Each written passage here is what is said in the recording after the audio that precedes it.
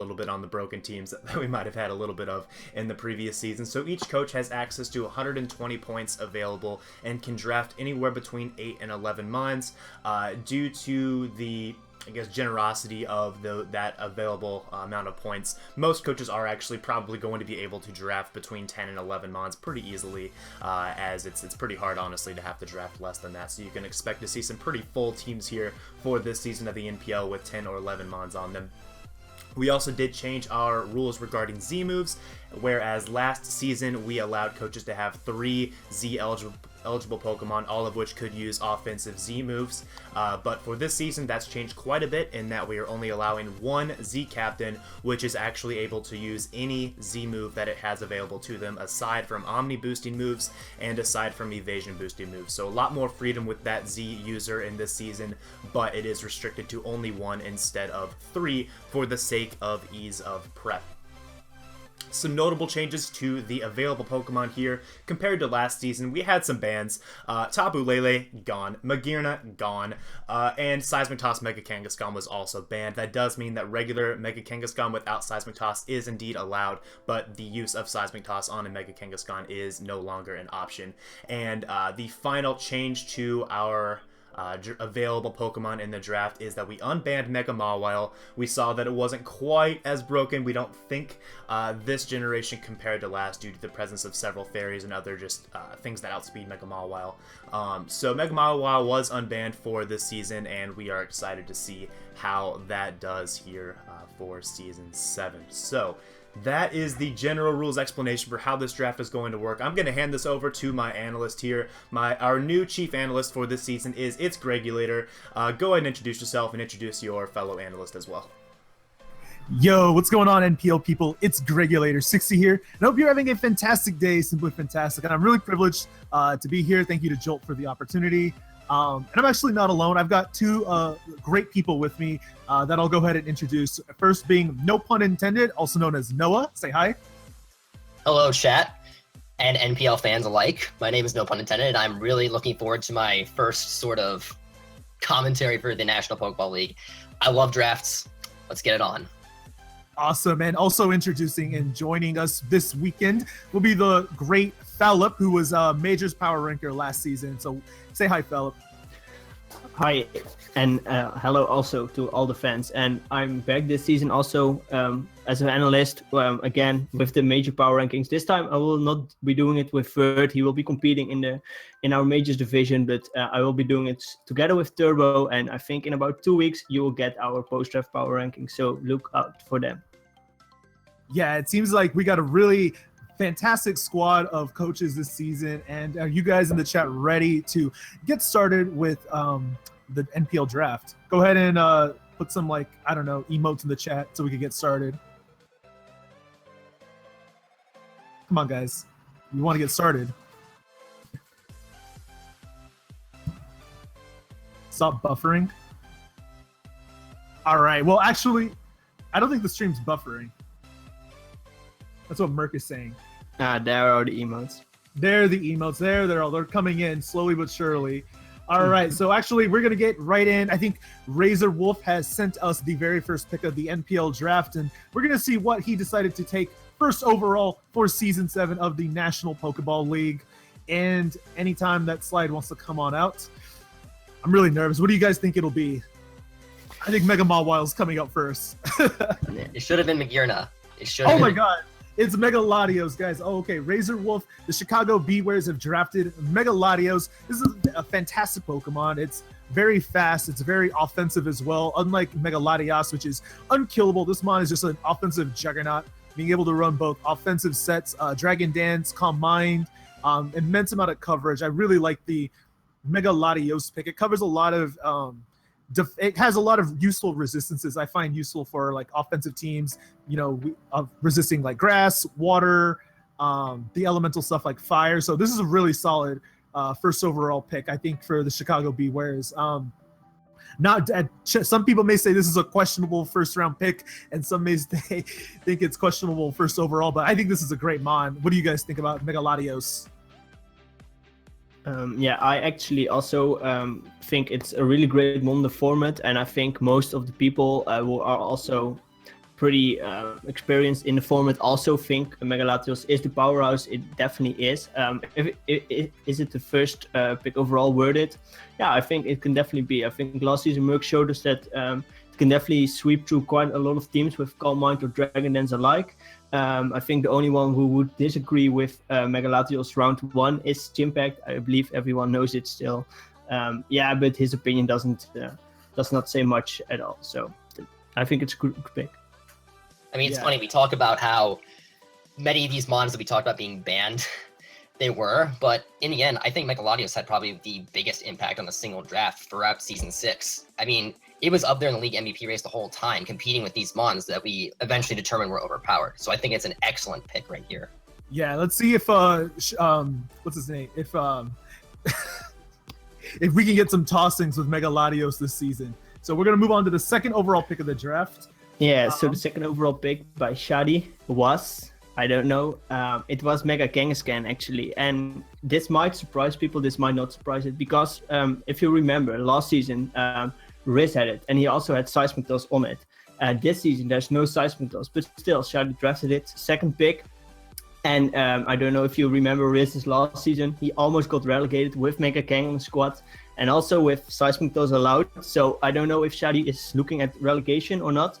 But definitely Mega Kang, it's when you look at the mon itself, I think it's most likely just really defensive. You will run it offensively with maybe Power Punch or something, but like Wish, Protect, Toxic, it can be quite unkillable actually, which you might not expect from this mon. And I think that's also where it shines maybe the most. And I'm definitely curious how Shadi will use it this season. I think it's definitely quite a hard mon to use in the format, and also quite a new mon in the format. And as I already see also in the chat, Rocky Helmet definitely is a thing that can counter this mon maybe pretty easily. So I don't know your opinion. Yeah, I'm waiting you first. Oh, I was just saying, the chat nailed it pretty well. Rocky Helmet was a big reason why Riz was finding some difficulties with Mega Kang in Season 6. But it's going to be exciting to see what Shadi decides to pair up with Mega Kangaskhan. Maybe some good knockoff users or mons that can just, remove items and checks. But yeah, Noah, less thoughts? I'm waiting for a specially offensive set 1 week. I expect it. Well, I think that's the end of the timer, and we're going to get a pick coming in from Mr. Murkrow, and Noah is going to... Card is being sent to the podium right now. Of course, Merc would send a card to the podium.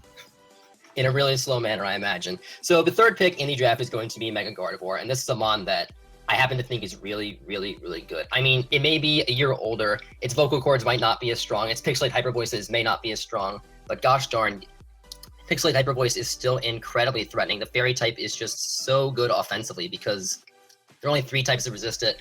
There are 3 types it's super effective against, and you're getting a 90 base power move that's coming off that Pixelate. But Hyper Voice isn't just the only thing that Gardevoir can do. It has a lot of sneaky sort of status moves that it can potentially pull off in a battle. It can be defensive, it can be a cleric, but it still has that offensive push, and as a Mega, I think it's something that is a good building block for a team because you don't have to commit to it into a single role. So what do you guys think about it? Yeah, okay. For me, I really like the mon. I used it, I think, in Gen 6. It was a little bit different, but still almost the same. And I also know Gypsy really loves this mon. He has drafted it a couple of times last season. He won a championship with it. And I think it's definitely a solid mon, and it's just a solid beginning of a backbone for a team. And you don't define your team with Mega Gardevoir. It can be, as you mentioned, on pretty much any team, which I really like about it. Yeah, Mega Gardevoir definitely gives Merc a lot of options moving forward with the draft. I'm really excited to see Merc use this because I know Merc is a really good builder, and Mega Gardevoir has such an impressive move pool that I'm sure he'll get the maximum out of Mega Guard. And so right now we're going to move on to Togevoir, coach of the Portland Timbers. He is going to send in his first pick of the draft with the 4th overall pick in round 1. And once Tog gets his vegan water all settled, we will see that he decided to take Mega Mawile, the monster I predicted would go first overall. I really like this pick, mainly because it's a new Pokemon that was introduced, well, new into the NPL. I don't think I've seen Mega Mawile in multiple seasons that I've been watching, but Mega Mawile is just a fantastic wall breaker. has an excellent defensive typing as well, being Fairy Steel. This mon just finds numerous opportunities to switch in due to its typing and its natural bulk. It's got, I think it has like 50 HP, but like better bulk than like Rotom Wash. We all know how Rotom Wash is really bulky.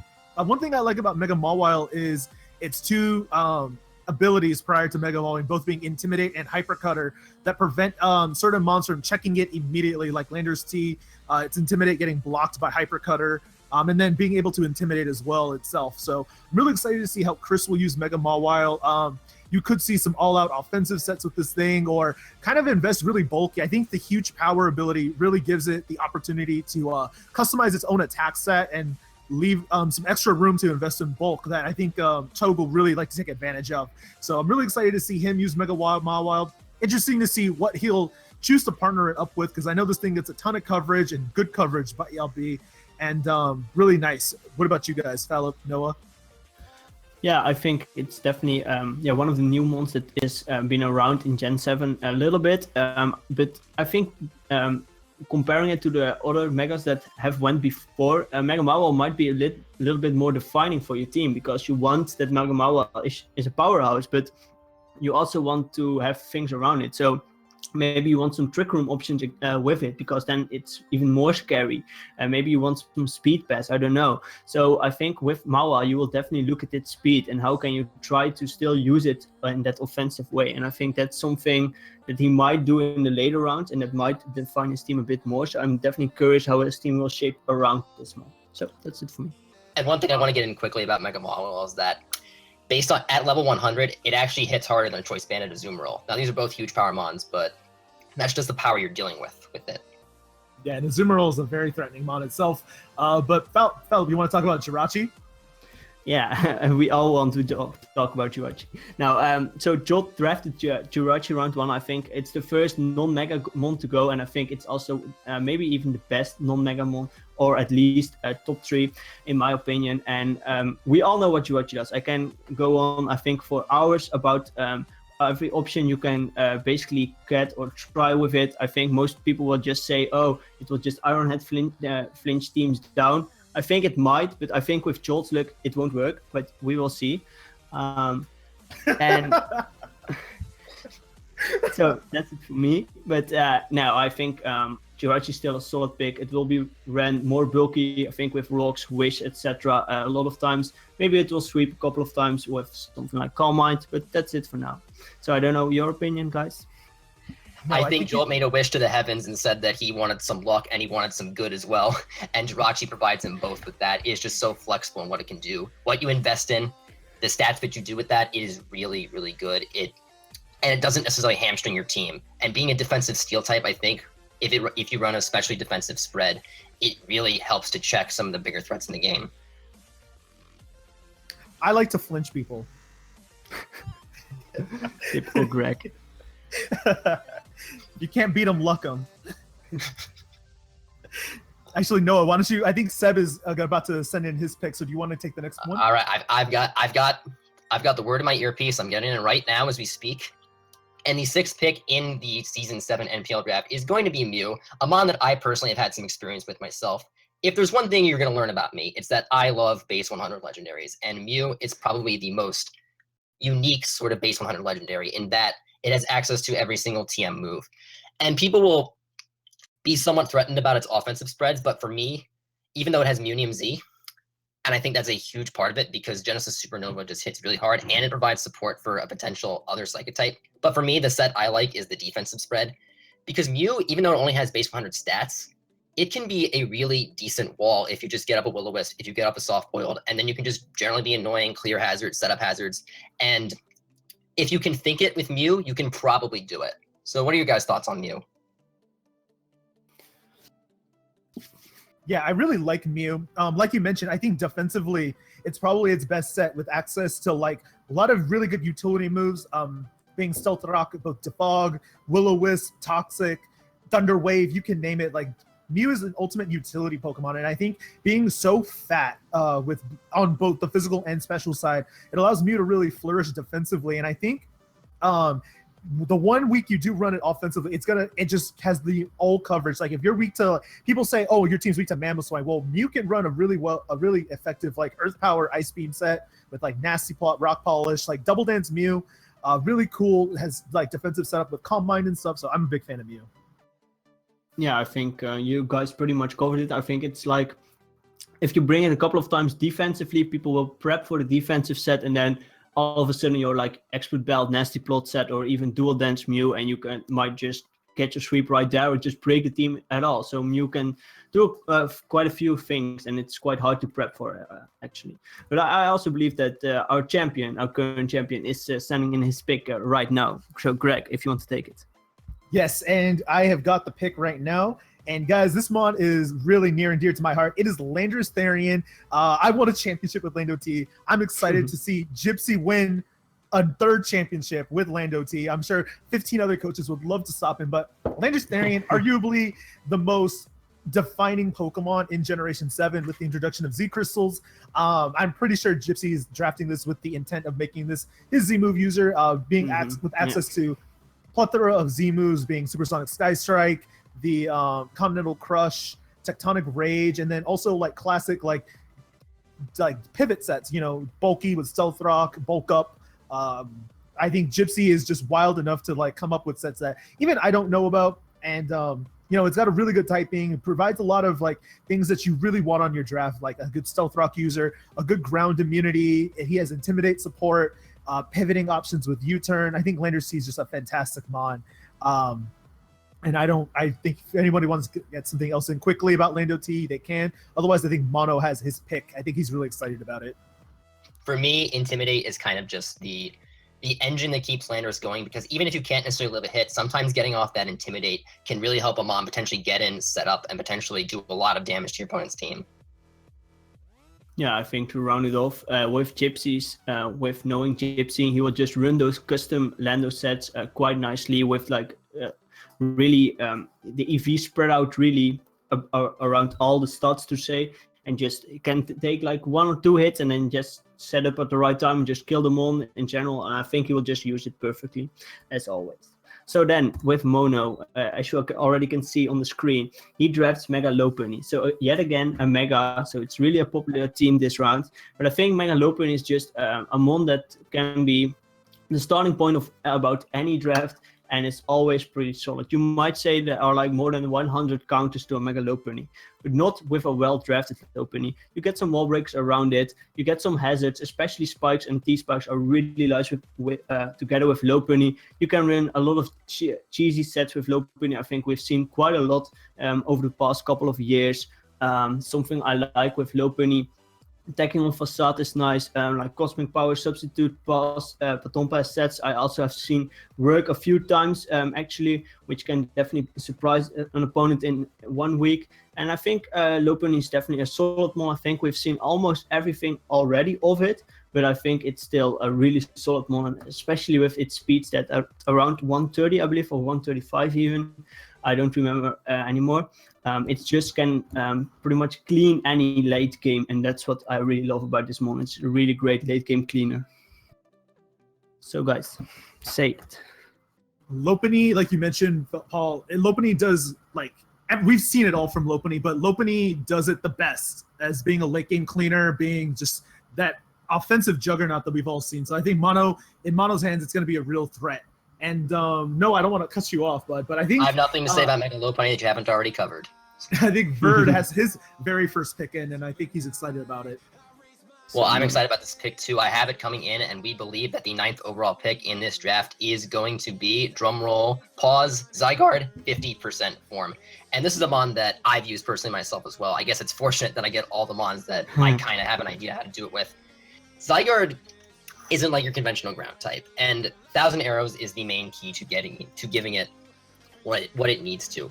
Many times, the only mons you have to check ground types would be flying type mons, and Zygarde just completely decides that it doesn't necessarily care about being flying type. It's going to hit you normally effectively, it's going to ground you, and then it's going to hit you with whatever it has. It has a lot of threatening setup options, and it just has some really nice natural bulk. So even though it has that 4 times ice weakness to it, it can potentially still be able to tank hits, get the setup going, And even, who knows, maybe potentially also runs a choice band or a choice scarf set to potentially scare some people around and trick them. Yeah, I think this mon is. I also used it quite recently in GOT, and I really fell in love with this mon. With 1,000 arrows, as you mentioned, only grass mons can kind of switch into it if they are bulky enough, and if he will draft, and he will most likely will in the later rounds draft like a solid grass check, like maybe a poison type, a flying type. He will do just fine also against them. But just Zygarde with choice band, it's really nice. E-speed makes it also really helpful, and just Dragon Dance can sweep mons. It's surprisingly bulky. It has even Coil, more bulky set, so I think it can do it all. Yeah, Zygarde's a fantastic mon. I think we have the next pick coming up from Cheese Boy 628, coach of the Phoenix Sunkern, who are definitely better. And as soon as we get their pick in, we'll cover it. And I don't know what it'll be. We haven't seen Cheese in action for Generation 7, but he's got one of the best mons from Generation 6, being Manaphy. Now, Manaphy is a Pokemon I also find really, I know a lot about. I really love Manaphy as far as like its tail glow sets that everybody fears. Its immense move pool. It's got dumb stuff like Ancient Power, Dazzling Gleam, Ice Beam, Energy Ball, Psychic. Like Pokemon like Manaphy should not get this thing. And I think it's really tough for balanced teams to check Manaphy defensively. I think a lot of teams in general struggle to find like defensive checks to this mon, and really you just have to like avoid letting it set up. But with the introduction of like Walterium Z and Z Rain Dance, Manaphy becomes a more effective like sweeper under the rain itself, because now you have to check a Manaphy at +1 speed that could potentially also be +3 boosted. So I think Cheese is really looking forward to using this Manaphy. And let's not mention that this thing can run Calm Mind. It can run like Soul sets like with Rest, Rain Dance, Toxic, Scald, like just annoying stuff. I think Manaphy has like really cool tools like Knockoff and U-Turn that could also be ran from week to week. And I could probably talk about Manaphy for the entire draft stream. And I don't want to. I think Rob Jr. has his next pick coming up. So, Paul, do you want to go ahead and cover Rob Jr.'s pick? Yeah, one thing about Manaphy, I hope it will be the Z user, but we will cover more about that later. So, Rob Jr. drafted one of the other legendaries that Noah so much loves, and that's Victini. Right. Victini also has base 100s across the board. We all pretty much know what Victini can do. Mainly, it just clicks V-Create, and mons are dropping if Victini is choice banned.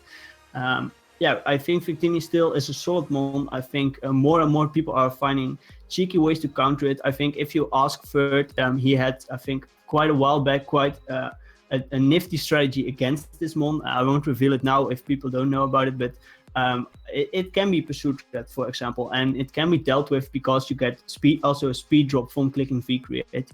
But still, Victini can also be a really great special wall breaker. It can be a substitute, and with a sub up, it can be even more scary. And you can think of a couple of ways to utilize Victini quite well. And I think Rob Jr. definitely has the potential to, and we will just have to see how we will do with it. But I think that's pretty much anything about Victini. I think Noah will maybe add something because he really loves those mons, and then he will just cover up the next pick of Aberford, because as you all know, Aberford doesn't like Johnning, so he wants his pick in quite early. Well, one thing I will say about Victini is that, from my experience having it, you think you have a switch into it until you don't have a switch into it. And then if it completely surprises you with the set, then the rest of the team that you've prepared probably isn't going to be able to handle it very well at all.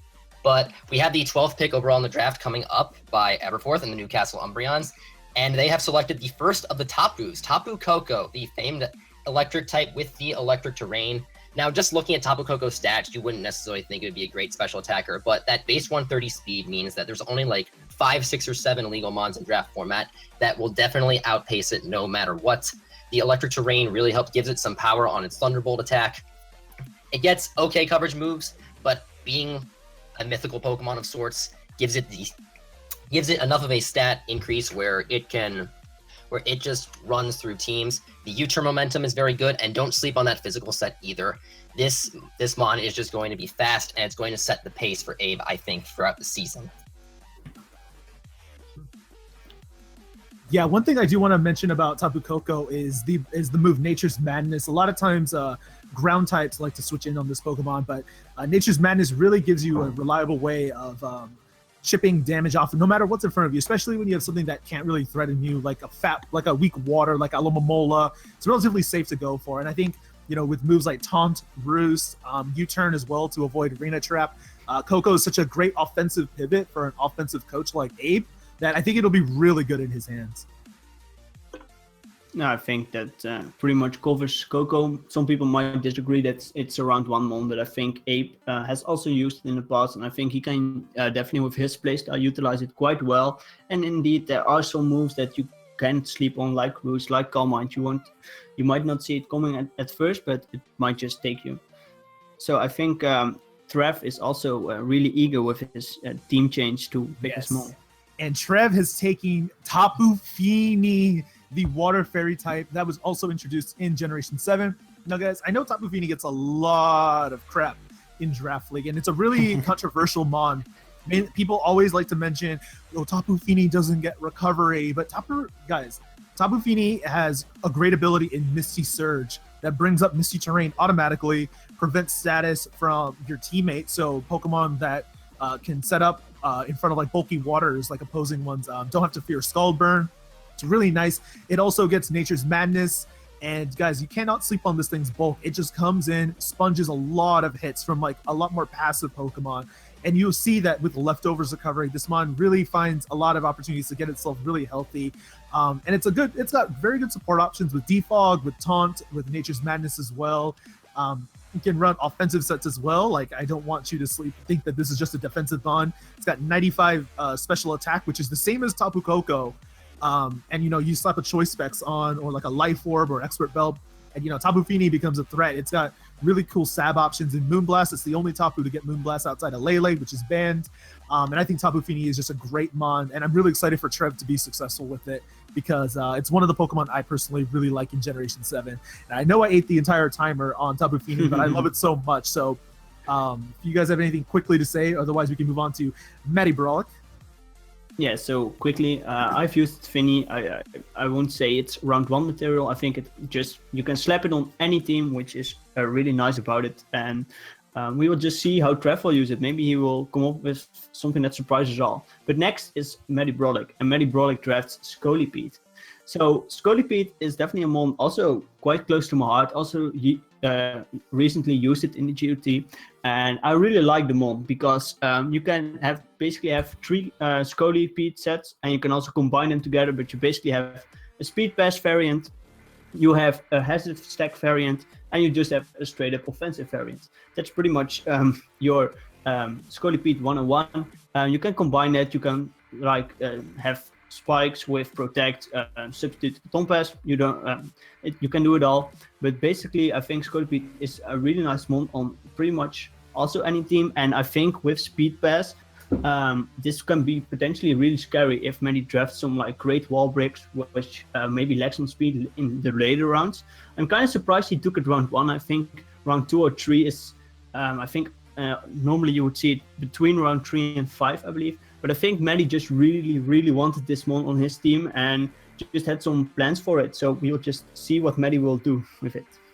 Yeah, knowing Matty, I'm not actually surprised he would take him on like Scolipede this high. I mean, Matty is all about health. He's all about power and muscle and whatever not. And Scolipede is the ultimate height, weight, speed kind of pick. It's 8 feet tall. It weighs over 400 pounds. It's got 112 base speed. It has all the statistics that you would potentially want in a really high draft pick. And I wouldn't necessarily discount its attacking prowess either, because once it gets a speed boost snowballing down, it's got a decent enough attack. It has the potential for Z moves if he chooses to put them on. And it's got a lot of decent coverage moves that it can potentially be the offensive threat instead of just passing to another one.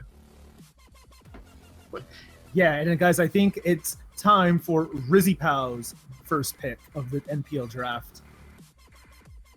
So get hyped, everyone. The 15th pick is coming in, and Rizzy Pow has elected to select with his first round pick, the notorious Kyurem Black. Oh my god.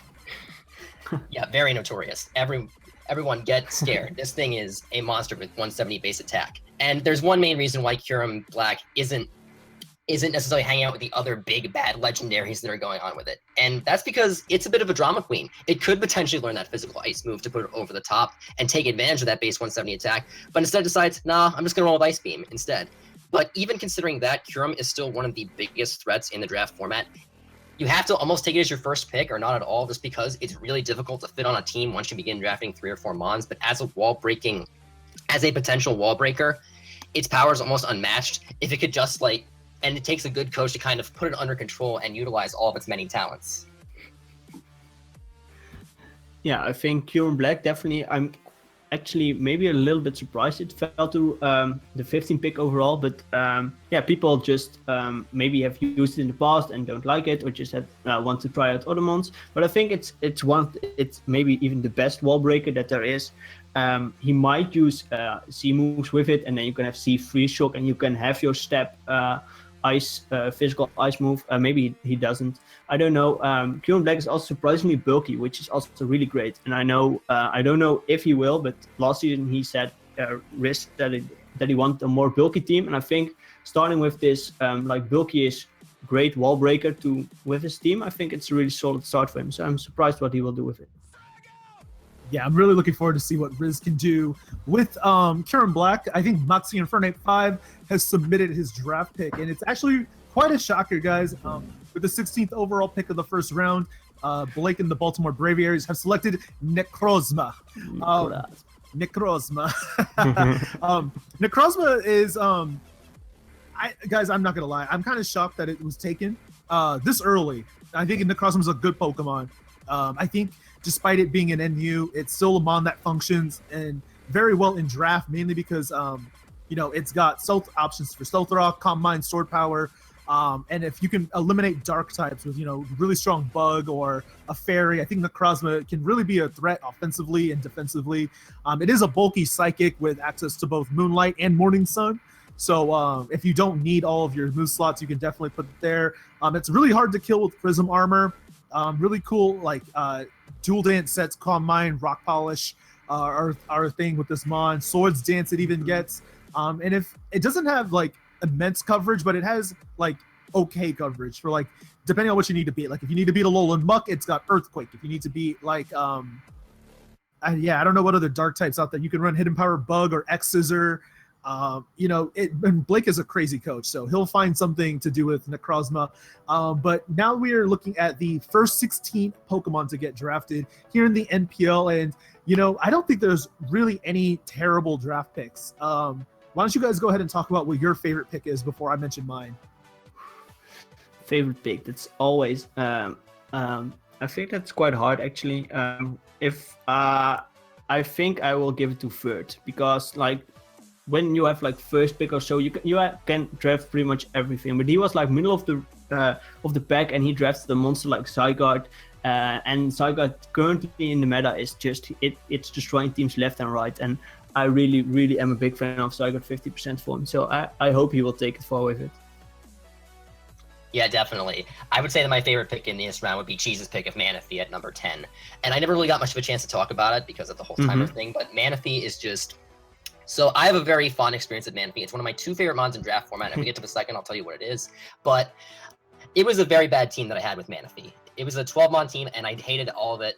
And yet somehow, despite that, I made it to the championship game, the final 2 of that. And Manaphy completely carried the team for me, completely on its back, just because it is so hard to look at a Manaphy and necessarily get an idea what it does. Because when someone sees a Manaphy, they're not just instantly, oh, well, I can check that immediately. They have to kind of take pause a bit. They have to mold a couple of their sets to take on all of Manaphy's potential options in terms of move pool and stats and IVs or whatever. Yeah, I think just one quick add. Also, I have used C Manaphy and also with access to all C moves. And what I really enjoy about Manaphy is something like a more defensive set with C Heal Bell, which also works as a full restore, and that really opens some defensive options for it. I like that. Oh yeah, that's definitely something that's really cool about Manaphy. I think my favorite pick this round has to be Mega Mawile, only because I haven't seen it in the format, because I'm relatively new, but I haven't seen Mega Mawile, and I know Togue is one of the more creative builders in the NPL. So I'm really excited to see how he's going to EV his Mega Mawile, what his game plan is going to be for all of his future matches. I really expect Mega Mawile to be an impact Pokemon really early in the season too. So I'm very excited for Chris and the Portland Timbers and their Mega Mawile draft pick.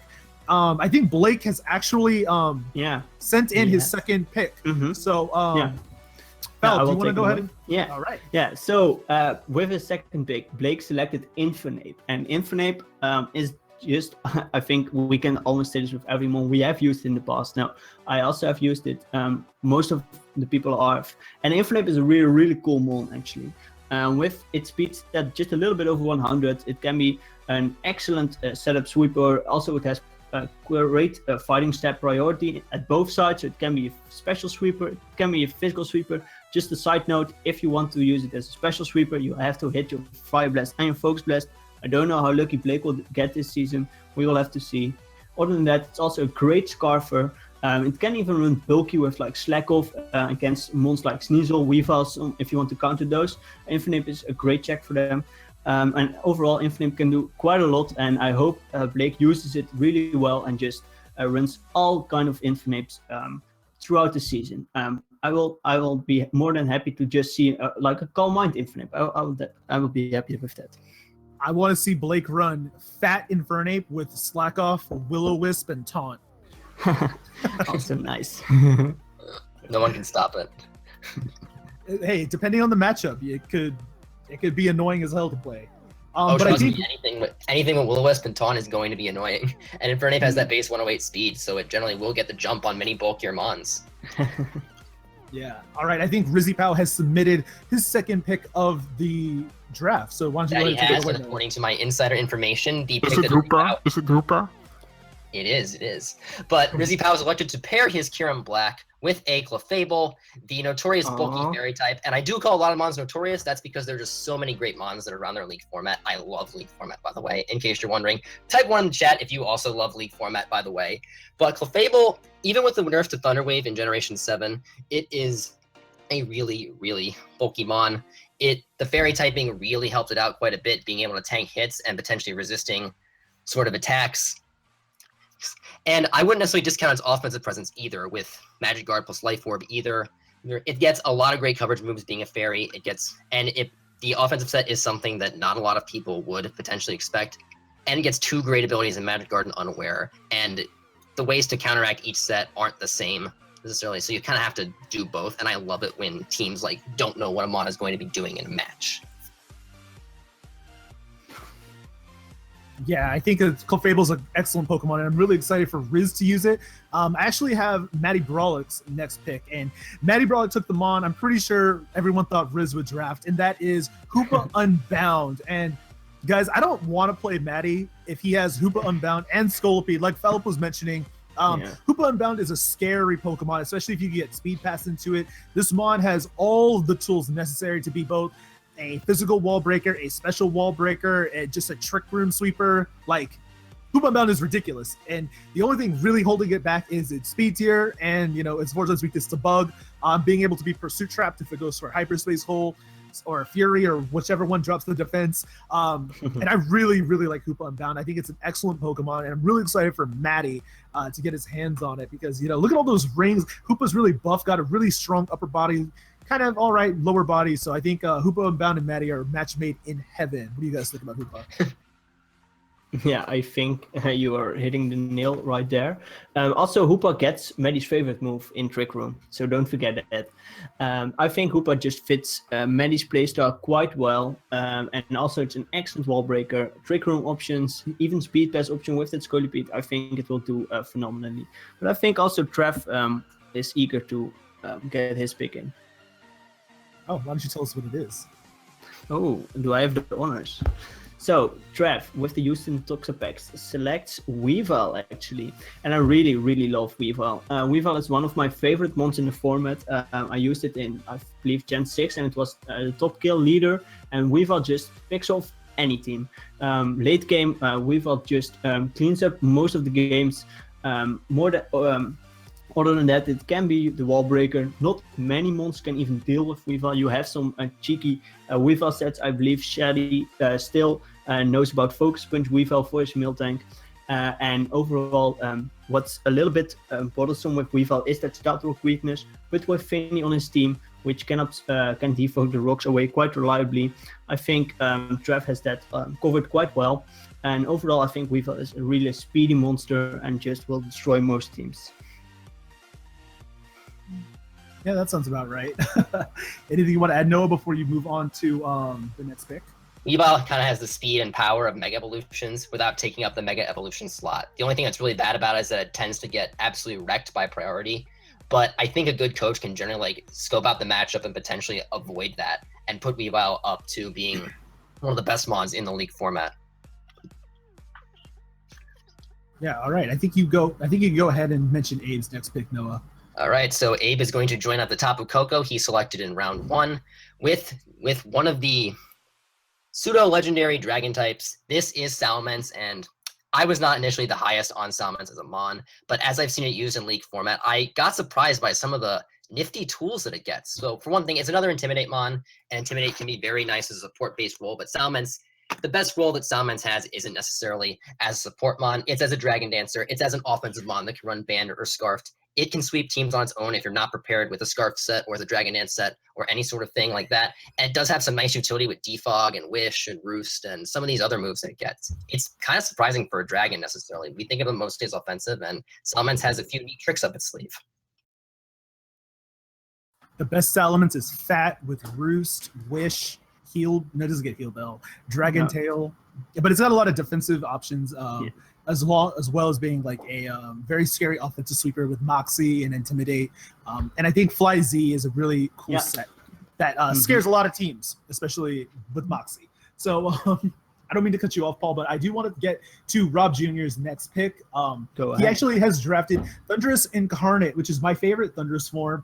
Thunderous Eye is just a monster. I love this Pokemon, mainly because, it's a great mixed attacker. It can be physical. It can be special. It's got so much coverage between like knockoff, U-turn, grass knot, wild charge, fly. So don't discount like bulk up fly sets with like leftovers or with Fly Z.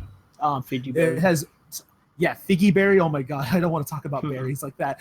But Thunderous Eye is just a great mon with two really cool abilities, being both Defiant and Prankster. Prankster Thunderwave is something a lot of teams need to be able to deal with, especially if they have a very like Dragon Dance sweepers or Agility Rock Polish sets. You got to be aware of Thunderous Eye's Prankster T-Wave. Along with Defiant, so you got to be careful if you have like a very passive defogger like Mandibuzz or like Mantine. Thunderous Eye just comes in and gets a +2 attack, and now you have to deal with that thing. So I really like Thunderous Eye, and paired up with Victini, he has such an amazingly strong offensive core with tons of coverage options between both of these mons, and I'm really looking forward to watching Rob this season play with these mons in general. Yeah, I think Thunderous Incarnate is a really solid mon. And if you just want more to know about Thunderous Incarnate, ask Anthony. He has used this mon quite a lot, and I think he has pretty much run every set you can imagine with this mon, and he really, really loves it. And overall, it's a really solid mon. It might be the Z user because it breaks pretty much anything with Z use such, and it doesn't have to rely on focus miss. So we will have to see about that later. But I believe if Noah does not have anything small to add up, Riz has his, the better Sunken team, Phoenix team has its next pick coming in, and that's Cheese Boy. So Cheese Boy is selecting Heatran. So it's for me not surprising that he doesn't go to like Gen 7 for something, because Cheese, I believe, has not played much in Gen 7. But I think Heatran is a really, really solid mon. I used it recently for the first time, and I actually fell in love with the mon. Not as a defensive mon you might suspect it is. In OU, it's like Spadef monster, and it does not die that easily, especially to ground moves. But no, Heatran in League format actually as an offensive mon is really great. It's more of a wall breaker, a trapper with Magma Storm. It can still tech on Taunt. I think it's a great offensive rocker. It's a great Scarf user. And overall, I think I really like this mon. For its ground weakness, you can still tackle an Air Balloon, you can tackle a Sugar Berry. Pretty much you will just every week, at least for me, you will run like a Resist Berry on it if you are not running Scarfed. And overall, it's a really pretty solid mon with some nice utility options on it. So I don't know if you guys have anything to add. Nope. Heatran just has a habit of if your only ground move potential for it is HP ground, it's going to be a switch in, and it does exist as probably the best fairy type switch in the game with its 4 times resistance. It's just a great typing for it, even with that ground weakness. But I believe that coming up, we come to our next pick, and Verd of the Tampa Bay Frogadiers he has brought in his Mon. He has Zygarde 50% in round 1, and in round 2, he's going to pair it with Tapu Bulu, and I personally love Tapu Bulu. Tapu Bulu is just, people look at the 75 speed and they say that it's not good enough, but for me, even though it doesn't take hits rather well, Tapu Bulu's Wood Hammers and its Z Wood Hammers, if he chooses to put a Z move onto Tapu Bulu, are really, really difficult to switch into. Bulu has some nice coverage, however, it does have to kind of pick and choose the moves it go with because it can't fit every offensive move it wants to onto its particular spread. But you try switching into a Wood Hammer at some point. Yeah, Bulu is just a great mon. What I really like about Tapu Bulu is like stuff like Subseed. Tapu Bulu gets Taunt. And just a really cool move pool. I think if Verd chooses to make this a Z move user, it also can utilize Z move sets really effectively. Bulk up SD, really cool. Really like those options as well. Do you have any last words, Paul? What I like is if you don't know, and I actually forgot this quite a lot. The grassy terrain reduces earthquake damage, but Zygarde relies on 1000 arrows, which is a ground move that doesn't get damage reduced by the terrain. So they go toe and toe quite well, actually, if you look at the synergy. That's it. Yeah. Also, we have the next pick in from Monotui, and he has selected the baneful bunker of Generation 7, Toxapex. And I think, like we were going back to mentioning, entry hazard support's really crucial for a Pokemon like Mega Lopunny. And Toxapex is just that. It's a really reliable pivot into a lot of the attacks that, scare out Mega Lopunny, being like fighting type attacks or like annoying walls like, that just like grasses that can potentially wall Lopunny. Toxapex just comes in on, because it's part poison type. I know I said grass type, but Toxapex doesn't really care about mons like Tangrowth or like a Mungus. It just comes in, sets up T-Spikes, gets Scald Burns. It's really annoying to deal with. And I think Assault Vest is a really cool set that certain people have utilized really well. And I think Toxapex is a great fit on Mono's team so far. Paired off with Mega Lopunny, kind of like a defensive annoying mon. So it'll be really cool to see what Mono does with, it's a thick mon. It's not fat, it's thick. THICC. If the chat wants to go ahead and type it with me, thick. Get some hype up for the Tampa Bay Lux Rays and their thick mons. I think, Paul, do you want to go ahead and talk about Toxapex before you move on to Gypsy's next pick? As you mentioned, it's just a thick mon, and as we saw last season, you might think, it's quite easily set up for it, but if you don't prep for it, or like your only mon that can break it quite easily dies early on, it might be quite an annoyance late game. And I think Cloud had it last season, and he almost beat Anthony with it late game because it was just so fat, and he won, I think, 1 or 2 games even with the Toxapex. So we will just have to see how thick it will be this season. But then, as for our champion, his next pick is coming in, and he selects, and I'm surprised it lasted this long, and that's Celesteela. So Celesteela and me, that's not a good pair. I have never drafted this mon. I have faced a lot of times, and I think I have only 1 or 2 times won, but most of the times I got beaten down by this mon just because my team could not deal with an autotomized set with even a Z move access to it.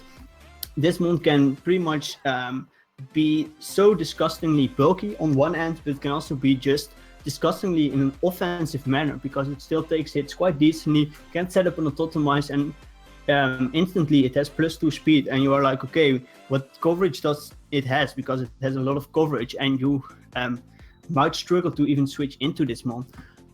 So I think it's a really nice fit for Gypsy. Together with the Lando, they can both be more in a bulkiest fashion, but they also can be run more in an offensive fashion, and I think you will utilize those mons quite well.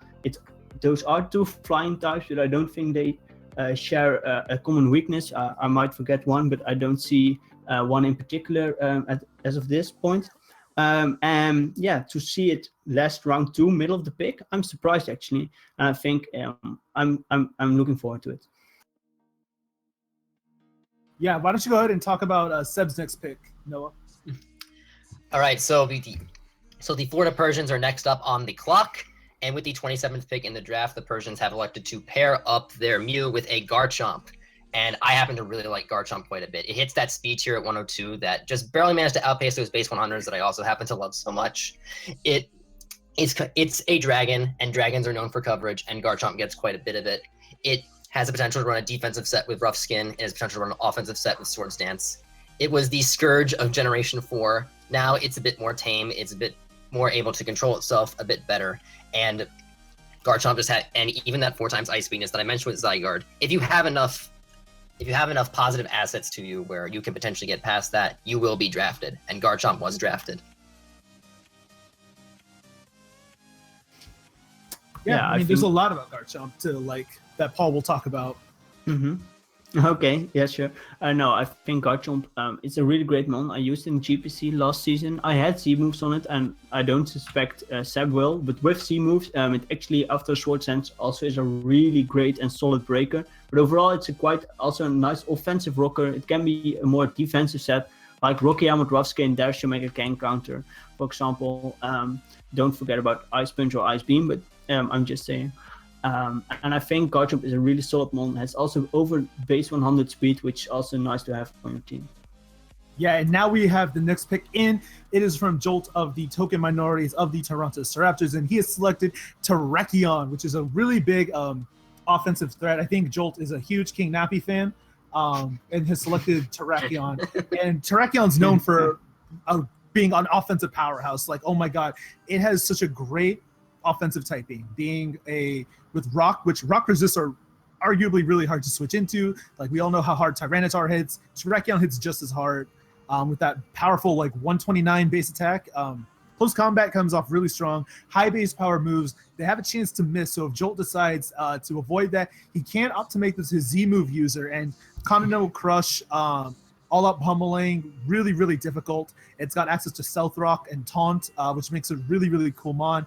Double Dance sets with both Rock Polish and SD are really fun, and it's got a usable special attack set, so you can tap on a tech Hidden Power Ice for opposing Landorus or Garchomp that may think they can kind of switch into Terrakion. So overall, I think Terrakion, it's a really threatening mon that can just sweep you with Choice Scarf, break you with boosting moves. So I'm really excited to see what Jolt can do with Terrakion. Yeah, I think Terrakion is a really solid mon. I hope for Joel that he will just make it its C-move user and be on the safe end and not just go for those stone edge misses. But he might actually have to. But I think I agree. Terrakion, cool mon. Most of the time offensively can be just your lead option with that taunt and stealth hook option. And I think for Jolt it was definitely a solid pick. And also over the base 100, which always are really nice in the first few rounds. So then Toke is getting his mon in, and he pairs up Mega Mawile actually with Latios. And Latios is a really great mon. The debate of Latios versus Latias, I think it's just what you prefer on your draft. If you prefer to have a more of an offensive mon, then you go Latios. If you go more for the bulkiest mon, you can go Latios. I think Latios definitely is a nice pick. Can be a great defogger. Life Orb, it just hits really hard, dropping them Dracos. You can just opt for more of a bulkiest command set. Just 1 week you might run the DD set. It can do a lot of things. With items, you might say it's better than its Mega variant. That depends also on preference, I believe. Overall, solid pick, 110 speed, which makes up for Mawile's lackluster speed. Great defogger, great offensive powerhouse. I like it. Yeah, I really like Latios a lot. My favorite sets on this Pokemon include Calm Mind, being able to just threateningly, it's great speed tier. Calm Mind can really rip through a lot of teams. So excited to see Chris with this Latios. And Noah, I think Merc has his next pick in. So you want to go ahead and move on to that? I think he does. But quickly, before we get off Latios, I just want to say that I think that as a Z-Mon, this Mon is really good. And there's one key aspect that I think makes it a cut above some of the other Z-Mons, and that is Z-Memento. Getting a full heal and weakening the other Pokemon is a crucial aspect that helps Latios out. But moving on to the 30th pick, Merc and the San Francisco Reggie Giants have decided to select the least favorite of the Gen 1 legendary birds. It is Zapdos. Zapdos' electric flying typing is phenomenal for such a normally defensive Pokemon. It has the It has only being weak to rock type moves and ice type moves. Pressure and static are two pretty cool abilities for a defensive mon that can generally just be very annoying whether you're running out of PP or you get fully paralyzed one turn, which I'm sure anyone in a draft league has had many issues with. Me personally, I have too. And I wouldn't also sleep on Zapdos' offensive potential, because even though its offensive move pool isn't necessarily the widest sort of thing, it's a legendary bird. It's going to have a very good stat line where it's going to be able to ignore sort of the move pool that it has.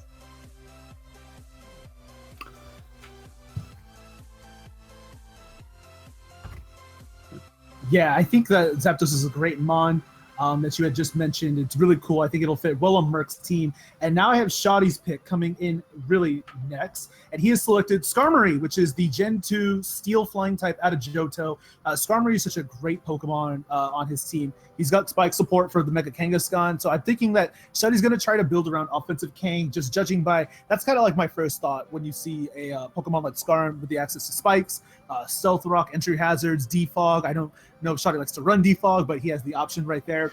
And overall, it's just a really good mon that can really anti-lead and just annoy the shit out of a lot of Pokemon. And with access to moves like Taunt, Taunt Roost is probably my favorite combination on any defensive Pokemon. And Skarmory pulls that off just as well. It's got access to Brave Bird, which is, despite uninvested, it's a high base power move. So it's really going to put a dent in a lot of the opposing Pokemon's team and the opponent's team. And I'm really excited for Shoddy to get his hands on Skarmory. Maybe we'll see some cool like double dance sets with SD and agility. Any other thoughts on Skarmory, guys? No, I think you pretty much covered it. Most of the time it will be your defensive pivot. It's the beginning of his wall core. And also with Kang, I think it's a nice pair. Gets those spikes up, which can be really nice for his more offensive ones. And it's just overall a nice one. And it might be a bit too passive, but we will just have to see how it will turn out. And then I believe we're up again with Razor's second round pick, and Razor selects for his second round. We're back to the last pick of the second round actually, and that's Mamoswine. So he pairs up the Mega Latios with Mamoswine, and as you may all know, I think almost everyone says, oh, my draft doesn't have a Mamoswine switch-in. That's because there are not many Mamoswine switch-ins, because Ice and Ground together is just so damn scary offensively. Overall, Mamoswine just breaks almost any team, as I mentioned. Can also be a great scarfer. It gets also Stealth Rocks, which can be really nice for that one for a few weeks. And overall, Mamoswine just does its job quite well. The only thing is its speed. If you face a more offensive team that is able to play around Mamoswine just by having most of its team outspeed Mamoswine, so Mamoswine can't really do that much to its team, then you can neutralize it in that way. I think that's the only downside of Mamoswine, it's speed. So overall, solid mon, solid late round 2 pick, and I will definitely be looking forward to it. Yeah, now guys, we're going to have an overview of all 16 Pokemon selected in round 2. Now, I want to just talk about a couple of mons that I really like briefly. The first pick that I see that stands out to me is Zapdos. Zapdos being one of the best electric types in format. Really just, I think, an overall solid Pokemon for Merc. I didn't get to talk about it when it was up on the screen, but I really like Zapdos's stat distribution being both just really annoying with like pressure and roost, being able to switch out and have momentum, just enough coverage between HP Ice and Heat Wave. And I think Merc is going to use Zapdos really, really well. And I don't mean to take a lot of thunder from everybody else, but Thunder's Eye was also picked. As you guys know, I love those electric types because they're just really, really good in format, and I don't like many electrics. So Thunder's Eye, another great mon that I'm excited to see. What about you, Paul? Yeah, I definitely also like Zapdos. Is one of the mons that also surprises me that it went so late, along with the Celesteela. I think those might have even gone late round 1 or beginning of round 2. And those are two really pivotal mons, especially Zapdos. Gypsy used it on his past 2 championship teams, so maybe that was the key. Maybe it was Zapdos. Maybe Merc will take it all this season, who knows. No, I definitely like those 2 mons as just also the value they give to a team. Overall, I think this was a really solid round. There were no outliers. I think every mon here kind of deserves that second round pick for sure, maybe even first round. And yeah, I'm definitely curious how some of the teams will be shaping up. And there's no really favorite team as of yet, but I'm definitely liking most of the teams already. Yeah, it's really difficult to make some kind of a bad pick in one of these early rounds because they say every single mon has its sort of potential. And I think a lot of these coaches are making some very conventional picks, and some of them are making some really cool picks that you stop and think about for a second. You're like, that's pretty good. Yeah, overall, guys, I think NPL is shaping up to be a really, really cool season with all these amazing Pokemon getting drafted. And Noah, I think Razor actually has his pick in, so you want to go ahead and jump into that? That's right. We're going to start round 3 with a mon from Johto. And Johto usually gets so underrepresented sometimes in draft leagues because the mons don't have great stats. But Razor's pick for round 3 is going to be Azumarill, the famed Water Fairy type. And yes, all these mons are famous. You love Pokemon, you know they're famous. Azumarill was the first of the Water Fairy types. Obviously, there's quite a few more nowadays. But Azumarill kind of set the tone with its generally offensive prowess. As I mentioned, it is technically weaker than Mega Mawile, one of the other prominent huge power users, but Water Fairy is just a typing that generally covers itself very well. Trying to take a play rough from an Azu, especially if it's Choice Band or a Belly Drum set, is going to be really difficult to do. And it has some nice defensive properties as well. So what do you guys think about it? I think not many people will have switch-ins for Razor's team. If you look at Mammoth plus Azumarill, that's crazy wall breakers right there. I think Azumarill is a really nice mon. I also like to just, like 1 week you will just run Choice Band standard set, but also 1 week you might run it just a lot more of bulk into Azumarill, and it will take hits surprisingly well. Or maybe you will run that Sepsip or Azu to counter something like a Tapu Bulu or something. I think Azu just has some really fun, cheesy sets, and I will definitely love to see them from Razor. Yeah, speaking of cheesy sets, we have Shadi, coach of the Bayern Munich. He has selected Latias, and guys, I'm really excited to see Shadi with Latias. I think it's a really cool Pokemon. It's kind of his team's looking a pretty bit weak to Mega Heracross, but outside of that, I think Latias is just a great mod. It offers a lot of really cool things like Healing Wish utility, so he could bring back his Mecha Kangaskhan for taking too much Rocky Helmet damage, being another defaulter, so he's really focusing on hazard control, it seems. But Latias also really excels in a Calm Mind role. Being able to act as like a really good defensive setup win condition each and every week. And it's just got a great speed tier. It can function as a Scarfer. It's really nice coverage, similar to Ladio. So I really like the pick by Shadi. And he's also got another fighting resist for his Mega Kang. So he's I think he's starting to build a really good balanced team around his Mega Kang. Mm-hmm. What do you guys think about Shadi's team so far? I'm surprised Shadi drafted 2 defoggers. I thought he never used them. But no. Besides that, I think Latios is a really solid mon. It can, most of the time it will just be a bulkish mon, but it can definitely be run more offensively. It's with Healing Wish, it can break back one of the bigger threats on the team that maybe have to come. Maybe it's Mega Kang, and we will just have to see how he will use it. I think it's just a really nice mon, and also that speed there of 110 is really crucial in any draft. Yeah, I think that's all that's been mentioned. I think Merc has his next pick, and you want to go ahead and take it? Paul? Yeah, sure. So Merc's next pick is actually Lucario. So actually this went quite fast. I believe in other leagues it might have went a little bit later on, but I think Lucario was on the championship team of Merc in the GPC. I don't recall exactly, but I thought it was. And he really loved this mon, and it's just a really great sweeper or just a setup mon, because with things like Nasty Plot, but also just Sword Dance, and then that variety of priority moves in Extreme Speed, in Bullet Punch, in Vacuum Wave, and also with 95 speed, it actually outspeeds most of the walls. So with setup, it breaks most of the walls, and just late game, due to the priority, it can pretty much clean any game. And yeah, I think it's a pretty solid mon. You might be surprised that it went this early, but I think for Merc it was definitely crucial for his draft, and also just as a player itself, he really loves the mon. So I can definitely agree with it being a round 3 pick for him. Oh yeah, yeah. Greg, go ahead. You will mention it. Oh, I think Noah's up. Oh, okay. Yeah. So we're going to get into pick number 36 here. We have Togavor and the Portland Timbers selecting with their 3rd pick, Tornadus Therian, the only mon in League format besides its cousin, Tornadus Incarnate, that is pure flying type. And being a legendary, Tornadus T has a lot of has some great base stats, naturally speaking. 121 speed, 110 special attack, 100 base attack.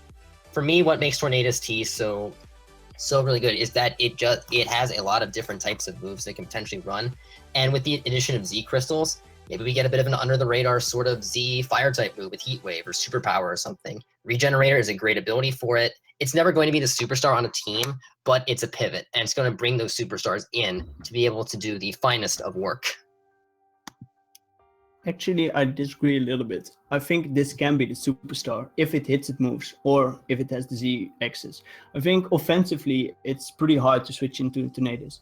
And with its speed stat above 100, with 121, I believe, it actually can late game just be the cleaner also because of the speed stat.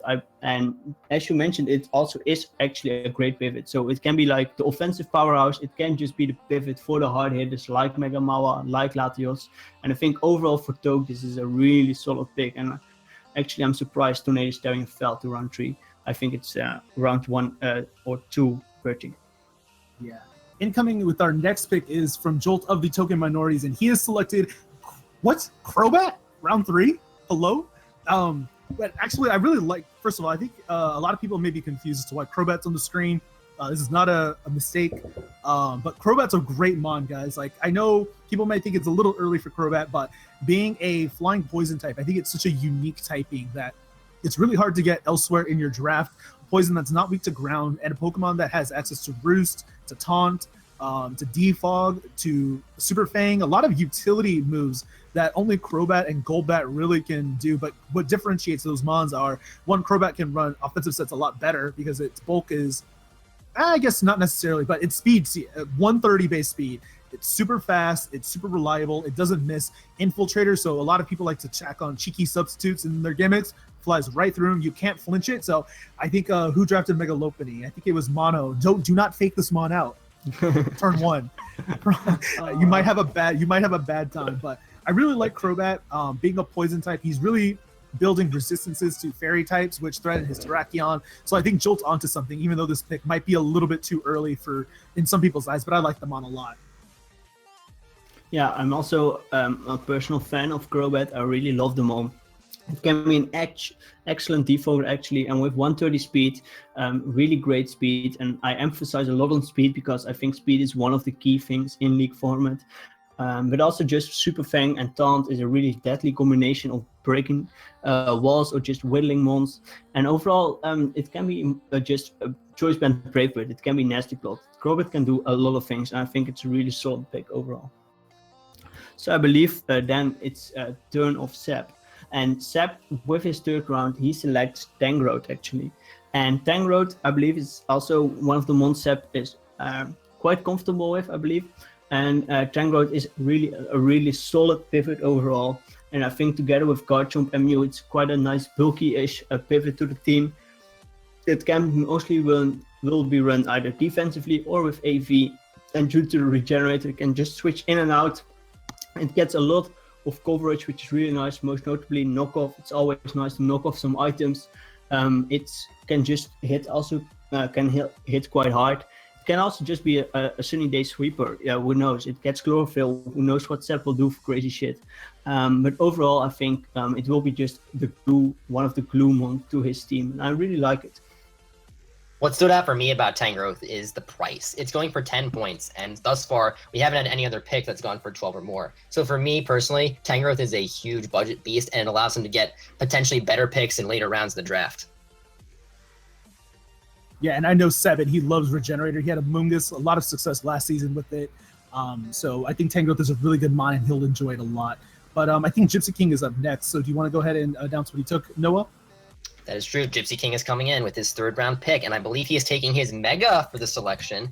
And rather than take the budget beast, like I mentioned before, he's going with Mega Diancie, which is one of the more expensive mons still left on the board, but there's a reason for that. It is very good. Rock and as an offensive mon, Rock and Fairy really allows it to break past a lot of mons, and being able to run both physical and special attacks on the same moveset means that some of the switch-ins you draft for just physical attacks or just special attacks are not going to be able to potentially switch into this mon like they would with some other mons that are available. It gets high base power. Diamond Storm did get a buff to give it +2 defense. 50% of the time that it's used. And the mega speed changes for Generation 7 really helped it out in order to just be able to switch in and immediately revenge something. Yeah, Mega Danzy is gross offensively. Nasty. Don't want to switch into it. No team does. Nope. And I think, as you mentioned, with that transition to Gen 7, normally you would almost always run Protect on this mon because it does not get that speed immediately. But now it does. It frees up a move slot, and you might not need it for coverage. You might have enough with Diamond Storm and Moonblast, or even with Earth Power as the third option. So you can now run something like Rock Polish, Calm Mind, Stealth Rocks. Mega DNC this gen is a little bit of a different mon, and it's got a lot better actually than last season, and I really like it on Gypsy's team. Yes, me too. Next, we have a really, oh my god, this pick is so fun. It's coming from Monotui, coach of the Tampa Bay Lux Rays, and he has drafted Tyranitar, and I love T-Tar, guys. Tyranitar being, having a super unique typing of being a rock and dark type, really, really threatening mon and difficult to switch into for a lot of teams. Dark resists are far and few in between. Really, only your fairy and your dark type, and yes, your fighting type are really the only things that want to come in on T-Tar. And Rock, like I mentioned earlier with Terrakion, really difficult to switch into. But one thing that I really like of what T-Tar offers this team is pursuit support for Mega Lopunny. A lot of times teams find bulky psychics as really their only switch into Mega Lopunny. And I think Tyranitar's ability to just come in, pursuit trap them, especially some of them that aren't able to take focus, don't have access to focus blasts, really make T-Tar such a great partner for Lopunny offensively and also defensively. You know, this mon's really fat. It can still Dragon Dance, can still Rock Polish, still has Stealth Rock. So I think T-Tar has a ton of coverage. Like Specs T-Tar is something that teams have to will not prepare for, but will get blown back by. So I really like Tyranitar on Mono's team, and I'm excited for him to use it. Yeah, I also like T-Tar. It is one of the favorite monster to use because it's just so versatile. Mono used it to get a championship with it when he was, I believe, in how do you call it, the PPL D-League, or I don't know how they call it actually. The only thing that he was not able to deal with was another Tyranitar with Dragon Dance. I think Mono will never forget D-Dance Tyranitar. But other than that, it's a really nice pursuit trapper, which really helps out Lopunny, which might struggle against bulky Psychics a little bit. But with pursuit T-Tar, that's really not the case anymore. So over then to Vert actually, and Vert drafts Arcanine. And Arcanine is a really cool mon in the sense that you might see this mon is generally run more as a bulkiest mon because it gets Intimidate, which actually makes it quite bulky on the physical side, but still has a speed stat of 95 and actually some decent offensive power. So it can be also just an offensive powerhouse on the physical side. Even on the special side, its special stat is not unusable. And I think Arcanine can also do both the defensive and offensive roles quite well, which I really like about it. The only thing I hope Vert will pick up later on, and he will most likely do, is some hazard removal, because Arcanine as a wall gets really hindered by rocks, because it takes 25% on entrance, and normally it might not get two-shotted easily, but when it comes in at 75%, it might get two-shotted then actually quite easily. So that's the big kind of maybe deal breaker on Arcanine as a defensive mon. But overall, it's a really cool mon. It's a really great fire type, and I really love his team already. That's very true. I would agree with that wholeheartedly. But I believe we are moving on to the next pick in the draft, and we have Cheese coming up with his third pick. And to join with his Manaphy and his Heatran, Cheese has elected to select Sylveon, a fairy type from Generation 6 and one of the new evolutions. And I do like me some Sylveon. It has an appearance but suggests it would be a more defensive mon just because it's a fairy, just because it's an evolution. It's going to run Wish, Protect, and Heal Bell and all the other stuff that the evolutions get. But Pixelate Hyper Voice is also kind of scary if you're not prepared for it. Fairy typing is just really good right now. And considering that Cheese has two mons in Manaphy and Heatran that don't necessarily get the most reliable recoveries, although Manaphy does get Rain Dance plus Rest, Sylveon will be very nice to help support those mons. And one running theme that I've seen from his first three picks, aside from them being all special attackers, is that they all have pretty well-balanced stats. Yeah, I think Sylveon is a really nice glue to his team, as you mentioned, and that Wish support is really key for Manaphy and Heatran. Sylvian might get walled a little bit easily because it only does not have the best coverage, and if you have a hyper voice switching, then you can pretty much deal with it. But if you don't, Choice Spec Sylvian can just destroy you. But overall, nice glue to his team, and I think Rob Jr. is up next. Yeah, guys, Rob Jr., coach of the Gotham City Golden, is up, and he has selected Scizor from Generation 2. And I really like Scizor. I know a lot of people give it flack for being relatively like overrated in the format, but Scizor's utility lies in its item, being able to have some really cool items like Akaberry, Choice Band, Scarf, even potentially Assault Vest to switch into mons like Kieran Black. I think Scizor's stats are really well rounded. Being able to roost, priority bullet punch is really strong. It's just another good pivot to bring in mons like Victini, like Thunderous Eye, and even though it's not the greatest defogger, it still can function as a defogger if the matchup requires. And then, being a bulky Swords Dance user means that Scizor has tons of like options to help Victini and Thunderous Eye wear down the opposing Pokemon on the other side of the field. So I think Rob made a really good pick and taking Scizor. He's looking pretty like weak to rocks. Not necessarily like, I know Scizor isn't weak to it, but he has no rock resist currently. So I'd really like for Rob to get a rock resist in the upcoming rounds. But what do you guys think of Scizor before we move on to Aberforth? I actually am surprised he didn't take Mega Scizor. Maybe it was due to the points. Maybe he has an other Mega in mind, but I thought Mega Scizor also would be quite a nice fit and just does what Scizor does, maybe a little bit better even. Yeah, agreed. All right, so why don't we go ahead and cover Aberforth's pick? So Aberforth's pick is actually, he drafts Mega Scizor. So I actually did not know that, so that's actually quite funny. But I think Mega Scizor is, in my eyes, maybe even a bit better than his non-Mega form. And overall, Mega Scizor with Swords Dance can be run quite offensively, but also a lot bulky. And I think with Swords Dance Axis and then just with Bullet Punch as its main stab, and then U-turn or Bug Bite, it can pretty much win late game pretty nicely. And with Ape, he loves his setup, and I think that's really nice for him. And also just U-turn and Coco with U-turn and Volt Switch, two nice pivots, Salamence as a main powerhouse. I think this team is shaping pretty well, and I'm really liking Ape's draft this time around. And yeah, I think this is a real nice pivot, a nice setup mon, a nice glue to his team, and a nice punch even. I would definitely agree with that, everything that you just said about that. But I believe we're moving on to the next pick in the draft, 45th overall by Trev and the Houston Toxapexons. And they have chosen their Mega as well. And this time it is Mega Gallade, one of the fighting psychic types. Now, Mega Gallade is going to inevitably be compared to Mega Medicham just because of the typing. But I think there are some things that Mega Gallade does that Mega Medicham can't necessarily. Those 10 extra base points in speed that it gets are crucial to Mega Gallade, being able to outspeed many of the relevant threats that are in between 100 and 109 speed that are typically taken very early in the drafts. I mentioned with Gardevoir, the Gardevoir gets a bunch of cool support moves. Gallade also gets them, but it also gets access to Swords Dance to potentially be a threatening breaker at the end. And with some cool coverage moves for being a psychic type, Mega Gallade, I think, if people say that Mega Medicham is necessarily like going to be better, Mega Gallade certainly is no slouch either. Yeah, just a quick note on Mega Gallade. I'm using it currently in the CPC, also combined with Finny.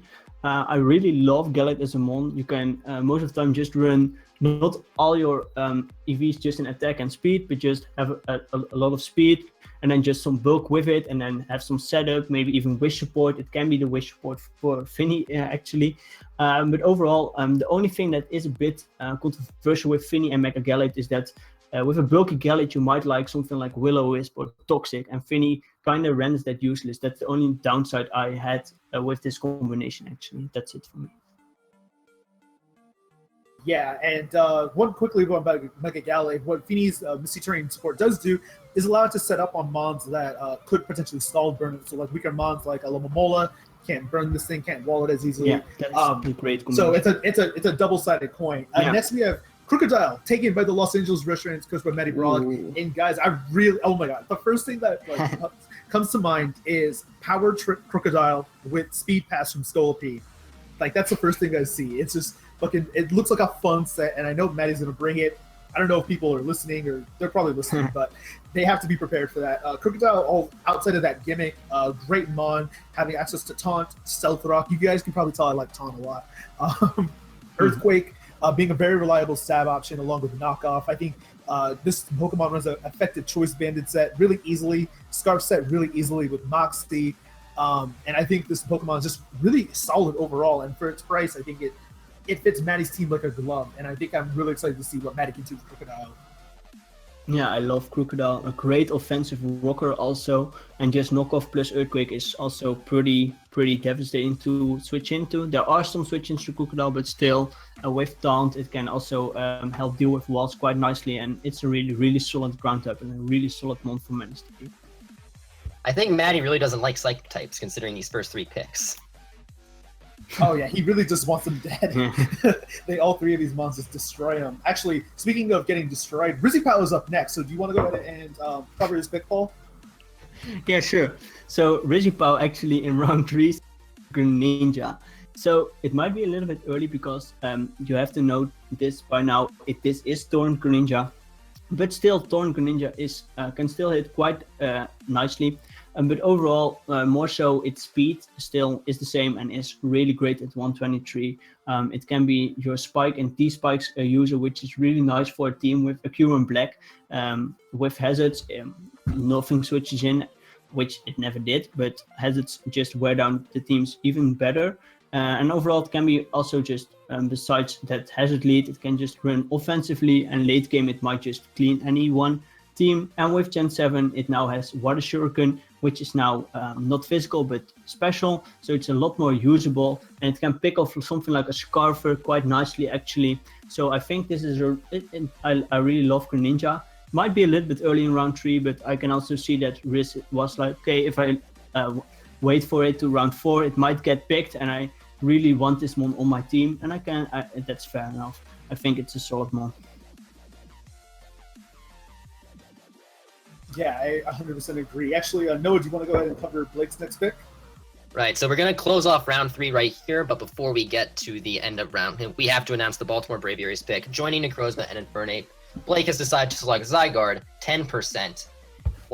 Another new mon from Generation 7, and this is a mon that I actually really like. It gets all the same move pool shenanigans that Zygarde 50 gets, but this time in a faster, slightly less bulky package. Now, one of the things that Zygarde 10 and Zygarde 50 are different with is that I mentioned that Zygarde 50 can take HP Ices. Zygarde 10 can't, but it doesn't really matter if it's going to have that base 115 speed and outspeed, and just be able to pick off any mons that are like below 50%, coincidentally enough. And E-Speed, and having that potential E-Speed priority alongside with Infernape's priority means that Infernape gets a lot more freedom to do whatever it wants.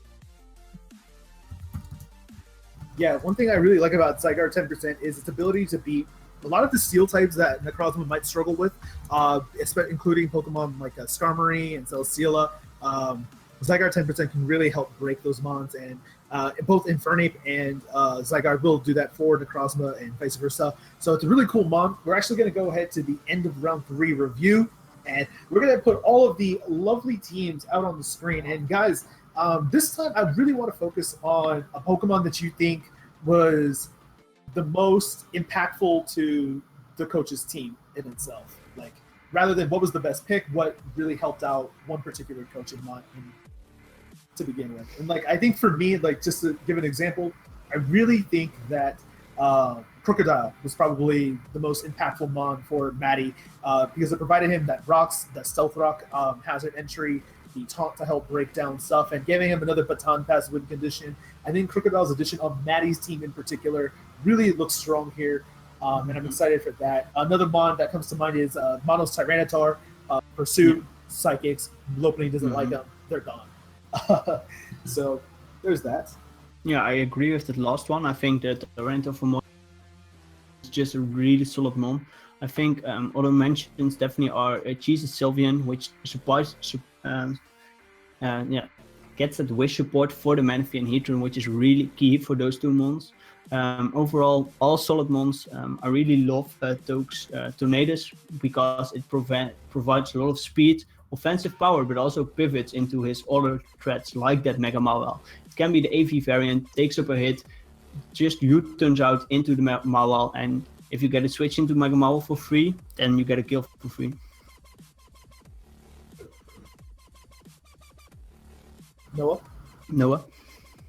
Yeah, I'm around, and I would probably say that I would agree with most of you, and that I really can't necessarily pick a standout for this round, just because all these picks just really make sense. Now we're getting to that point in the draft where the cores for these teams, these 3 mons, are basically, they have pretty much stated what kind of team they're going to be making with these picks, and now it's about time for them to sort of get into a position where they complement the picks they're going to be bringing every single week, with some of the picks that they may bring 2 out of every 3 weeks, 1 out of every 2 weeks, and potentially diversify their roster. Yeah, speaking of diversified roster, we're going to jump right out into round 4, and we're going to start off with the Baltimore Braviaries, coached by Moxley from 8-5. He has selected Togekiss, the fairy flying type out of, I think, Sinnoh. Really cool mon. I think Togekiss offers a lot of utility, actually, for Blake's team. It really is able to boost past mons that could really wall, like, Pokemon like Zygarde, like Necrozma, like Infernape. Think of, like, some really fat shit that just... things like, if you guys play Stall, like, you know Togekiss is the ultimate stall breaker, being able to nasty plot and flinch shit to death. And I think that's really what Togekiss is going to shine in. Really be able to, like, break apart all the fat stuff that Infernape may not be able to deal with depending on its set, along with Necrozma and Zygarde, really weaken stuff. It also acts as like a defogger, even though that's not its best set. I think Togekiss does function. It gives it a ground immunity, a fighting resist, a lot of useful stuff for Blake's team. Baton Pass, so he can imagine nasty plot Baton Pass into like Necrozma, who can autotomize, and then oh my god, a bunch of fun stuff that can go on there. I think Togekiss is a really cool mon in Blake's hands, and I think he'll do really well with it. Yeah, I think for round 4, it's a great start, and it provides him a fairy type, which is a key type in any draft from as far as I'm concerned. And overall, I think it's a really solid pick and really nice glue to his team. Can be also run in a more offensive fashion, but most of the time will be more of the defensive mon on your team. So I think with that, we'll go to Riz, and Riz in this round actually selects Excadrill. So when somebody drafts Excadrill, it's almost immediately, it's screaming sand, and Tyranitar already went. So maybe you will be going for a Gigalith in the later rounds, maybe even Mega Tyranitar, who knows. But I think Excadrill, it's quite a solid mon, because when you're looking at round 4 and a lot of the great steel types already went, then it's really limited with great steel types for me. I also noticed it in my latest drafts that if you don't get a steel type early on, you might get a bad steel type later on, which you don't really like, but you kind of have to have a steel type because it provides some key resist. And Excadrill is still a nice steel type. It's also a ground type, so steel ground, really solid typing, 2 types you really need on any draft. I'm maybe even surprised that Excadrill lasted to round 4, but I believe Sandrill and just Excadrill in general, from the start of the Gen 6, I think everyone was like, okay, Sandrill, that's like in the round 1 and 2, you select your Excadrill plus Tyranitar core, but more as of late, Excadrill is not that hyped anymore, and it's still a solid mon. It provides also rocks. It can be your Scarfer, as we mentioned, Sandrill, just a sweeper late game. Overall, a solid mon, but not as hyped anymore, and we will just have to see how Riz will use it, and if he drafts Sand with it, that's also really important. Yeah, definitely. Actually, we have Matty Brawlett's pick coming in. So Noah, do you want to go get started with that? I am, and from the moment I heard about this, I'm very excited for this selection. It's a mon I've used personally, but Matty is going to take his Mega in round 4, and that mon is Mega Blastoise. With the big cannons on the arms, is it any surprise that Matty would take this?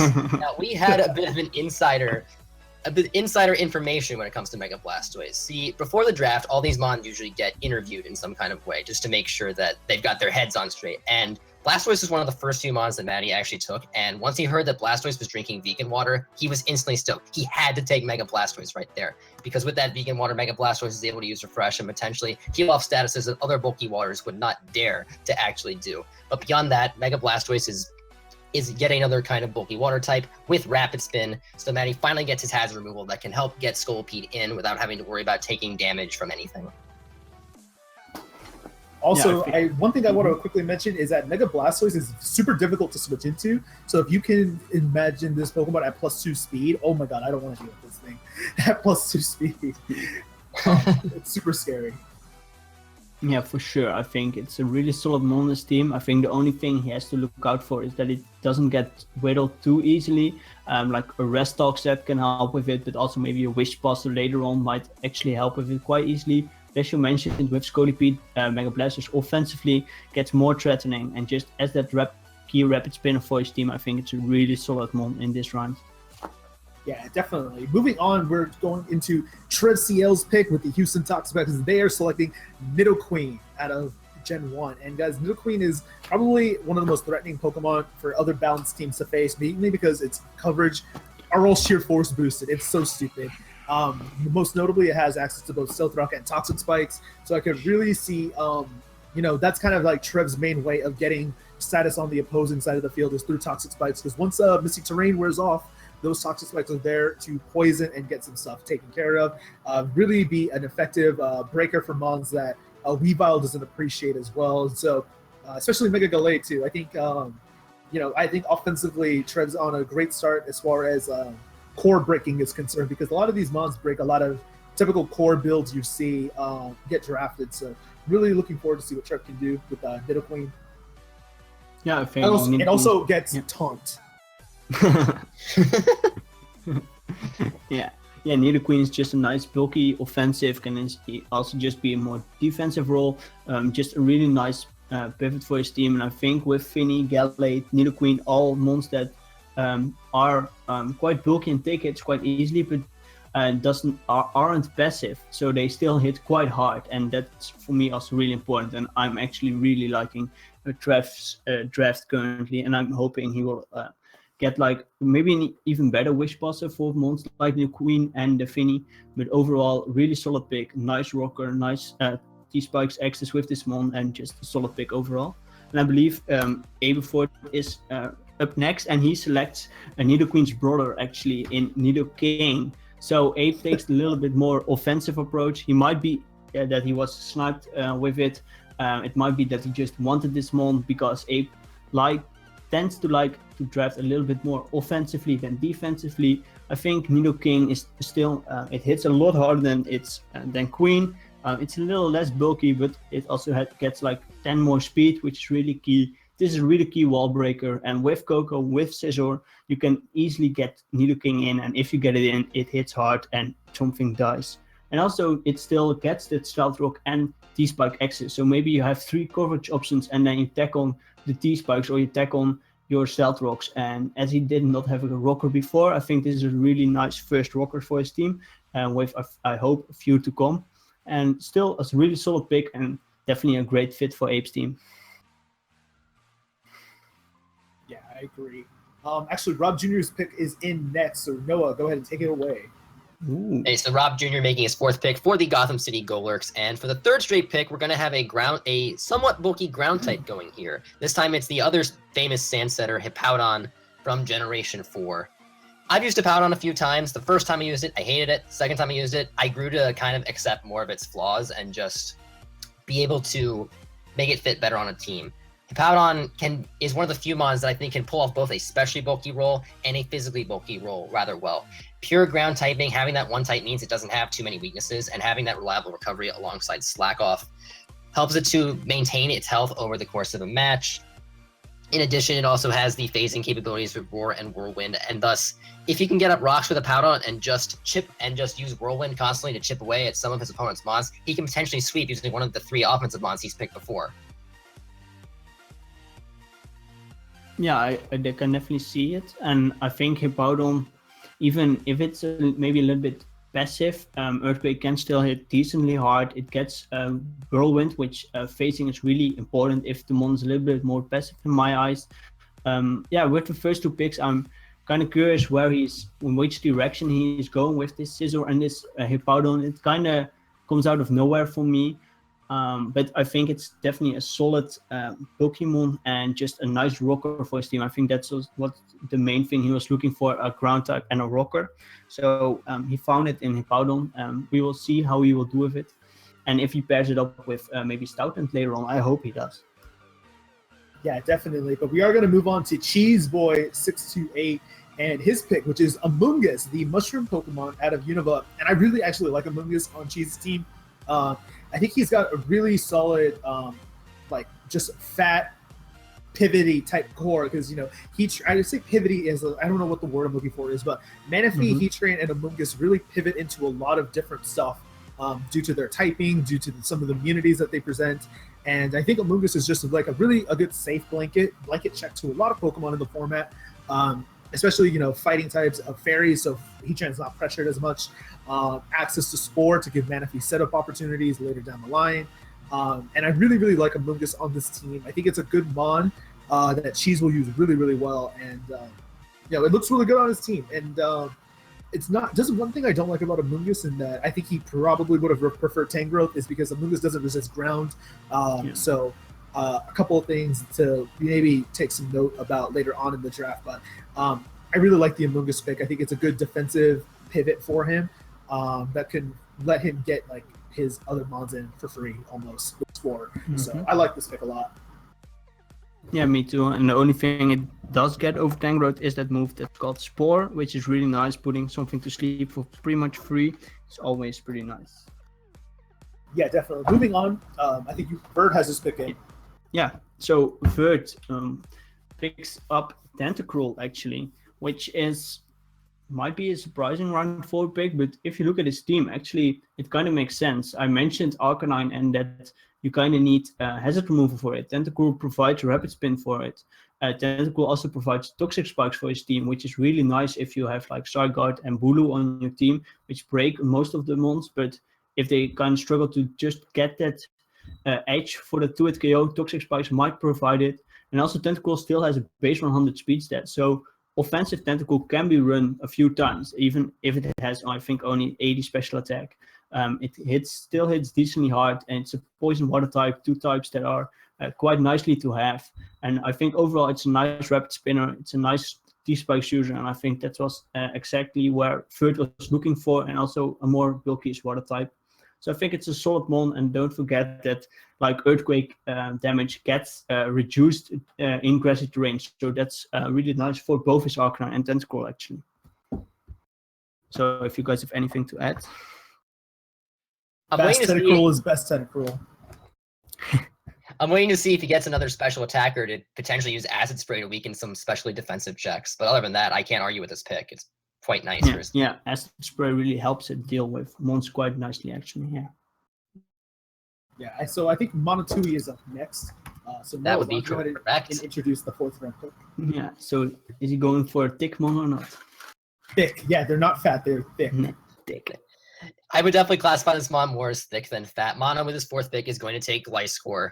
And I've heard a lot about how Gliscor has a lot of potential with the Toxic Heal shenanigans and some of the attacks it gets. One of the things about these more defensive flying types is that oftentimes they don't have enough move slots for what they're trying to accomplish. They call it 4 move slot syndrome necessarily. And Gliscor is kind of in the same boat. It can either run a defensive set or an offensive set, but it usually has a lot of trouble trying to get both in at the same time. But nonetheless, whatever is going to necessarily excel. So having that 12% HP recovery every turn means that Gliscor is difficult to take down unless you have a water or an ice type move available on your team at that point. And I wouldn't also discount the offensive set. I think that being able to run Swords Dance and Facade is something that, because people necessarily, I would say more so think about the defensive spread that they're not going to expect with this team, having to deal with both Mega Lopunny and Gliscor for normal type spam with Lopunny's Return and Gliscor's Facade.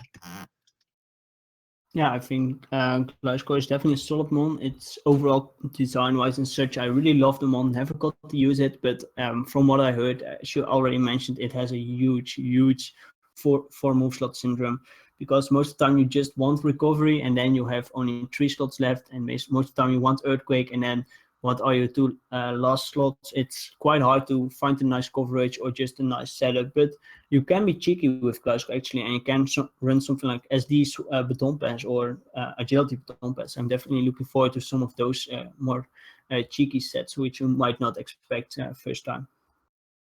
Yeah, definitely. Incoming for out of Sydney, the Sharpedos are selecting Hydreigon out of Generation 5. And guys, I really think this is probably one of my favorite picks of this round. Hydreigon is just an overall really difficult Pokemon to deal with. Such a great special wall breaker with a really strong special attack. Has really nice defensive synergy with like Mega Diancie and Celesteela, resisting fire, being a ground immunity. But one thing that I really like most about Hydreigon is this Pokemon can break fat stuff. So Mega Diancie can clean late game, or also like maybe like a Rock Polish Landorus, because this one does have Taunt, it does have Roost, meaning that it can over time beat fat mons like Amoonguss, Hippowdon, some of the other stuff like Gliscor even that we've seen drafted already. Hydreigon has that ability to just break apart those walls, either through sheer force with the choice specs or with the combination of Taunt, Roost, and dual coverage. Usually Dark and Dragon is really nice like coverage right there in all in itself that really only fairies can deal with, and this Pokemon can just U-turn on out into Celesteela to deal with those fairy types. So I really like the addition of Hydreigon on Gypsy's team. I think it was just the mon he needed, and I think he's really excited for it. Yeah, I'm surprised Gypsy actually goes more of the offensive, mostly bulky offense style, while most of his teams are actually quite bulky and like really a lot of walls with like 1 or 2 breakers / sweepers on it. I think this team is a lot more offensive. It might be experimental, it might be a different playstyle, or just a playstyle he's also quite comfortable with, but I definitely like them on, and I'm definitely really curious how Gypsy will fare with this kind of team. Yeah, definitely. All right, moving on to Sebastian, coach of the Florida Persians. Oh, I think there's a typo on the on the sheet. Actually, you will see momentarily when it goes to Seb's team. So Seb selects actually Keldeo, but you can see there it's C user. We won't talk about it for now. Just ignore it for now. We will go back to it after the draft. But for round 4, he actually selects Keldeo. Keldeo is, I think, at the beginning of Gen 6. And throughout Gen 6, most of the time, people said, it's a nice one in OU, but it's just generally quite bad in league format. But then at the end of Gen 6, we got a lot more popularity. People started experimenting with Keldeo quite nicely. And actually, there are maybe not that much. You can try to switch into it, but Keldeo can work around quite a lot of mons quite easily, actually. I think one of the most famous Keldeo sets is Toxic Protect Substitute, invented by Noah himself. It's a really cheesy set, but it can work. And I think overall with the water and fighting stat, it can hit pretty hard. Slap a choice specs on it, slap a scarf on it. You can pretty much go through the teams.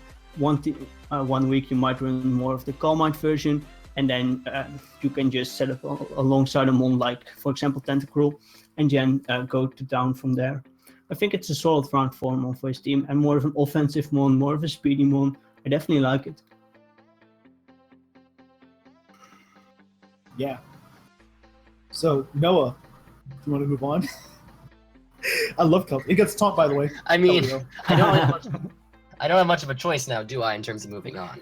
But let's move on to Jolt of the Token Minorities, making his 4th pick of the draft, and he is elected to go with one of my favorite mons in League format, Rotom Wash. Now, I know Rotom Wash has some detractors in League format that say it's not powerful enough, it's not bulky enough, it doesn't have reliable recovery, but I think this mon makes up for it in just being completely splashable, as it were, on teams. I've run this thing on teams with water types, and I've run this thing on teams with other electric types, and Rotom kind of stands out from it because most water types are just this really bulky thing that stay passive and throw toxics everywhere, and some of the electric types are just generally fast mons that go offensively. But Rotom kind of fits a niche that not a lot of other of these mons actually get. I tend to like put Rotom Wash on teams with other water types or whatever, and I tend to not really have a problem with grass types just because Rotom has that slow volt switch to be able to get out of there on potential switch-ins. And considering that Jolt has 3 really kind of offensive mons, he can get a U-turn volt switch core going with Crobat and Rotom and just bring in something like Terrakion and really mess with his opponent's heads. No, definitely. I'm glad you mentioned that. I think that's a really fearsome combination of pivoting options, including if you throw in Jirachi in there, and Jolt really has the foundation to get in a lot of his bigger threats. But speaking of big threats, we're going to move on to Togevor's draft pick. And I don't know how or why this is a thing, but Togevor selected Alolan Marowak straight out of Gen 7, and I don't know what team is prepared to take on both Mega Mawile and Alolan Marowak together. That's just so gross. With the Fit Club item, Alolan Marowak becomes a terrifying wall breaker that has a really cool taping. I think Ghost and Fire is just some of the best typing offensively. I don't think a lot of Mons are able to switch into it really well, and some that come to mind include like Snorlax and Miltank. Those get bopped by like low kick. Yeah, so don't even talk there. But I really like it. It's a more reliable stealth rocker. Previously, he only had Mega Mawile. So if this Mon forces switches. One thing I don't like is its speed. But I think if Togedemaru can get some really nice Trick Room setters, I think Alola Marowak and Mega Mawile are going to have a lot of fun with this team, especially because they can break for each other for one of them to sweep under Trick Room. And then even Tornadus T just coming in and switching out of the stuff that Alola Marowak doesn't like bulky waters that can taunt those, and, you know, pivot into like Latios. Really cool team. I like it so far. Yeah, I also like that Alola Marowak is also an electrum community due to ability, which can really help mons like the Tornadus.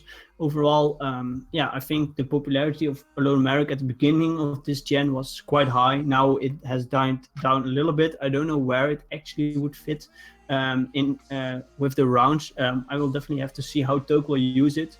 I think it's definitely a really great breaker, but as you mentioned, its speed and just flab, it's killing itself. But I believe Merc is next, and Merc selects Celebi actually.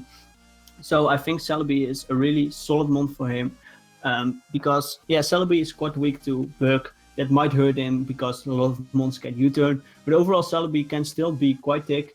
And also Celebi gets Nasty Plot, gets Calm Mind, and gets also Baton Pass. So, and I believe even Swords Dance. So it can be a nice Baton Passer for, imagine Nasty Plot pass into Gardevoir, then there are no switch-ins.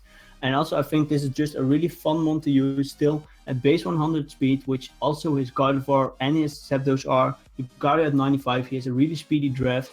And a mon like Celebi can be run more bulky with recovery, but also can be a quite nicely Nasty Plot offensive variant to break most of the teams. And overall, Celebi is a really solid mon which can perform quite a lot of roles, and is one of the underrated Pixie mons, I believe.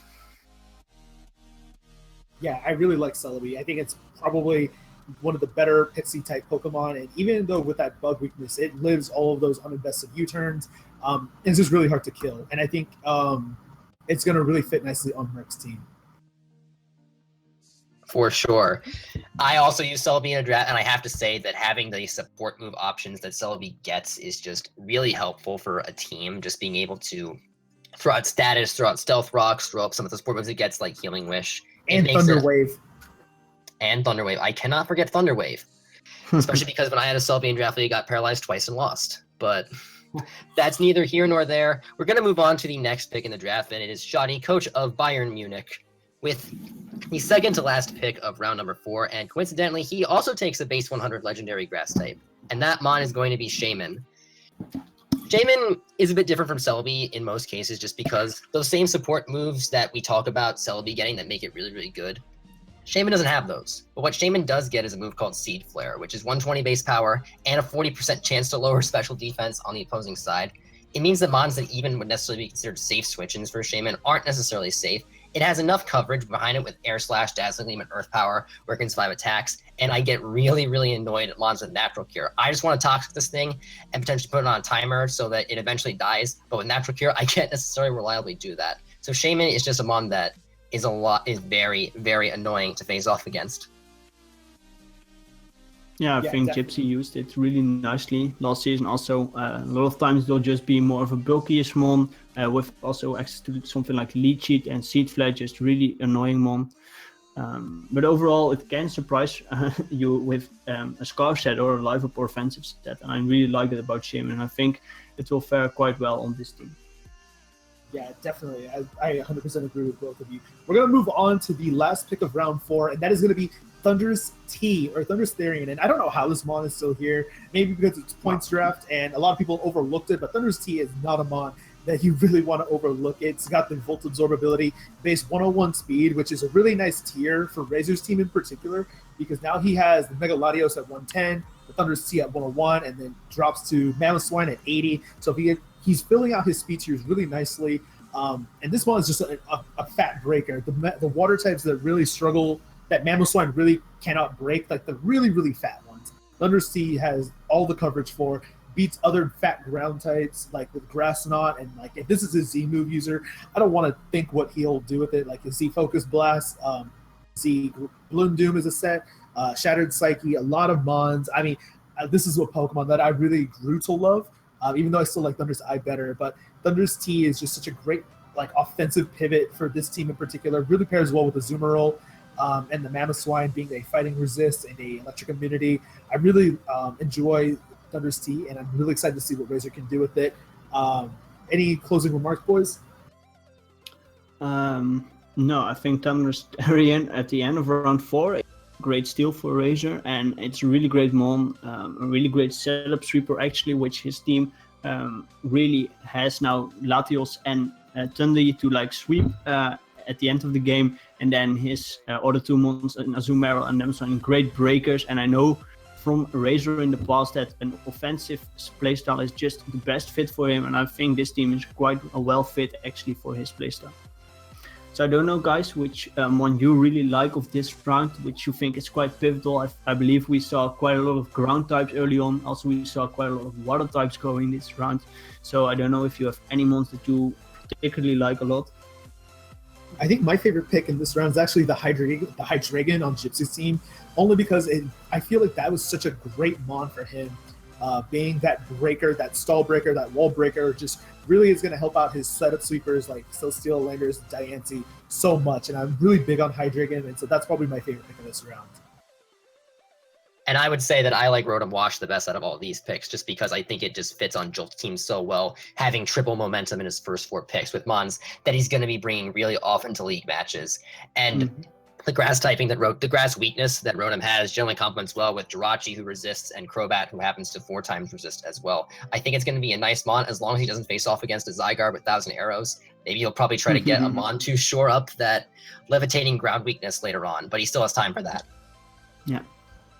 So keep in mind, guys, that starting next round, the timer will not be 1.5 minutes, but only 45 seconds. So we will be going over the picks a little bit more shortly, because just those first 4 rounds really define your team. Most of the time, those are the 4 mons that you will bring like every week almost, and the mons later are just the glue to get the team as a whole.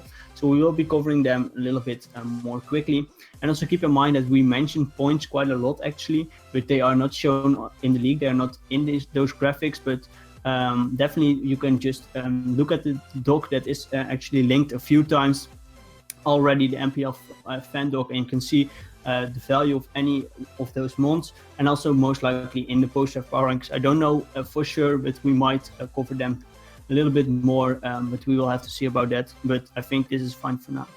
Yeah, and also we just want to thank you guys for joining us. We through the first 4 rounds. The fact that you guys are here with us makes us really excited to cover these draft picks, and we've been hovering somewhere between 40 and 50 people throughout the first 4 rounds. So big shout out to all the NPL people out in the chat. You guys are simply fantastic. Yeah. So I believe Razor is up next again. So starting off round 5, he picks up Fortress. So with Fortress, as we mentioned, he started off with setup, he started off with wall breakers, and now he's going for a little bit more bulk. Fortress might not be the most bulky mon there is, but I think it's excellent for his team. Why? Because it's a really great lead. It gets pretty much all hazard, stealth rock spikes, toxic spikes, and it gets hazard removal and rapid spin, which is a really key for his team. So I believe if he can avoid those taunts that Greg constantly mentioned, this mon can be really great for his team and get up the hazards, which are really important. And also don't forget, this mon gets Volt Switch, so it also gets momentum for his team. So overall, I really like this pick if he avoids something like taunt. So Noah, take it away. All right, so we move on to Shadi and Bayern Munich once again, and this is a pick that if I were actually, I'm glad I'm not in the NPL, so I don't have to face off against a Volcarona in Draft League.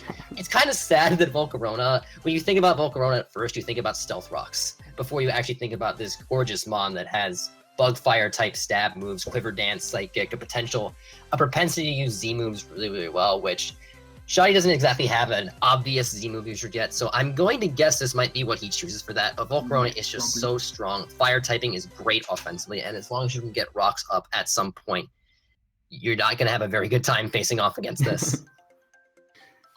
Yeah, just one last note. I now actually, this explains why he has a Latios and a Skarmory with both defog axes on his team, because the Volcarona is here. So okay, Shadi, I can deal with your default users now. Yeah. Speaking of defog, though, we have the San Francisco Reggie Giants selecting Dragonite in round 5. Really surprising pick by Merc, not because Dragonite's necessarily a bad mon, but because Merc is notorious for not bringing removal, which really takes away from Dragonite's big selling point, which is the multi-scale. But regardless, if this is a Z-move user, it's just such an offensive juggernaut. Access to agility, Dragon Dance, Bandit sets, priority with extreme speed. Dragonite can clean up really well for mons like Mega Gardevoir and Lucario to wall break for this Dragonite in particular. So I really like Dragonite on Merc's team, although I'm not too sure how committed he is to keeping rocks off his side of the field because, it's Merc. He doesn't believe in removal, and Dragonite doesn't like rocks. So pretty controversial, but we'll see how Merc does. Anyhow, Noah, take it away with Toad's next pick. Certainly, I will do that. And I find out that Toge has picked a mon that is one of my favorites. And upon seeing the NPL, I knew it was going to be good. That mon is going to be Diggersby. B. It's a mon with huge power. I've mentioned with Mega Mawa and Azumarill, huge power gets mons drafted very early. Diggersby is going to be no exception. Normal stab is kind of hard to switch it on unless you have a rock and a rock or a steel type, and Earthquake's going to make that very difficult to handle. It has 2 forms of setup with Swords Dance and Agility. It's sort of an electric immunity, so it can have some nice defensive utility to it as well, and it does get access to spikes to potentially chip down some mons on teams that try to switch out from Jolt's previous mons and end up just getting U-turned or Volt Switch in the face. And this makes Jolt's, I believe, 4th pivot mon. Or no, scratch that. That's completely wrong. Yeah, this is Toge's team. Yes. Yeah. Okay, so actually going over to Jolt's team, he selects Superior in round 5. So Superior is a grass type, so this is finally his real answer to ground types. Rotomarch is, except for that Zygarde, but also Superior is quite nicely offensively because of that contrary boost it gets when it uses Leaf Storms. There's a nice speed set over 100, which is really nice. It gets, I believe it does get taunt, correct? It does get taunt. Yes, it does get taunt. It also gets some other utility moves in, just Leech Seed, Glare can also be really nice and surprise a lot of people. And overall, I think Jolt can really utilize this mon quite well, and I'm really curious how he will use it. Yeah, speaking of well-used mons, I think this pick by Top Tier Boy is a really Pokemon I really want to see used well, and that's Bisharp out of Generation 5. And Bisharp is just an outstanding Pokemon from Generation 6, with Sucker Punch priority, great stab options in both Knockoff and Iron Head. Make this a really threatening Pokemon. And I don't know if you see it, but the offensive synergy between Mew and Keldeo and Bisharp looks super threatening for a lot of teams to deal with. Mew can also set entry hazards that Bisharp can deter from defogging. So if, Seb can get some Toxic Spikes and some Spikes later on in the draft, that'll look really nice. Bisharp does get taunt, by the way, so he can taunt opposing teams from getting up Stealth Rock itself, and it can also set rocks on its own. So I think Bisharp's going to be a really cool mon, and I hope Seb uses it really well. But yeah, moving on, I think Gypsy is up next. You want to cover that, Paul? Yeah, sure. So Gypsy actually selects one of my favorite mons of Gen 7 in Decidueye, and I can talk a lot about Decidueye, but I only have 45 seconds. So basically, Decidueye, it is like more of a defensive mon, more of a defensive glue to your team. It has U-turn, so it can pivot out, but also it gets set up at both sides. I believe Nasty Plot and Sword Dance. I believe even Baton Pass if you want to, but also with that setup, it can break a lot of walls and teams. Also with Spirit Shackle, it traps in certain mons, which is really nice. It is a ghost type, it's a spin blocker. It can even be a Scarfer because offensively it's not that bad. Not many teams have great ghost resists. So I believe overall the Decidueye really great utility mon, one of the more overlooked mons at first in Gen 7, and one of the mons that really shines in League format compared to like the Smogon, I believe. So Noah, about Mono's pick, is it tick or is it tick? It's both actually. Yeah. So Mono's 5th pick is going to be Ferrothorn, and he's going to complete the hazard setting core that he got with his first couple picks. He took Toxapex for the Toxic Spikes, he took Tyranitar and Gliscor for Stealth Rocks, and now Ferrothorn is not only going to get Stealth Rocks, but also Spikes as well. So Mono's opponents better hope they have some kind of a hazard remover on their team whenever they face him, because any potential week, he could just go and decide to bring all 3 and then completely wear down teams for Mega Lopunny to come in and potentially sweep. But beyond the familiar hazard setting and the great defensive typing, Ferrothorn also has some nice utility with Thunder Wave and knockoff, and some other potential moves that a lot of other Mons would like to have, but they just don't get. Yeah, definitely. And moving on to Verd, coach of the Tampa Bay Frogadiers. He has selected Pinsir Mega Evolution form. I really like Mega Pinsir on Verd's team, mainly because it deals with the problem that I was starting to see, which are fat grass types. That really Zygarde 50 has a lot of trouble breaking. Having air rate boosted returns and frustrations or facades even. Thrash, I don't know. This thing just destroys grass types. And if Zygarde doesn't have to worry about grass types, I think it's going to be a great day. Mega Pinsir also can sweep a lot of teams with quick attack, being boosted by SD, and it can also set South Rock. So I think Mega Pinsir is a really good mon for Verd, and it kind of makes sense to why he took Tentacruel really early. Wanted to have the removal on his team before committing to Pinsir itself. So good job, Verd. Yeah, really solid mon, and definitely curious how we will use it. And if you So up next, the better Phoenix team in the Phoenix Sun camps, and he selects actually Donphan. So he is drafting still quite bulky actually. I think Cheese likes it, and I think most people will be disappointing because this is not a Vampy. So sorry guys, Cheese is disappointing you. He decided to evolve his Vampy after performing so well in the finals last time around to a Donphan, which is a little bit stronger, hits a little bit harder, does not get. Probably will not use Endeavor that well as Vampy do, but still gets Earthquake. Most of the time just Stealth Rock, Rapid Spin, your standard set.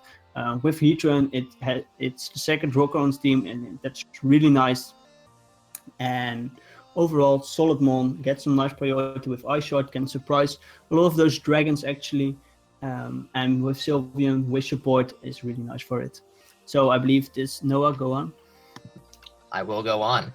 So we move on to Rob and the Gotham City Golurks, and with their 5th pick, they're going to select yet another bulky grass type. These last 16 picks or so, we've had quite a few nice grass types go off the board, and yet another one is going to go with Roserade. But Roserade isn't just a defensive mon, even though it is some nice special defense, even though it has the familiar Clarity moves like Aromatherapy and Synthesis that these other grass types get. It has a bit of a mean streak to it with its offensive status. Having access to Technician, having access to boosted hidden powers whenever it wants to, as well as Stab, Sludge Bomb, and Giga Drain, mean they can surprise you in any sort of way. It also gives Rob some kind of hazard setting options with spikes and toxic spikes. And in general, I found it as yet another annoying grass type that other teams just don't necessarily know how to face off against. Yeah, definitely. And I think the grass types that have been taken have led Aberforth, coach of the Newcastle Umbreon, to select Serena with the 5th overall pick. I really have mixed opinions on Serena. On one hand, it's got fantastic bulk with 72, I think 90-ish bulk on both sides. It's a really bulky grass type that can pivot into a lot of the ground type that Tapu Koko might struggle with, that Nidoking will struggle with, and pivot and U-turn out into the big threats like Mega Scizor, Salamence, and Koko itself. So overall, I can see why he took it. Although, as a Rapid Spinner itself, I feel like it can easily get spin blocked, but like it has some cool covers like Play Rough and High Jump Kick. So I'm really curious to see how Abe decides to use it, and I think he'll use it like better than it actually is. Let's just say that. I think it's a nice pivot, but it can get wear down pretty easily if you just click U-turn and does not recover.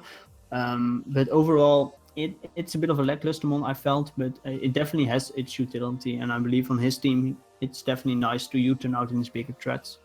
So I believe next up is Trev, and Trev selects a mon that he has used in the past, I believe even last season, and that's actually Silvally. I'm kind of surprised Silvally went round 5. For me, it's more of a mon in the later rounds that can be nice, but might be hard to use. But as you know, with the plates, Silvally can be any type, but it can hold another item, which is really key to it.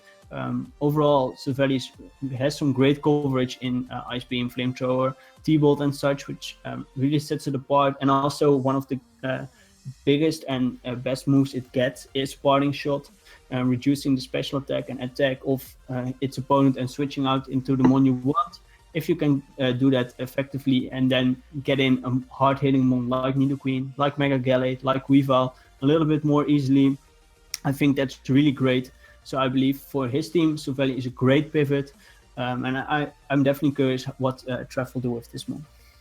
I'm encouraged as well with Silvally, but I'm even more stunned by Matty Brawlick's next pick for the Los Angeles Rush Rams. And so I want you to picture this idea in your head a bit. So you come into a particular mon on Maddie's team. You potentially try to set up on him. He brings in his next pick, which is Whimsicott. He encores you into that move. You turns out or mementos out into Scolpede. Baton passes, sub protect, baton passes, speed boost, into Hoopy U, GG, right there. That is what I see with Whimsicott. Prankster is such a very nice option for Maddie to give him some speed, even when he doesn't have the baton pass going with Scolpede. It gets a lot of great support moves, and considering Maddie's offense, I think it is just the perfect complement to that offense. But Whimsicott can also do some offensive things itself. Even though Dark types are technically immune to its Prankster moves, Moonblast, they don't want to stay in on it because of Moonblast. So I think this is an excellent pick. It's one of my favorites thus far in this round. Yeah, definitely. I think also with the Memento, it's really key for some of his other mons. It's really a cool mon, and he has used in the past to quite some success. So next up is actually Riz, and Riz selects Gengar in round 5. So Gengar is really a cool mon. It's a bit nerfed this gen because it does not have Levitate anymore. Now has Curse Body, which might be a key ability in some scenarios, but most likely you want Levitate a bit more. Overall, Gengar hits hard. Not, as I mentioned, Ghost is quite a hard type to switch into. Like you have Dark types, but then you can run like Focus Blast or something. And overall, it's a great wall breaker, great Scarfer. But just you have to look out for Dark types and Pursuit Trap. But you can play around them if they are a bit slower, actually, because you have to move Reflect type on Gengar. And also it can provide some utility with Destiny Bond and Taunt. So overall, I think it's a pretty solid mon for Riz, and I'm definitely curious how he will use Gengar. It's quite a hard one actually to use. So up next is Blake. I don't know if you want to cover it, Noah. I can definitely take Snorlax right here. And yeah, spoiler alert, his next pick is Snorlax. And I think the very good news for Blake about this is that he finally gets his Pursuit Trapper. Now, granted, it's not a Dark type necessarily speaking, but Snorlax can be rather effective. It just has very good base stats. There's a reason why it was Uber in Gen 2. Those stats just really... It gets by off of those. It doesn't necessarily have the greatest sort of... Well, I would say the physical defense is kind of the flaw with Snorlax, but generally it can be covered pretty darn well. And the offensive pressure it gets with its various moves and stat line are going to help it out quite a bit. And one thing that I do have to notice, I really want to see Snorlax get the Z move. I want to see a pulverizing pancake in a match at some point. Yeah, that would be great, but I believe with a mon like Infinite on his team and even Zygarde, I don't think it will be, but it would be nice. And I think just if the opponent's team does not have something like a Ghost type, Curselax can really demolish a lot of teams. Even now with Gluttony and those new berries in Fiji Berry, that's also really nice for Snorlax actually. So I'm really curious how Snorlax will be used, and I think it's definitely a great fit for Blake's team. So then now we're back to the overview, guys. And I don't know which one you like. If I look at just so overall, I see quite a lot of grass types actually. And then some surprising ones might be like the Volcarona on Shadi's team, the Mega Pinsir on Verge team, which are ones that are quite weak to rocks, but still are really, really scary in the format if you let them set up the list. And I think overall, I think the grass types are most of my favorite picks. I like the Decidueye on Gypsy's team, and I also really like the Whimsicott on Maddie's team. I think those two are really solid picks for them. Yeah, I'm a fan of Gengar personally as a mon. People say that Levitate is not going to be is a huge nerf to it, but I think Curse Body is still useful enough and still has those great special attack and speed stats where it's going to be troubling for other teams to face off against. Yeah, definitely. I think Mega Pinsir is probably one of my favorite picks of this round, mainly because it helps eliminating the grass type problem that Verd really had. I think, especially with all these grass types and Volcarona going this round, Mega Pinsir looks a lot more threatening than it did in the previous round. So that's probably my favorite pick for me personally. Yeah. Agreed. Yeah, I think one of the more surprising picks actually is that Bishop, as you mentioned, Greg. I believe Bishop is quite a hard mon to use in the format, and to see it round 5 is a bit early, but maybe Seb has some plans with it. I definitely, it's a nice knockoff user, Pursuit, Sucker Punch, it's all nice. It gets some nifty moves. I believe it gets Taunt. I don't know. It gets also Stealth Rocks, which it gets Rocks, which you might not suspect it to. So it might be a great lead for him. I believe it also gets something like agility, I don't know even, but it can definitely surprise a lot of people. And I'm really curious how it will be used by Seb actually. But I think for now we will move into round 6. So Greg, if you want to take it. Yeah, sure. And with the 6th pick of his draft, Blake has selected Registeel, the steel type out of Hoenn. And Blake's team is looking kind of thick right now. He's got the Togekiss, the Snorlax, the Registeel. So he's really focusing on the bulk with Necrozma. Those 4 mons in particular. What it does is that it takes the stealth rocking pressure off of Inferno, giving him a really reliable stealth rock user, and really just an overall good like defensive sponge. Registeel has the ability to like blanket check a lot of Pokemon. I mean, it is relatively passive, but depending on the mon that you're trying to wall, you could somehow maybe work a way around it if you can anticipate it ahead of time. So I think Registeel is a really good mon that Blake kind of needed in this draft. So we'll actually go ahead and go cover the Phoenix and Flora's pick, which is Breloom, the grass fighting type out of Generation 3. And I really like Breloom on Riz's team. It gives him some really nice priority options that he was missing earlier on with Bullet Punch. Not Bullet Seed, Mach Punch. And Bullet Seed being a multi-hit move allows it to break Focus Sashes. Access to Spore, which is really nice to help give his really like offensively based mons like Kieran Black and Gengar some extra switch-ins really nicely. So it's also really cool typing, being a rock resist to help out Kieran Black. And overall, I think this is a really offensive team from Rizipal outside of that Clefable. And even then, like Life Orb Clef is kind of really difficult to deal with. So Noah, why don't you take on Maddie's next pick?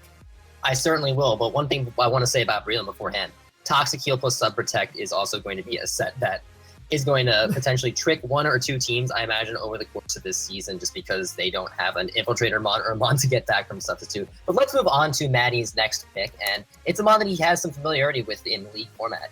It is the bulky steel type Bronzong.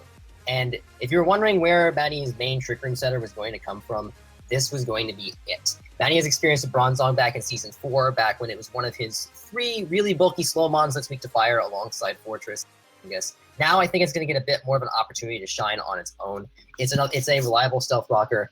Its speed doesn't really hurt it too much because it gets Gyro Ball, and that gives it at least a little bit of offensive pressure. It typically does run coverage moves that don't hit with stab, such as Earthquake or Hidden Power Ice for certain threats. And Trick Room, I think, is going to be, I suppose, the start of a trend for Maddie. I imagine he's going to take a couple of mon are good but not well renowned for their speed eventually, just to supply some more offensive pressure. Yeah, and now we're going to move on to Trev CL, coach of the Houston Toxapex, and his next pick, which is Yuxi, which is a much more defensive option compared to like what we saw with Maddie. With some other coaches, but Yuxi is a really great mon. It's his an extra psychic type, but I don't really mind that on this team too much because Yuxi can just eat a lot of the hits that it really shouldn't. Like it takes knockoffs with Colbur so easily, relieves Nidoqueen from setting Stealth Rock itself, which opens up Nidoqueen to run T-Spikes 30 attacks. Which Trev's team really can utilize really well. It's also got U-turn, and it's pretty fast for an offensive mon in itself. It also gets Memento, so it can provide setup opportunities for both Weavile and Mega Gallade. And it just really fits into the whole momentum into annoying/offensive threat game that Trev has going on. So I like the Yuxi pick right here, despite the extra redundancy in typing. Yeah, psychic types you can afford to be redundant with, just because they're usually so deep and varied that they generally don't have too many problems with putting multiple ones on their team. But the next pick, I believe, we're moving on to Aberforth, Castle Umbreons. And it's fitting that I'm on a team with a Dark-type mascot, which is to take some kind of Dark-type, but not an offensive Dark-type. That mon is going to end up being Sneasel. Yeah, Sneasel. And Sneasel. It is Sneasel. It is a Dark Ice type. It is offensive. It's not quite as good as Big Brother Weavile, but it does get knockoff. It does have the potential to run a Violet to make it at least a little bit more bulky than Weavile, although you're not going to be mistaking it for, say, I don't know, an Avalugg anytime soon. Sneasel has some decent coverage moves to hit Poison Jab, to hit Fairies. It has Low Kick to hit Steals. And even though it's a not fully evolved mon, it tends to be offensive, let's just say.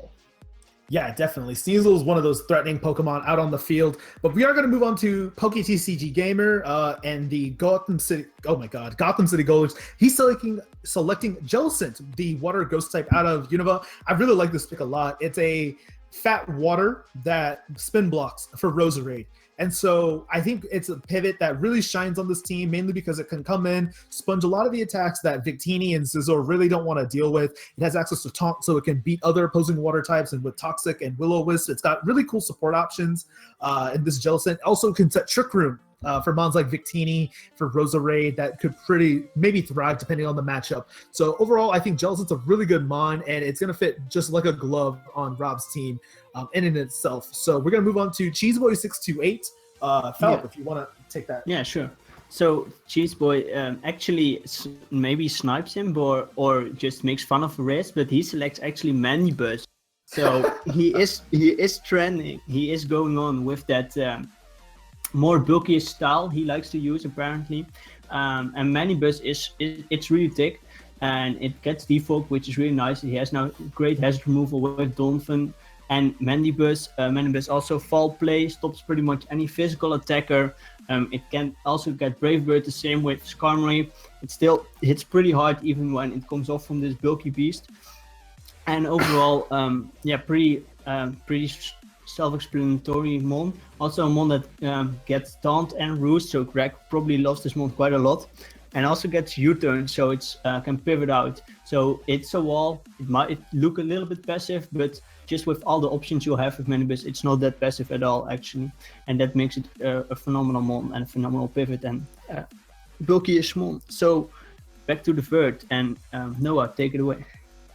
I will take it away, and I believe we've had about 2 or 3 Ultra Beasts being taken before this, but we have another one coming up as Vert is going to select Nihilego with his next pick. I actually really like Nihilego. I nicknamed it the Tapu Slayer just because it hits a point where Sludge Wave just kills all of them in some time, and it tanks hits very well.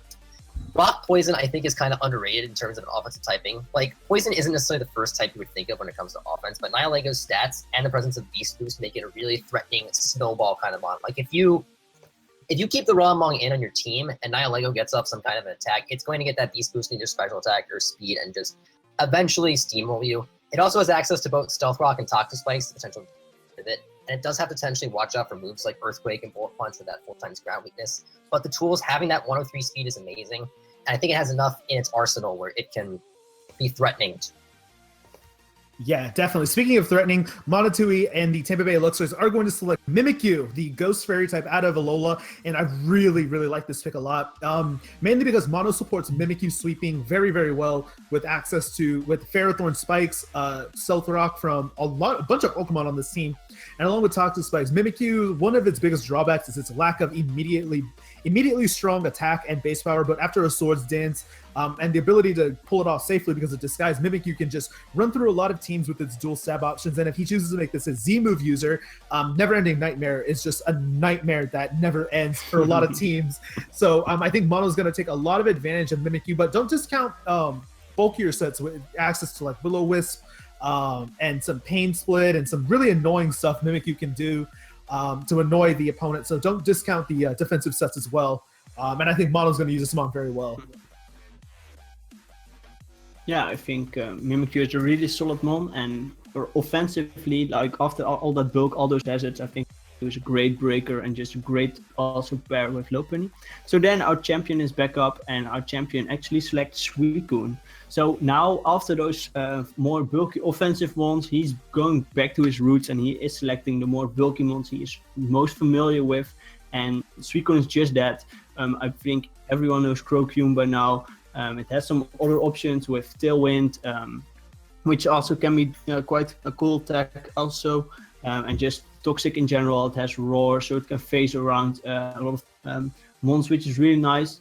So I think overall it's quite a nice pick of Gypsy. I hope in later rounds he will draft a bit more hazards. I'm lacking some real immediate hazards like, yes, Lando and the anti-get rocks. But I would like Spikes and T-Spikes with his more offensive mons, and then with Suicune and Decidueye, which are nice pivots, and Suicune can roar, Decidueye can U-turn. If he has hazards up, his team is really deadly. So I'm hoping for that in the later rounds. But overall, Suicune, nice pivot for his team. So Noah, then Seb is back up, and what is Seb going to do this round?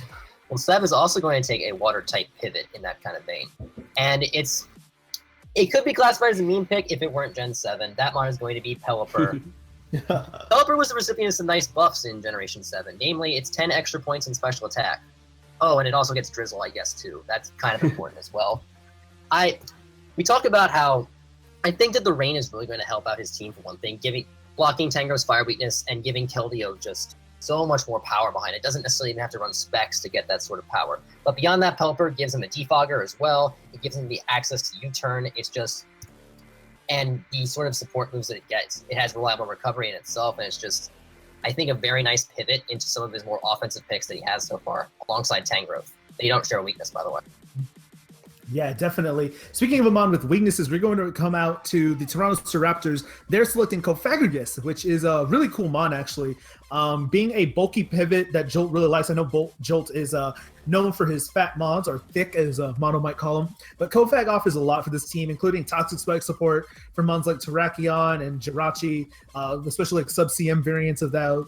Can set up Trick Room for his slower mons that he doesn't really have right now. But Cofag can sweep teams on its own with like Trick Room. Trick Room Nasty Plot Shadow Ball is a really fun set. And it also has Memento, so it can really help support Terrakion sweeping along with Jirachi in itself. So I think Cofagrigus is a really cool mon that offers a lot of bulk that Jolt probably wants on his team. And we'll probably move on to the very next pick, Tokavor. So do you want to go ahead and take that away, Fel? Yeah, so Togovar is also going with that bulky style and also Trick Room options, which we expected him with that Mawel, with that Merrick, and he selects Porgan 2 actually. And Porgan 2 is really a fun mon. It is really bulky from itself. You have to look out for knockoff because Eviolite, it really boosts its bulk, of course. But because of the Eviolite, it's so bulky that most of the time you could even run just max HP, max special attack, slap on that Trick Room, and you have Bolt Beam access and Tri Attack. You hit really hard, and you can even go with like, it maybe not be even a meme, I believe it was Toke, which swept the team with Sharpen, Return, Porgan 2. So you can definitely do some really fun things with this mon. So Toke has used it in the past to great success. I believe on this team it fits like a glue. The only thing is that Dickersby and Porgan 2 are both normal types, but when you look at the first 4 months, he can deal with fighting types quite well, actually. And this is really a nice Trick Room set for his team. So I'm really liking this month. So Noah, Merc is up next. What is Merc in store for us? He's got some Toxic Spikes in store for us next. Merc's next pick is going to be a mon that I think is surprisingly physically bulky in Drapion. And I say physically bulky because Poison Dark typing is probably one of the 2 or 3 best dual typings that's around in both League format, in regular format, and whatever it can potentially do. Drapion, it doesn't have very many weaknesses to it, but what it does get is access to Swords Dance, as well as some nice coverage moves like Earthquake and Aqua Tail. And even if your opponents can switch into those, they can't necessarily take knockoffs too well either.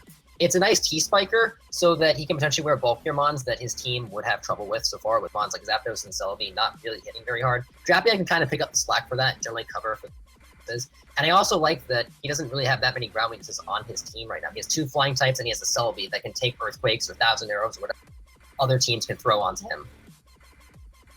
Yeah, definitely. Now we have a pick from Shadi in the Bayern Munich.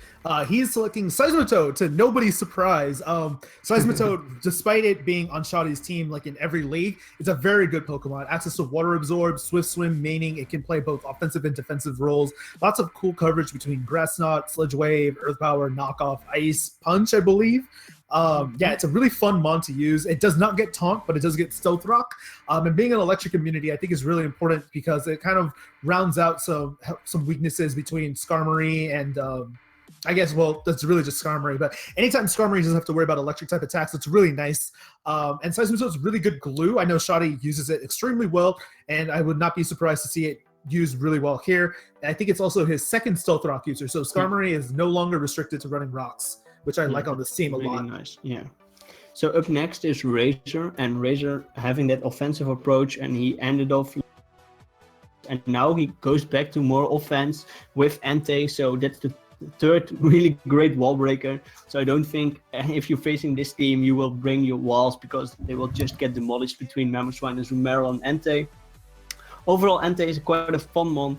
I believe we have Choice Band Entei is the most common with like Sacred Fire, 50% chance to burn, always nice, with E-Speed access. But also there are just some fun ones. Entei can be run, especially offensively also quite nicely. It has some decent bulk to back it up.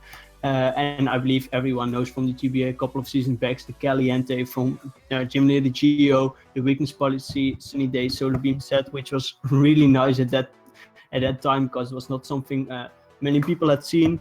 And it was really definitely a cool set. And I think Razor can also bring up some cool sets with Entei, besides just standard Choice Bandit variant.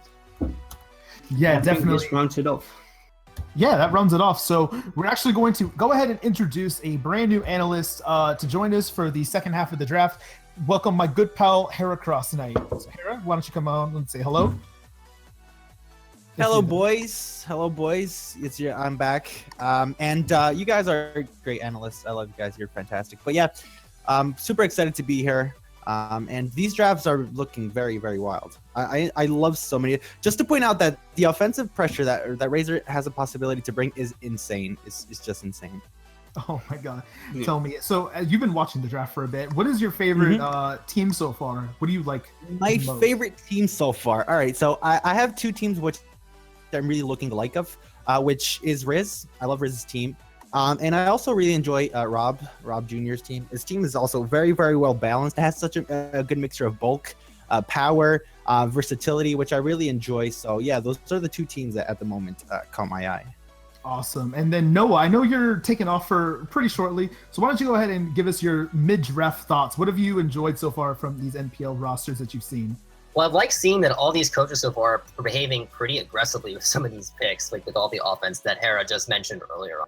There's one pick I think that isn't necessarily getting as much I think should get a bit more attention, and that one is Mimikyu, mainly because I think that people look at the offensive spread so much that they kind of forget it's a ghost type, and it gets all these nice little support moves that ghost types get. It's one of the few mons that gets Toxic, Thunderwave, and Will-O-Wisp on its set as well. And I think if somebody just expects the Swords Dance set, they may just switch into Physical Attacker and get burned. Yeah, and Ghost Fairy typing is just one of the most unique typing. So that also adds loads of resistance, which its stats doesn't really show that it's that bulky, but with its ability, with its typing, and with its move pool, Mimikyu can be a very bulky mon. So yeah, like you said, if people are just expecting offensive, they will be caught off guard by the support Mimikyu set. Yeah, definitely. All right, guys, go ahead and help me and thank Noah, or no pun intended, for joining us with the draft stream. It's been a pleasure having you here, my dude, and we wish you the best as this upcoming NPL season. So thanks for joining us, my dude.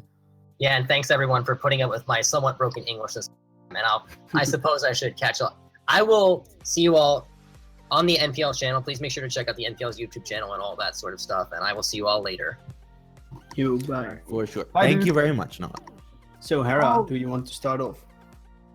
Okay, I guess I can pick it off. Yeah. So we go with Razor then, and Razor, like, because he doesn't have enough offense yet, he decided to pick up another offensive mon. So he selects Mianchao for his round 7. And yeah, I'm just looking at the team and imagining trying to find solutions to everything that he has on his team, specifically on the physical side, and it's pretty insane because he already has Mamoswine, Azumarill, Entei, and now Mianchao. And Mianchao also adds a U-turner to this team, which when it comes to offense, I always like to have that sort of Volturn core. So he has that with Thunderous T and now with Mianchao. Mianchao hits really, very hard. It's very, very fast, which is good for his team because he doesn't have that much speed. But yeah, that Volturn core, I really like that on this team, pairing it up with that offensive power. I don't know if you guys have anything else to add on this Mimikyu, on this Mianchao pick. No, not really. We'll go ahead and actually move on to Shadi's next pick. And he has drafted in the 7th round. I don't know how he got it. He got Magirna, the fairy type out of Alola. And one thing, I'm sorry, this is Comfy. I'm sorry, I saw something broken on my screen and I couldn't figure out what it was. But Comfy is a really cool mon that Shadi decided to pick up. It's got a really cool ability in Triage, which means priority draining kiss. So Combine Sit's a really viable priority healing as well. This Pokemon gets taunt as well. So taunt plus recovery. I know, guys. Already in love with Comfy.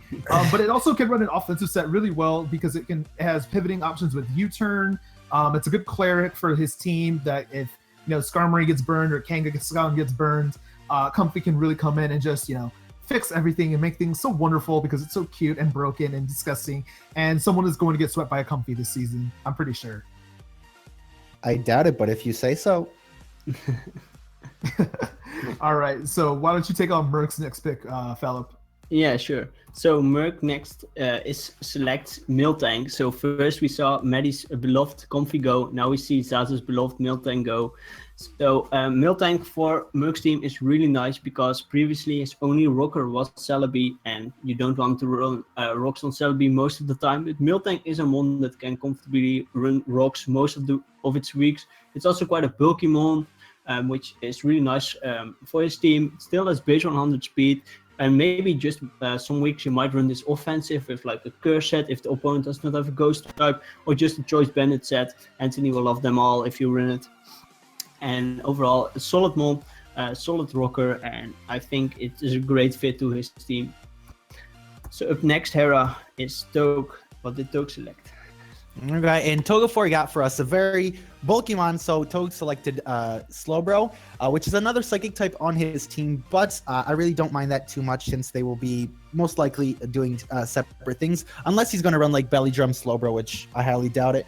But yeah, so he has this, it seems like to be the first bulky mon that he truly drafted on his team, so it's going to allow it to act sort of a sponge, like a sponge, so he's going.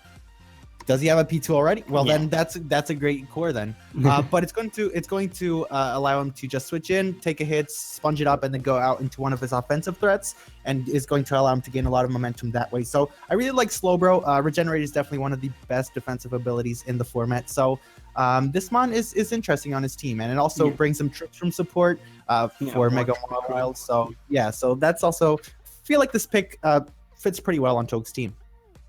Yeah, I think now we're going. Go ahead. Oh, sorry to cut you off.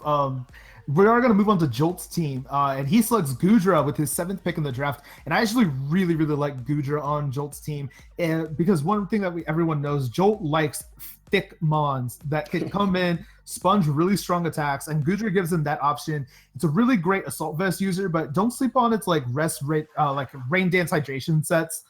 Cursed as well is a threatening thing that we saw in the NPL finals. And Goodra's expansive move pool, which I'm pretty certain Jolt can take advantage of relatively easily. I think it's a very threatening mon that fits like a glove on Jolt's team, and I'm really excited to see what Jolt can do with the Goodra. Also, some really nice grass immunities for Pokemon like Rotom Wash. Takes the electric pressure off of Superior to check electrics and stuff. So I think Goodra is a really good mon for Jolt's team, also synergy-wise, type-wise. Yeah, for sure. I think it's a really good one. I think for Jolt's team, in the last few rounds, he will be looking at a ground type and something with rocks. I believe that will round off his team quite nicely. So to go ahead, next up is Seb. And I was a bit surprised with the developer. I was thinking, what direction is he going? And then he picked up that range sweeper in Mega Swampert. He did it. So Mega Swampert is a mon that's been overlooked quite a lot of times. It's a mon that still hits quite hard under rain, but also without rain, it can still provide some utility. I believe it gets rocks. If I don't, yeah, I believe it gets rocks. It gets some setup with power up punch, with curse, without the rain then. But also in rain, it's pretty devastating to switch into it. His team is now quite scary with Pelko providing the rain, and then Keldeo and Swampert in rain pretty much hit pretty hard. So if you don't have a great water resist, you will be really struggling against this team.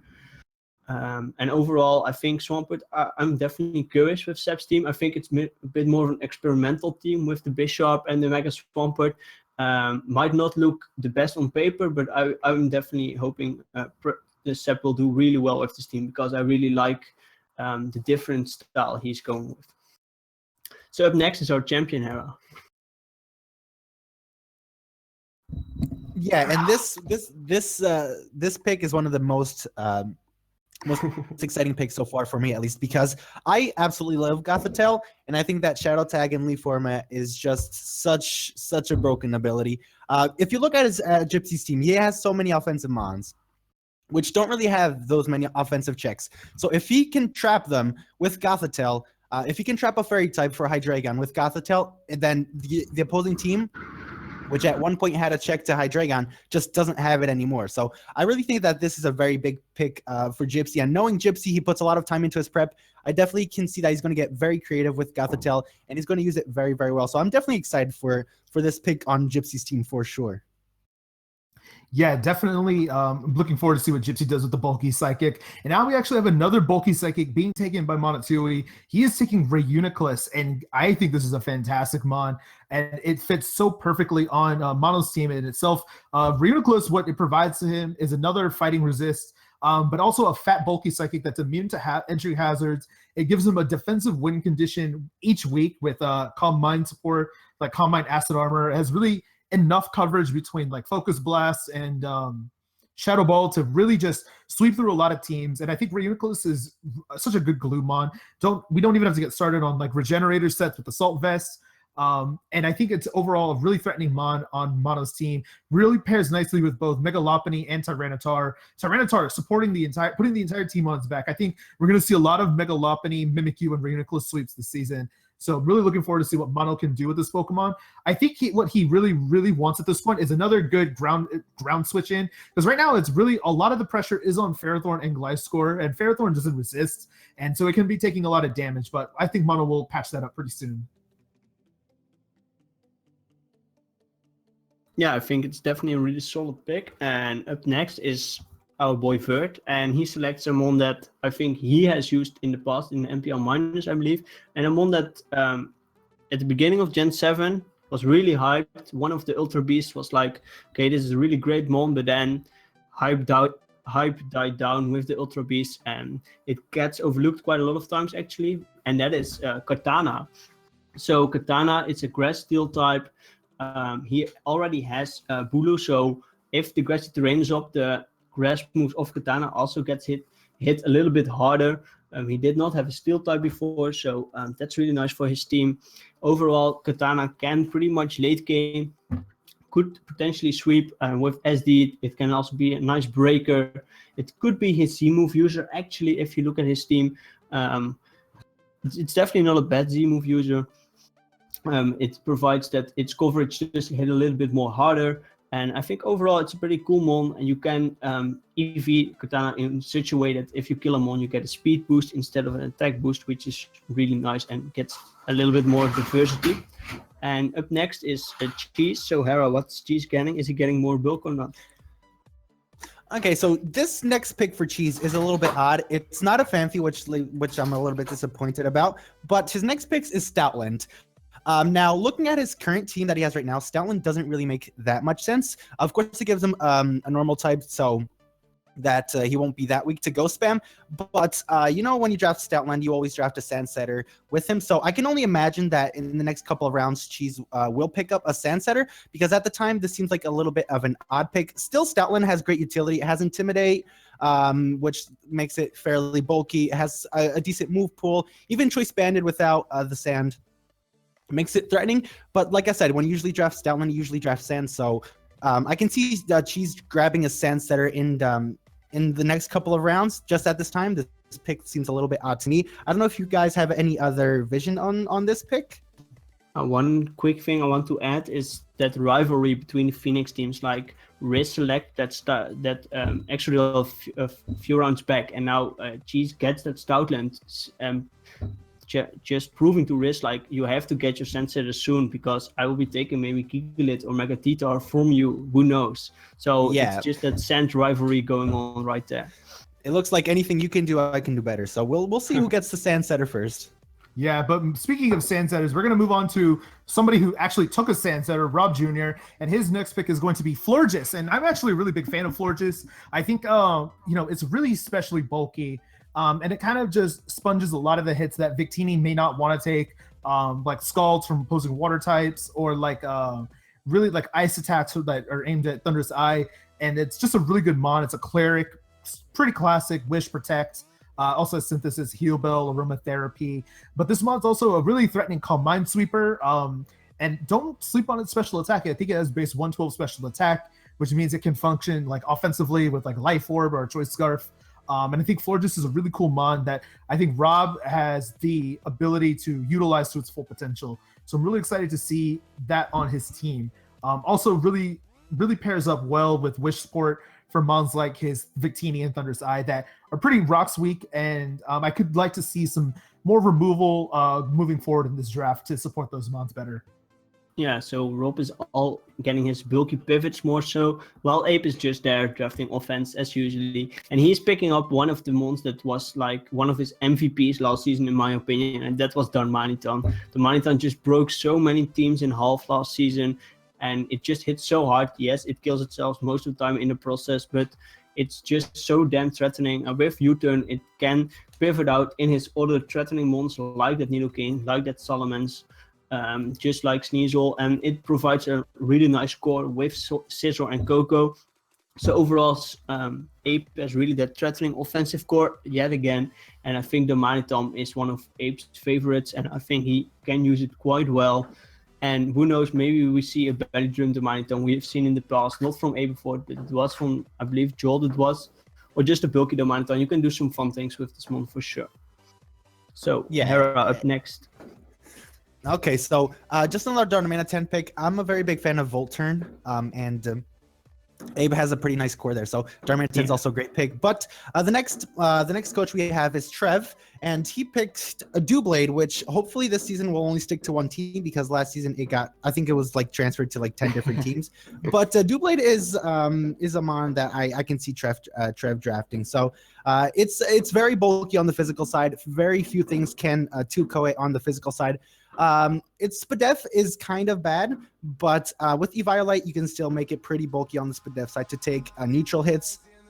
But it gives him a normal type, which is a ghost type, which is a normal resist. So we can see that that's very important always, because normal spam can be very effective, like last season Zazo did. Normal spam can be very effective sometimes. So Doublade does fit well on his team. It gives him a nice steel type. So it fits well on his team. I'll just like to see him draft something else later on, just to see if he can complement this Doublade, because like I said, it is kind of weak on the special side. Yeah, speaking of the special side, Matty Brawley has decided to draft Chandelure, the Fire Ghost type, out of Unova, and I really like Chandelure. It's another fantastic wall breaker that just hits super ridiculous off that base 145 special attack. And with Speed Pass from Scolipede, this mon, it just seems like Matty is taking a bunch of mons that should not be that threatening offensively to check, and just gives him speed with Scolipede. It's kind of ridiculous to see what Matty is coming up with. But Chandelure, really difficult to switch into for a lot of teams. I know Matty's entire team is difficult to switch into, so I don't really know what they're going to do. It is a little weak to rocks, but he does have the Mega Blastoise there. Chandelure does get some really cool moves, like Sub Pain Split is a set that is really nice. Subcom Mind also comes to mind to like break apart like some of the fatter teams, like maybe Rob Jr.'s that we've seen. So Matty has a lot of really cool tools to work with as far as Chandelure is concerned, and I think it's with the right hands in Matty. Yeah, so it's definitely a really solid month for Matty's team, and just more specially offensive pressure, and just also a nice scar for his team. So up next is our boy Rizipao, and Rizipao actually goes for his Mega this round, and he goes with Mega Aerodactyl. And Mega Aerodactyl is one of my favorite Megas actually, and I believe if you look at his team, I think it pairs really well. It provides more speed. He also had quite a speedy mon in Greninja, but Mega Aerodactyl sitting at like 145 or 150 even speed or something like that. It's really speedy, and it just still hits quite hard. If you hit those stone edges, that is, its flying step is a bit lackluster, but it gets a lot of coverage, and with moves like Hone Class, it can boost its attack a little bit. And also because of your already high speed stat, most of the time you can run Adamant, so you hit a little bit harder, or you have more EVs you can just put into bulk for it, which helps out dealing with some mons quite nicely. Actually, it can switch into some things. And overall, I think I really love this mon, and late game this mon can just pick off most of the teams. Yeah, and we also know that Greg really likes Mega Aerodactyl too. I love Mega Aerodactyl. Yeah, I was waiting for that. So next up we have Blake. So last pick of round 7, and Blake decided to pick Jolteon, which Jolteon is always an interesting mon to me, because when I started in League format, I always thought that fast electric types were always something very important. But now, I think that with a good grass type, you can do anything that what an electric type can do. But Jolteon is very, very fast, so it adds some nice speed, some nice natural speed to Blake's team. Fast electric types are good. I already said that I really like Volturn, so that's also good because he has Infernape already there. And Jolteon is, I don't know, it's always one of those mons that that does one thing and one thing only, unless you get super creative, because it does get Wish and Cosmic Para and Baton Pass, but normally you'll see Jolteon do the same thing, either be Specs, either be Life Orb, Expert Belt, just with Volt Switch, Thunderbolt, some hidden power, and usually it's just going to be there to gain momentum. So that could definitely help Blake in terms of offensive momentum. So I like Jolteon, but I'm not completely sold on it, to be honest. Yeah, definitely. Go ahead. No, I think Jolteon's such a great mon that Harad mentioned, and overall, I just think it's a fantastic pick at the end of this round. We're in round 7, so we're getting to the nitty gritty. And actually, there's a lot of teams that took some lower tier mons and some higher tier mons that did go, or price mons, excuse me. Guys, I want you to talk about what is your favorite mon that was drafted this round in particular, as far as like whether it's a sleeper Pokemon or just a big offensive threat. What do you think? Philip, you can go ahead first. Okay, so I think then I will. There are quite a lot actually. I think this round had just some really great steals and just nice mons. But I think when I look at Gotitel and just at Gypsy's team, like if his opponent has like that one mon that can kind of deal with a Lando or kind of deal with a Celesteela or with Mega Diancie, he can just trap it with Gotitel and then get rid of it. I think Gotitel was really nice for Gypsy, and it's just also more bulky mon. I think he can definitely use it quite well. So I definitely think Gotitel is the best. And also I really like the Jolteon actually, and I disagree a little bit with Hera on the versatility of Jolteon, because I'm using it currently in CPC this season. One of my favorite mons to use actually, because most of the time with Thunderbolt and HPIs, that's what you need. You can run Volt Switch as the third move. You can even run Baton Pass. I've run a more bulkiest Jolteon to switch in like flying mons quite often actually, with like something like a Vicky Berry or something, Citrus Berry. I run Sub Baton Pass, Wish Baton Pass. I think Jolteon can be quite a sleeper actually, and it's quite a cool mon to use. Well, to be fair, I did say that it got Baton Pass and Cosmic. Yeah, true.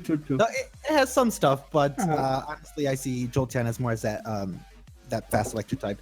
But to me, my favorite pick is Gothitelle. Obviously, I said it.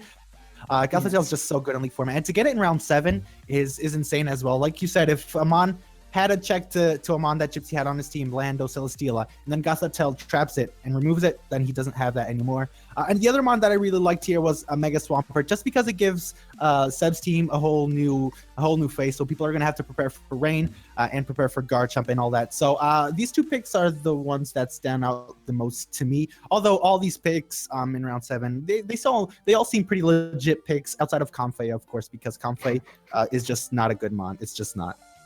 I love Mega Aerodactyl. Obviously. But yeah, we're actually going to jump right on into round 8. So we're getting into the back end of the draft, the last third. And Blake, coach of the Baltimore Brave Aries, is going to select Alomomola, my fat pink fish. And Alomomola gets a lot of crap being a very passive mon, which it really is. But what Alomomola serves is just a bulky pivot. The Regenerator ability allows him to Wish Pass into a lot of his threats like Necrozma, like Togekiss, like Snorlax, Registeel as well. I think Regimola is something that a lot of RU players really didn't want to deal with, and we're really happy when Alomomola jumped up to UU. And I think it's a great mon on Blake's team. And he doesn't really get taken advantage of by a lot of the things, because, a lot of mons like don't really want to deal with Curslax, don't want to deal with like Calm Mind Necrozma. So they really have to be careful at how they choose to break those mons, and also dealing with Alomomola, which can also Healing Wish them back up. It provides knockoff support. So I think overall, despite people's opinions on Alomomola, it's a good mon. And I think paired up with Registeel and Snorlax, it just fits Blake's team like a glove.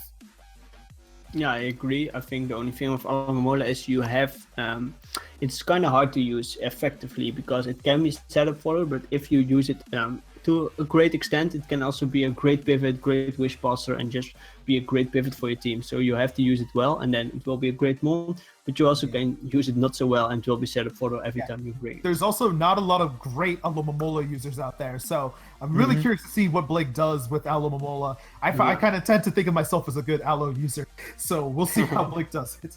Yeah. So up next is our boy Rizipao, which is going a little bit more bulky.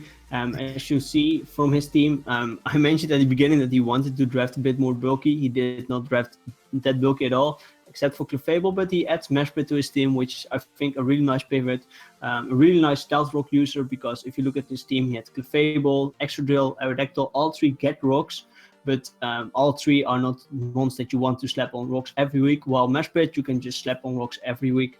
It also has U-turn, so it can provide some momentum. Some U-turn into Q Black, into Gengar is really threatening actually. And just can be a Calm Mind Sweeper. I believe Meshpit is the one that gets Healing Wish. So it can Healing Wish up a mon like Aerodactyl, like Q Black, which is really, really threatening actually. And I think overall this is a nice switch into quite a lot of mons actually. A nice pivot, nice stealth rock user, just a nice utility mon for Riz's team. I think it's a really solid pick in this late in the draft. Yeah, for sure. I really love Mesprit. It's one of my favorite monsters in the league, just because it's usually tiered very low, and it just has so many options. And on this team, it definitely fits very, very well. But we are going to move on to Maddie, and he selected another psychic type, and it's our favorite psychic type. So Maddie's decided to pick up Cresselia. Now, Cresselia is, it was the best way to describe it. So it's a mon that It's somewhat like Alomomola in the sense that it can be a little bit passive if you don't use it the correct way, but it can also win a game by itself if you know how to play with Cresselia. So that Calm Mind set is just disgusting. This thing does not die. You can slap a Colbur Berry on this, and it will take any dark type attack like it was nothing. So you really have to hit Cresselia very, very hard. And if you have it on a team that supports it well, and if you know how to use it minimally, which I believe Maddie does know how to use it, I can see this mon. It's going to be very, very painful for all the other coaches to prep for, just because it can win games on its own. And it's really well supported by the rest of his team. So I don't know. Cresselia is an ew pick, but it kind of fits on his team. So I will shortly mention Trick Room plus Light Screens plus Lunar Dance support for Baton Pass. That's gross. Yeah. And by the way, Banded Crawdon cannot kill this thing with knockoff. Yeah, that's disgusting. That's just, say no more. And he has now 3 psychic types, which also Gypsy tends to draft. But Maddie also did it now. 3 psychic types is quite nicely. Yeah, it's interesting, but knowing Maddie, he'll make anything work. Yeah, if he made a Comfy work, he'll make anything work. Yeah, actually, we're gonna move on to another Pokemon, which is pink and lovely, and that's Blissey, taken by CEO. I love Blissey because Blissey is so cute. It's pink. It can set Stealth Rock. It acts as a cleric. So if Tapu Fini has to come in on Toxic Spikes, Blissey can just Heal Bell that to poison off. They form a really nice wish support for Uxie, for Doublade, for Tapu Fini, for Nidoqueen. That's disgusting. And one thing that I mentioned about all those mons, they all resist fighting, which is Blissey's only weakness. So I think Trev's team is grossly fat. And we're not talking thick. We're talking fat. And it's gross. Disgusting. Blissey is also, unlike Chansey, able to Calm Mind effectively. Run an effective Calm Mind set. With Calm Mind soft boiled, and then coverage, either Hyper Voice or Ice Beam or Bolt Beam in itself. And Trev, just go away, Trev. You shouldn't be taking mons like Blissey. That's gross. Blissey is great, but yeah, Blissey and Doublade is just disgusting together. Just look at that. It's just so, oh my god, it's just so ill. Let's move on because it's just disgusting. Yeah, so up next is Aberforth. So will he go with all those fat mons or just draft offense? No, this time around Ape also gets more of the pivot mons, more of the bulkiest mons, and that's a mon like Slowking. So Slowking, unlike Slowbro, it has a little bit more special defense, a little less defense. Also gets the Regenerator ability, which makes it a really nice pivot for Ape's team. More of the bulky pivot that he might lack a little bit. He had Serena, but overall not that much bulk.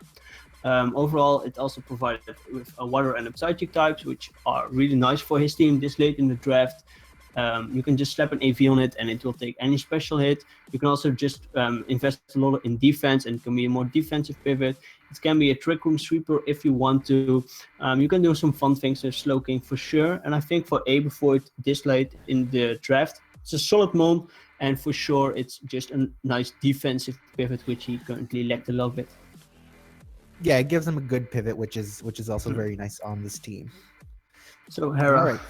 Okay, so we can move on to one of my favorite teams, and I also love this pick. So Rob Jr. selected Azelf, and all three the Lake Mons, they are all very good in competitive just because they're so versatile and they can do so many things. But Azelf offensively is a nightmare to try and figure out exactly what it will do because it has 115 on.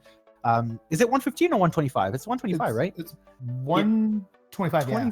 Yeah, it is 125. So 125 on attack and special attack. Like I said, trying to figure out if this thing is physical or special first is always something that's going to cause troubles. Then it really runs that suicide lead set very well with stealth rocks and explosion. I don't know. I just love Azelf. I love its speed. I love that it can go mixed. I love that it can provide any support option to any team. And it's one of my favorite mons. So I'm also a little biased on that. But competitively, Azelf has always been in the top. So I really like this pick for Rob's team, and I just love his team overall. I think it's shaping up to be one of my favorite teams I've ever drafted in the NPL at least. Yeah, Rob's team is looking really nice. Speaking of really nice, actually, Cheeseboy628 has drafted Raikou, and I really like the Raikou. Mainly because what Raikou offers Cheese's team is a calm Minesweeper, something that's like a really bulky pivot, checks flying types really well, can wear an assault vest decently. Speed, oh my god, that's the one. It's his first mon above 100 speed, I believe. Mm-hmm. Yeah, really nice speed here at 115, outpaces all the Thundies, all the Lotties. And if he makes this his Z move user, Z Raikou is a very threatening Pokemon in its own. But the pressure ability coupled with like Subcom Mind, I think, really what differentiates Raikou from other electric types out there. And I think Cheese Boys, it's much more Cheese's electric than say like a Thundurus or Tapu Koko, for example. So I really think Cheese is going to get the most out of Raikou this season. Yeah, I think it's definitely a great pick for him, especially because of the speed, because of that it's an electric type he previously did not have, and overall really a mon that can just late game also just win in the game, and I think it's a really solid pickup. And up next is our boy Vert, and Vert actually selects another electric type he has used in the past. He actually lost it, that's a different story, but that's Rotom.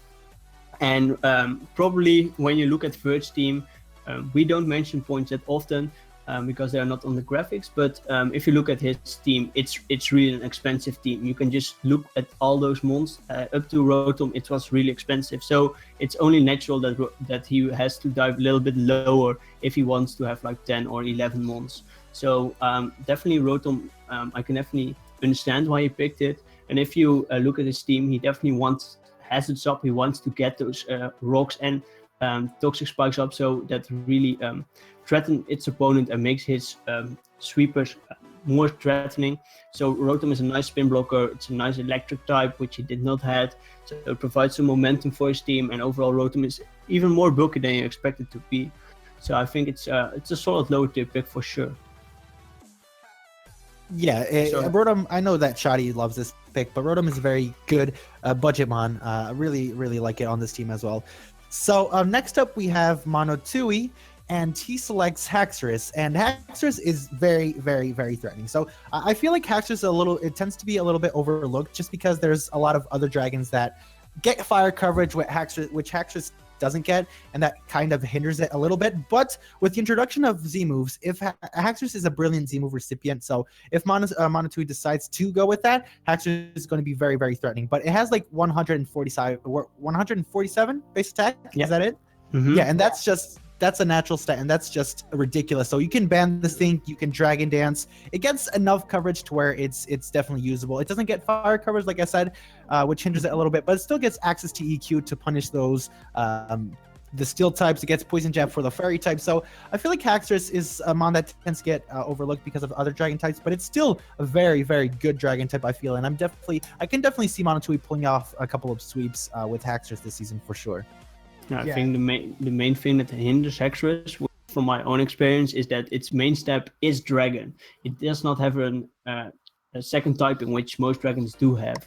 And that means that, yes, Bandit Outrage hits like a truck, but yes, there are also fairy types, so you don't want to lock yourself into a dragon type move. That's most of the time the problem. You don't want to lock yourself into Outrage unless that fairy is gone, and that's the main problem with a mon like Hexers, I always felt, but it's always threatening on paper, so you always have to prep accordingly.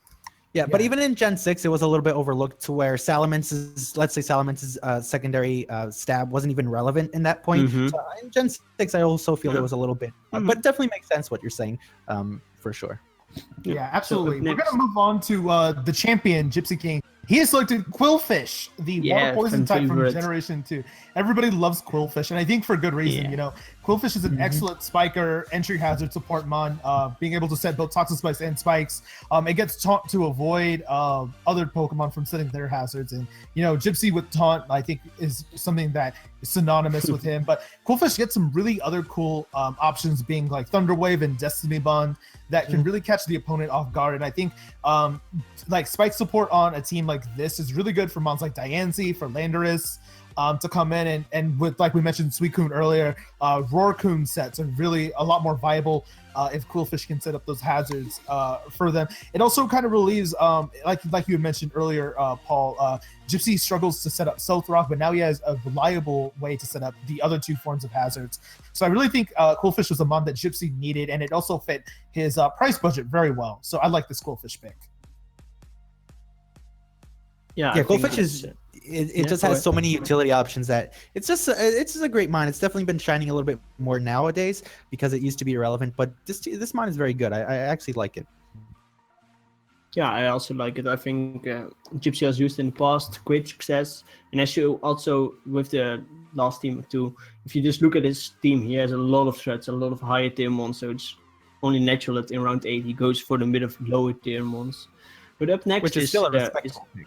Yeah, for sure. So up next is our boy Sep, and Sep actually drafts Galvantula. So if you look at Sep's team, there's not a mon except for the Rain Swampert that really springs out to you speed-wise, like Keldeo 108. It's not 110 or above. So Galvantula is actually quite a fair pick for a team like his, with like Mew, Garchomp, Keldeo. They all get a lot more threatening, with Webs up, full Galvantula, and also the Bisharp. It prevents actually default quite well, and if he pairs this up with like Ghost type later on, he can effectively render hazards maybe even useless, and then if he can get up webs all game, then that really benefits his whole team, and I think that's really great for him. And this also provides him with an electric type, which he currently lacked, so I think it's a great electric type that fits his team well, especially with the Sticky Whip support. Yeah, so Sticky Web, Rain, and prepping for Mew and Garchomp. Sebs definitely has a lot of different things that he can do with this team. So this Sticky Webs, mainly Sticky Webs, it's going to be great for his team. So next up, we have everyone's favorite commissioner. So we have Jolt, and he decides to pick up a fairy. So he decided to get Aromatisse. So Aromatisse is a mon that I've used before, and it's definitely a good budget pick as a fairy. It's a good wish passer because it does have decent HP stat. It can set up Trick Room as well. It gets, I believe it does get Thunder Wave, and still offensively, it's still a pretty good mon because it still has 99 special attack. So if you want to run a Life Orb set like Trev did, if you want to run it offensively, you can definitely run it offensively because it does have decent offensive coverage. So I really like this mon just because it's a lower fairy, and it's still one that can be used to very good success if Jolt can use it well enough. Pass Wishes, which is another wish passer because he already has Jirachi, but he can wish up Cofagrigus very well, Rotom, Guja, all of those fat wishes that Aromatisse can pass. So I really do like this pick on Jolt's team. Yeah, just ask Anthony why this mon actually really sucks, but that's it. So go ahead, Greg. I'm not a fan of Aromatisse either, but what I am a fan of is Rotom Cut, which is what Toe drafted. And I really like the Rotom forms in general. And what I like most about this one in particular is that it offers some useful resistances to Toge's team in particular, mostly being a grass resist. Kind of takes the pressure off of Torn and Lottie to do that. But it's also a really good pivot that can Volt Switch into mons like Mega Mawile and Alola Marowak, and a really, really beats down all water types with its dual stab. So the mons, which Mega Mawile and Alola Marowak don't really appreciate all too much. And it also gets at screens, it gets Will-O-Wisp. It's a really annoying mon to prep for and deal with. So I think Chris is going to get the most out of Rotom this season.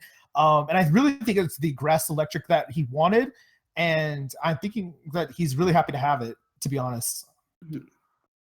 Yeah, so up next is Merc, and Merc actually finally gets his ground type in Gastrodon. So he previously did not even had a water type or a ground type. So I think Gastrodon is quite a nice fit.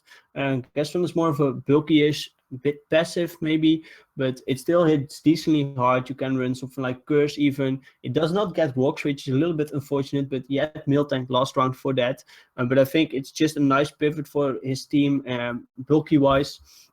And I think overall, it's a nice mon for his team, definitely. If you look at the defensive synergy at least, to his team, he has quite a lot of grass resist actually, which is the main thing that you are able to deal with this Gastrodon. But even Rindoberry Miracle, it could just surprise you. The only thing when I look at Merc's team is I hope just some more speed in the later rounds. Actually, because I believe his fastest mon is Mega Gardevoir, and that's not something you want in your draft. But I definitely believe Merc will patch it up later on. So up next is Shadi actually. Hera, you there, buddy? All right. Yeah, I'm here. Yeah, I'm here. I was just muted. My bad. So, Shadi drafted Pangoro, and Pangoro is a very, very interesting mod. It doesn't really get that much screen time, but offensive dark types and offensive fighting types are always very good offensive types in the league format. So those dual stabs are going to hit very, very hard. And then Pangoro gets amazing coverage, and it also gets amazing ability. So offensively, Pangoro is one of the most threatening mons on Shadi's team for sure. He has that Mega Kangaskhan right there, but I do believe that Shadi is going to be able to get Pangoro a couple of kills this season. Just those abilities and that move pool is very, very good. It can punish fairy types with Gunk Shot. It has Iron Fist to boost all the elemental punches it gets. And just Dark in fighting type is just such a good offensive stab in league format. So I really like this Pangoro pick. I'm interested to see how Shadi can use it. I don't know if you guys have any input on Pangoro, because I've never seen it used and I've never used it, so I don't really have that much of opinion on it. Most Terrifying of the to time play against.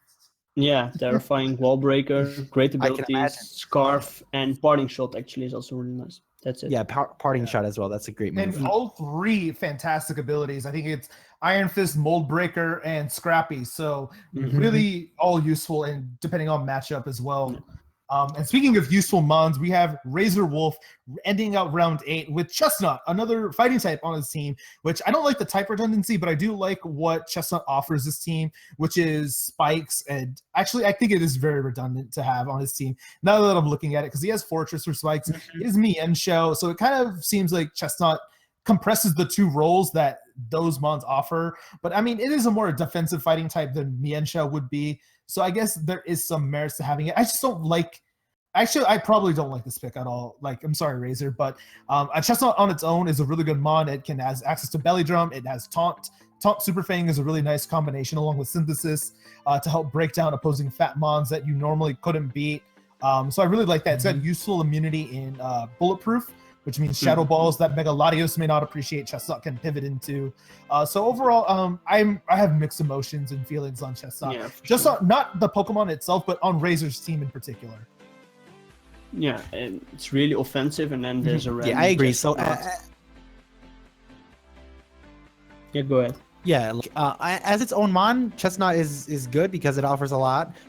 But on the team, it doesn't really make much sense, like Greg was saying. It seems like a bit redundant. He could have gotten another grass type if that's what he was looking for, but Chestnut just seems a little bit redundant on this team. And guys, I do want to say welcome. We have a new analyst joining us. Everyone say hello to KLover48, also known as Parker. Parker, do you want to say hi? Hello. All right. I was an analyst a while back. I did some power rankings with Bird, and so I've not been able to follow the stream that much because of my internet being kind of bad. But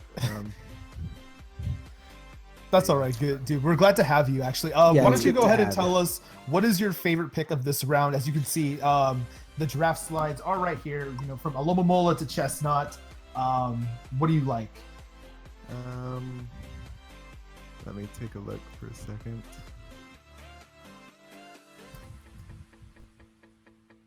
Personally, I think Alomomola is my favorite that Blake took, only because it fit his team really well, offering that wish support for mons like Registeel for the Togekiss, and Healing Wish to bring back Infernape and Necrozma back to life.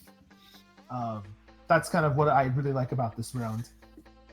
If I had to say personally, I'd say Azelf, just because I love Azelf. But I hate Blissey and Doublade together. But I don't know, they just form such a good core that Blissey and Doublade is going to be disgusting. Look at all the pink mons that got taken this round. Yeah. It's so fun. Ew. Yeah. Everything that's pink and blobby, I hate. Just putting it out there. Yeah, I I see a think lot this of was bulky, really bulky psychic yeah. types that got taken. Yeah. Mhm. I kind of like Raikou though. Raiku's always been a favorite of mine, and I like it. Yeah, going in round 8. Yeah, just because it's Round a 8 point seems like system, but- kind of late. Mhm. Yeah. Yeah, but still, you always expect Raikou to be picked a little bit in the earlier rounds. But yeah, I feel like round 8, it's a pretty good steal. Like, I'm not that big a fan of fast electric types, but I've used Raikou in the past, and I think that it's very good because it gets that, it can run that sub CM set, which is also very, very threatening. Yeah. All right, guys. Well, it was nice to be here for a full 8 rounds. I'm going to take off and hand the wheels off to Parker. So hope you guys have a simply fantastic stream. And I'm really looking forward to coming back towards the end and seeing how the drafts finish up. So peace out, boys. Yeah. So give a round of applause for our host, Greg. This was a simply fantastic stream. Okay. Yeah. So up next in round 9, we will start it off again with Razor. And Razor in round 9, also guys, just a quick heads up. At any time, we don't know the drafts, or at least most of us don't. So there might be some drafts that will be finishing up quite shortly because they could draft only 9 months, but most of the teams will have 10 or 11 months, but some teams might only have 9 months. So if you don't see in the later rounds, you might miss a team. It might be just that they are done drafting.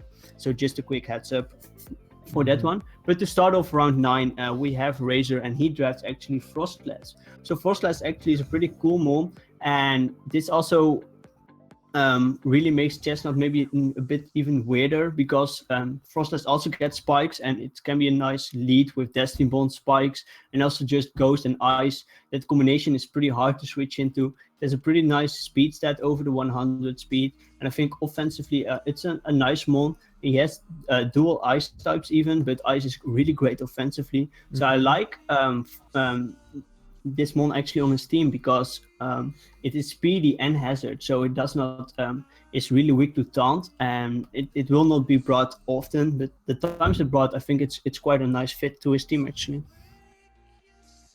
Yeah, I don't know. It wouldn't be a Razor draft if it didn't have a couple of weird picks. So I don't know. Maybe Razor just really wants to ensure that he has spikes up on the other side of the field. So he's drafting 3 spike setters. So I don't know. Yeah. Like you said, this just makes the Chestnut seem a little bit weirder. But I don't know. Razor might be able to make it work. I don't know, but he might be able to make it work.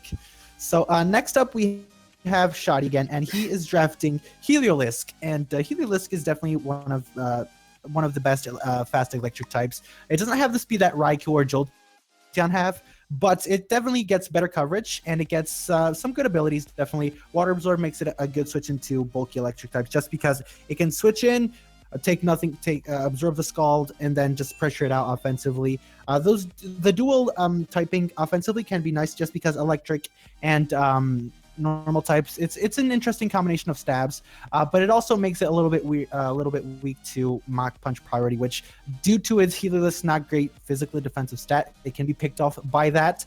But overall, Heliolisk is pretty good, and it fits well on Shoddy's team just because he didn't have any electric type yet, and any mon that has as much coverage as Heliolisk definitely gets. So as a Z-mon, Heliolisk can also be interesting. So I'm looking forward to what Shoddy Z-mon would be, but if it was Heliolisk, it would definitely make a lot of sense. Probably Volcarona still, but Heliolisk could work. Something I would go love ahead. to see from Shoddy would be like a pseudo rain 1 or 2 weeks with like dry skin, Heliolisk, Swift Swim, Seismitoad. things like Shaman and Skarmory that are weak to fire that Mhm. could benefit from that as well. Yeah, but even the other way around, just sunny day and then monsters like Volcarona and Solar Power Heliolisk is also fun. Yeah, Heliolisk is good with Mhm. basically any weather if he wants Yeah, to do some pseudo weather stuff. true. Yeah. Mhm. So if you want to, Parker, you can go ahead and take Merc's pick. Um, Merc's next pick is Talonflame, Yeah. which I always enjoy seeing get picked this gen with its nerf. I mean, Mm-hmm. and people kind of underestimate it a little bit now. It is definitely a lot weaker, but it's still not a terrible mon. Very fast. Yeah, that's the main thing. Yeah, has access to some. Well, it has access to taunt and roost, so Greg would love it immediately. Yeah. It has access to the Will-O-Wisp, just things like that. Little things you might not expect Talonflame to bring. Yeah, for sure. I think Talonflame. It doesn't just have to be a Brave Bird spammer, Yeah, for sure. And I also, yeah, it's just really nice for Merc because it's finally a mon that's really speedy and just good late game. Just clean it up. You have to look out for hazards, especially when he has a Dragonite and a Talonflame. So Defox Zapdos might be brought more often than he wants to, but that's something he has to deal with. But we will see for that. And then currently up next is our boy Toke, and Toke actually drafts Omastar. So Omastar is actually a really interesting and cool mon because Omastar gets pretty much all hazards. It gets spikes, T-spikes, and Stealth Rocks, I believe. Mhm. And so it can be a great lead option, but also if you pair it up in the rain, it actually hits pretty hard. So some week there might be a team that does not have the greatest rock or water resist, and it might be brought offensively. And I think Omastar mostly, if you look at his team, is drafted for those hazards because if you look at his team, where is his rock setter? I believe Lolomarek does get stealth rocks, but I believe that's also his only rocker. And then Diggersby the only spiker. I believe Omastar Mega really Mawile needed. gets rocks. Yeah, I was also thinking that Mawile also gets rocks, true. Yeah, I was not sure anymore. But it's true, it does get rocks. But those are not mons that you want to have rocks on every week. Obviously. And Omastar is probably a lead that he will bring quite a lot actually when you look at his team. Yeah, definitely. Even Shell Smash is. Oh yeah, Shell Smash, I forget. Yeah, Yeah, if I were Toge, I would definitely want a good spiker with things like Mega Mawile, Latios, Tornadus T, Lolomarek, things that hit hard, Diggersby, and yeah. you can't really switch in, and if you do, you're taking spikes damage. Yeah, for sure. So next Hera. up we have Jolt again, and Jolt decided to pick up Swampert. Now, Swampert doesn't usually get drafted that much. I've seen Monotui use it in the PPL to good use, and Swampert is definitely nice on this team because it gives him a nice and electric immunity. So his team was a little bit weak to just full switching around. It gives him a good stealth rocker as well, so that he can use Jirachi to its full potential with all the options that it offers. Terrakion doesn't need to run rocks either; can just be straight out offensive. So yeah, Swampert's definitely a nice pick on this team. Another water type, but it's okay because Rotom and Swampert do definitely completely different things. So Rotom's functions more as a pivot. Swampert, if Swampert got a little bit more, if it got a reliable recovery, it'd be great. But it does get Roar, so it can phase out stuff. It can hit on the both sides with Scald and Earthquake. It's a pretty decent mon. So like I've said, Mono 2 used it to good use. So yeah, Swampert's definitely a cool pick. Yeah. So Parker, go ahead. I'm personally not much of a fan of Swampert, but I don't deny that it can be useful, and with Jolt using it, I'm sure he can do some good stuff with it. Like he said, it gets rocks, and it's a good ground type. I generally don't like ground types that are 4 times weak to something because electric types can just run the hidden power. But there's also Rindo Berry options, different things, different variables. Yeah. So what you go over Seb's pick? Seb's pick is Tornadus Eye. I love Tornadus Eye personally. I think it's a very underrated mon.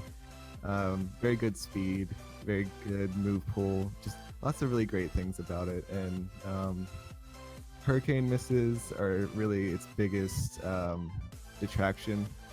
Having to rely on that accuracy sometimes. But other than that, it can be very strong. You can go physical or special. Lots of different things you can do with Tornado Sai. I personally love it. Yeah, it has rain, so its main problem of missing hurricanes is kind of not Oh, there anymore. I didn't Yeah, see that. true. Yeah, Yeah. that is correct. And with Prankster, it can be your secondary range setter and also tailwind support for the mons like Garchomp and Keldeo. Could definitely be great. I think it's shaping up to be quite an unusual team, but also quite a cool team actually. But then up next is our champion actually, and he's again going a bit in the lower tiers, and he's picking up Hariyama. So Hariyama is actually quite a bulky-ish fighting type, which is quite a cool fighting type, which has a lot of abilities it can use. I think some are sheer force, tick fed, which makes it even more tick than it already is. And overall, it still can hit quite hard actually, has some nice priority with bullet punch and such. And it's a mon that tends to be overlooked quite easily, but it's still, I think, a cool mon. I'm definitely curious how he will use it because, I think Gypsy can make pretty much any mon used to a great extent. Yeah, for sure. Hariyama is very hard to switch into just because it gets so much coverage and it has so much HP. So Assault Vest, Thick Fat, it can definitely make it for one that can take hits and then just fire off powerful close combats. Yeah. So up next, Monotui.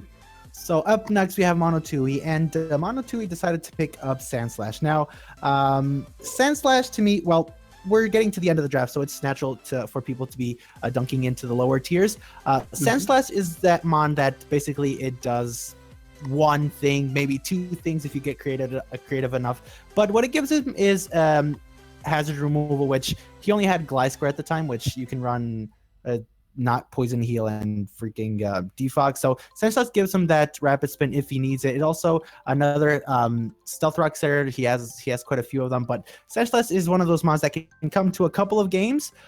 It will spin. It can probably set up an SD or two with an Earthquake. If he wants to run manual sand, he actually has T-Tar. So yeah, he has Sandslash so he has cool. T-Tar as well. So Sandslash can do that as well, but yeah, so it's an interesting pick. I want to see how well Mono can use it as an offensive mon. I really want to see it pick up a couple of kills this season.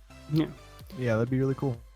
Yeah. So up next is our boy Vert. So Parker, if you want to go ahead and take his pick. Verd picks Umbreon, and Umbreon, I like Umbreon on this team. He doesn't have a Dark type yet. He doesn't have a Wish Passer yet, I don't think.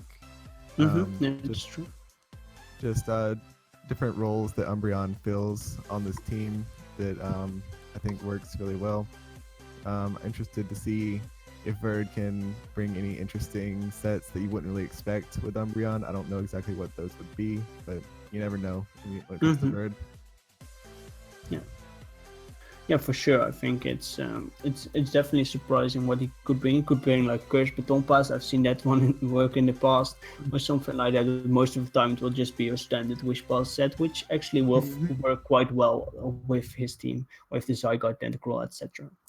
Yeah. So up next is our better Phoenix team in the Phoenix Sun Currents, and actually there is a Sand Setter. He drafts Mega Tyranitar, so that's the reason he probably took the Stoutland to pair it up with the Mega Tyranitar, which is definitely a great pair, I believe. And I think Mega Tyranitar tend to be overlooked. I think Mio used it in our D League from the CPC to quite a great extent actually, and I think it's a better D-Land setter for sure, but it also still is surprisingly bulky. Yes, you can't run any item on it, but it still also hits pretty hard.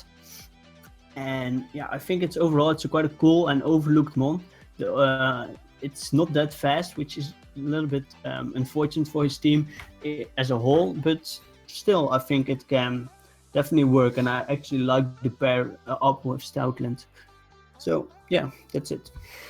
Yeah, we were expecting him to take a sand pick, and with Stalin that early, he took Mega T-Tar, which if you Dragon Dance up, it's definitely threatening, and it's definitely a cool pick for sure. So we can move on to one of my favorite teams, and we have Rob Jr., coach of the Gotham City Golurks, and he decided to pick up Primeape, which is a nice fighting type, a nice budget fighting type, and Primeape is cool. If it had a little bit more speed, it would be even better. But a Scarf Primeape is always something that you have to fear, even if it's just a little bit. It has Defiance, so he can punish those defoggers if he wants. Primeape also gets a lot of coverage. Doesn't get knockoff, which definitely hinders it a little bit, but it does get Night Slash if it really wants to hit those psychic types. So Gunk Shot, Seed Bomb, Close Combat, U-Turn. So Primeape is definitely a cool mon, and it fits well on this team just because he has ways to really hit those dark types really fat. Like a Umbreon can catch a close combat and probably it'll do a lot of damage. So Primeape is good as a lower tier mon, and I can definitely see this mon putting in work this season at least. Yeah, I prefer Persimmon actually, but that's just personal preference. I like that mon a lot, but Primeape's not a bad mon for sure. Next up, we have Aberforth and the Newcastle Umbreons, and his round 9 pick is Gigalith. Wow. Gigalith is pretty interesting. I don't really see too much on his team that really benefits from sand, but it is nice for his team to have another Stealth Rocker. You don't really want to force Nidoking in that position. You kind of want it to be attacking. So having a good bulky Stealth Rocker is nice. Gigalith can take a lot of hits and is actually pretty strong on its own and can deal hits back itself. Interested to see what'll happen with this pick.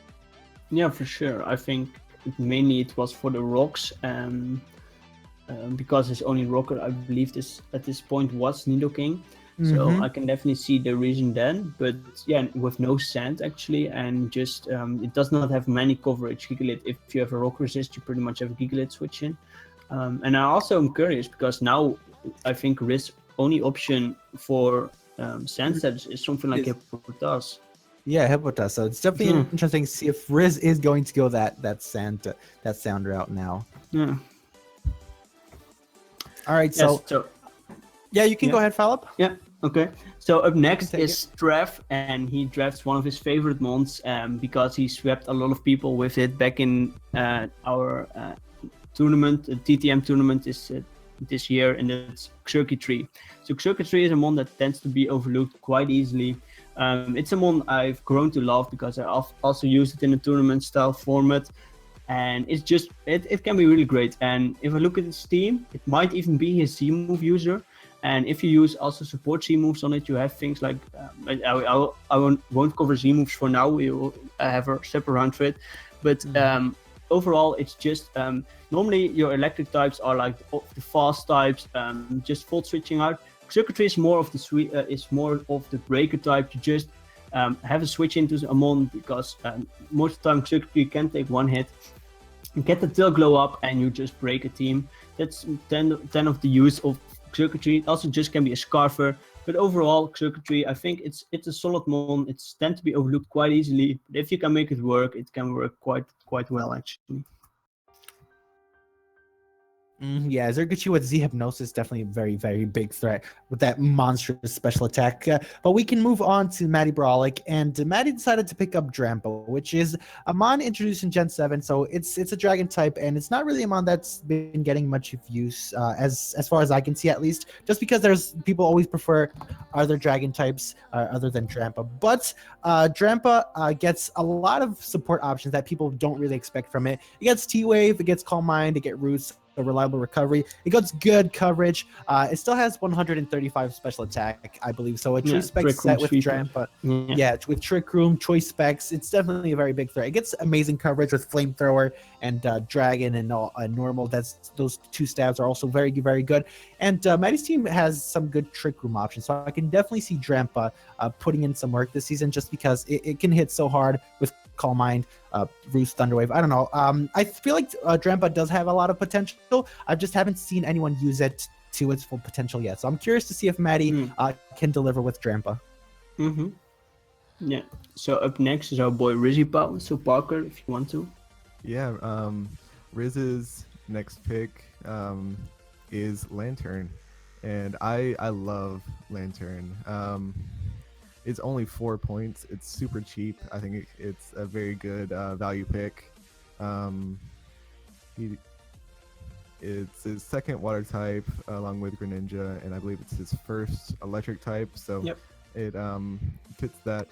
It can be defensive with status like Thunderwave or Toxic and Heal Bell, or you can go more offensive with it. I've seen Scarf. You can go like Specs or Life Orb. Like there's a lot that Lantern can do, and it can kind of surprise you. I think. Yeah, for sure. If Lantern had reliable recovery, then it'd be such a good mon. But, Yeah. but still, it doesn't. But it still gets 2 immunities with Yeah. Volt Absorb and Water Absorb, which is also always very crucial in the mind games and everything. Yeah. So Yeah. Especially that Volt Absorb. So Yeah, exactly. I think with to round off this this round is actually Blake, who drafts Excelgor. So Excelgor is a really nice mon. It's really fast, and if you look at Blake's team, he also had the Jolteon, so it was not that big of a deal. But still, Excelgor can be live orb offensively. Excelgor can be quite nicely actually, but also just most commonly it's just a lead set with like Final Gambit, Spikes. I believe he did have some Stealth Rock users, mainly Necrozma, Infoname, Registeel, but he did not have any other hazards. So I think Spike's access to his team is actually pretty nice. I think it's definitely a nice round 9 mon to round off this this round and for his team actually. Yeah, for sure. So, Solgar is really fast. If he gets some Z moves, it can actually be a little bit interesting. Although I do think that a Solgar appreciates an item a lot more. But I'm just referencing like last season, Trev ran like Z Mud Slap for a Heat Trend, so because he didn't want to miss Focus Blast. So I don't know. Solgar provides all those options. So you're going to see it more as utility mon than anything. But Solgar is definitely interesting. So with that, we get to the end of the round with some pretty interesting picks. So we're down to 9. Down to round 9. So what do you guys think was the best pick, the best value pick, let's call it that, of this round? I've got to go with Lantern. Yeah, I already kind of said what I thought about Lantern, and I think 4 points is really cheap for it. Yeah, for sure. I can agree with you on that. Philip, what about you? I think it's pretty hard because a lot of lower tiers went and then just some higher tier mons. But I definitely like the Tornado's Eye actually on Sep's team because it's a mon at 111 speed, so that's really nice above the base 100. Or is it one? No, it's 111. It's 111. Yeah. It's 111. And with the rain option, he does not have to miss hurricanes a lot of them, which is also really benefits him and just tailwind support for his team and such. I think Tornado's Eye was a pretty pivoting mon for Sep's team actually. Yeah, I just have to point out the sheer power that Xurkitree is, and it was drafted in round 9. So I think that's something that we need to point out because Xurkitree is. Like when people first saw it and saw that 187 special attack stat, they thought it was insane. And in League format, 173, but yeah. Is it 170? Yeah, it's 173. It still has a ridiculously high special attack. It doesn't really matter at that point. It's just so high. But yeah, getting that in round 9 is definitely an interesting pick. If it's a Z captain with Z Hypnosis, people are gonna have some trouble prepping for this circuitry. But yeah, so this round is pretty interesting. Really quick, what do you think was the I don't want to call it worst pick, but the pick that doesn't fit as well as others do? I think then I have to go with the Gigalith. I did not expect it actually on his team. I was going to say the same thing. Yeah, like an offensive rocker, yes, I could definitely understand it. But yeah, I was not. Yeah, Gigalith was not something that I would say, oh, that fits Ape's team like glue or something. No. Yeah, that definitely makes sense. I'd say Gigalith as well, just because it doesn't really seem to make much sense. But it's Aberforth, so you can never just say it's a bad pick. So with that, I guess we can go right back into the draft, and we can go into round 10. So who wants to take it? Yeah, you can. Okay, I'll take it then. So the first pick of round 10 is a powerhouse that's Rampardos. And Rampardos has an amazing attack stat, and it has access to sheer force and a lot of moves that get boosted by sheer force. So if you let Rampardos get a free switch into something, and you cannot check it offensively, then you're going to have trouble trying to find something to switch into this mod, just because 165 with access to sheer force and a lot of moves that get boosted by sheer force. Even a rock polish set with Rampardos, I'd love to see a sweep with rock polish Rampardos. I don't know, you can just band it and run head smash and just, you'll probably kill yourself because of the recoil, but you can kill something on the opposing team. So I don't know, Rampardos is definitely a mod that has potential. I just want to see someone use it with the rock polish set. I don't know if Blake can pull off a rock polish sweep, I'll be so happy. Yeah, so one thing to keep in mind, guys, Blake still does not have a mega, so I don't even know if he wants to have a mega, but it might just be his last round pick, which is he still has a lot of points Yeah. too. He has a lot of points too. Yeah, so we will definitely have to see what he will have in store for us. But I believe now, if Parker wants to take it, he can take Riz's pick. Yeah, Riz is round 10. Is that what? Yep. Yeah, round 10. Riz's round 10 pick is Blaziken. Blaziken is a pretty interesting mod. Has a not great speed. It it's under the base 100. It's It's based 80, right? Yeah, Yeah, so. base 80. It's based But 80. it's not terrible speed either. It's a second kind of middling speed fighting type that he has along with Breloom. But it has a lot of setup potential. And a fire type is always a good thing to have. Different things you can do, different things you can set up with. Yeah, it can go physical, special, has access to agility, baton pass, swords dance. It gets a lot of coverage. But just thinking maybe something like Delphox could maybe make a little bit more sense on his team since he already has Breloom, but I'm not sure. So guess we can move on into the next pick. So Falab, if you want, you can take that. Yeah, sure. So Mary Brolick actually drafts Crabominable. I don't even know how to pronounce it correctly, but if you look at Manny's team, he was just like, okay, this season I'm going to have a lot of fun, guys. I'm going to bring Trick Room quite often, and I'm going to destroy teams with a Trample and a Crabominable. So this is it's definitely looking pretty a fun team actually, but still it can definitely work wonders. But I'm definitely curious how we will use it. On the Trick Room, I believe, with fighting and ice coverage, with Ice Hammer and Close Combat, I believe, this mon does not have many switch-ins. The only problem is that it's also quite easily dealable with without Trick Room because it has lackluster speed. It has some decent bulk, but it's definitely two mons in Dramp and Carbonable that are not seen often in draft, and I have never ever seen them actually used in format that's to what extent. So I'm really curious about them, and I'm really curious how Mary will use this team at all. Yeah, for sure. I love Crabominable. It just looks so silly. It has a great design. But we can move on, and we can move on to Trev's pick. And Trev decided to pick up Torkoal, which is a very neat pick. So Torkoal was another of those mons that got a huge buff in this gen. Of course, right now having Drought, but it gives him another Stealth Rock user, which he only had Nidoqueen, which Nidoqueen is a great Stealth Rock. Does Blissey also get Stealth Rock? Yes. Okay. It does, right? So yeah, but Nidoqueen is a great Stealth Rocker, but you don't want to run Stealth Rock on it all the time. So Torkoal can definitely fit here.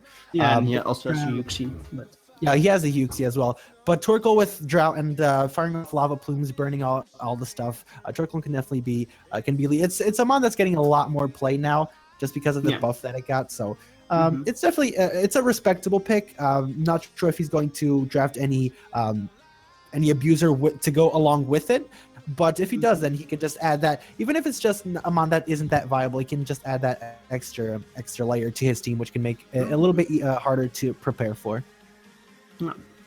Yeah, for sure. So Parker, if you want to get Ape's next one.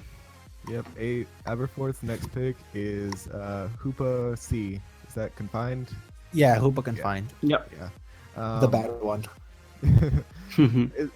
This is another pick that Abe made that I'm not really sure fits his draft that well. I feel like when you draft a Hoopa C, you're gonna want a more bulky dark type to be able to take those dark and ghost type hits for it.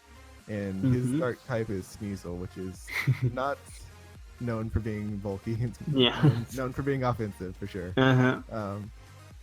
He'd also want like a normal type to take ghost hits as well, which I don't see on his team at the Nope. moment. So As of yet, maybe. Yeah. Yeah. Yeah. So it's indeed a little bit maybe a bit weird pick, but it is kind of a spin blocker, kind of.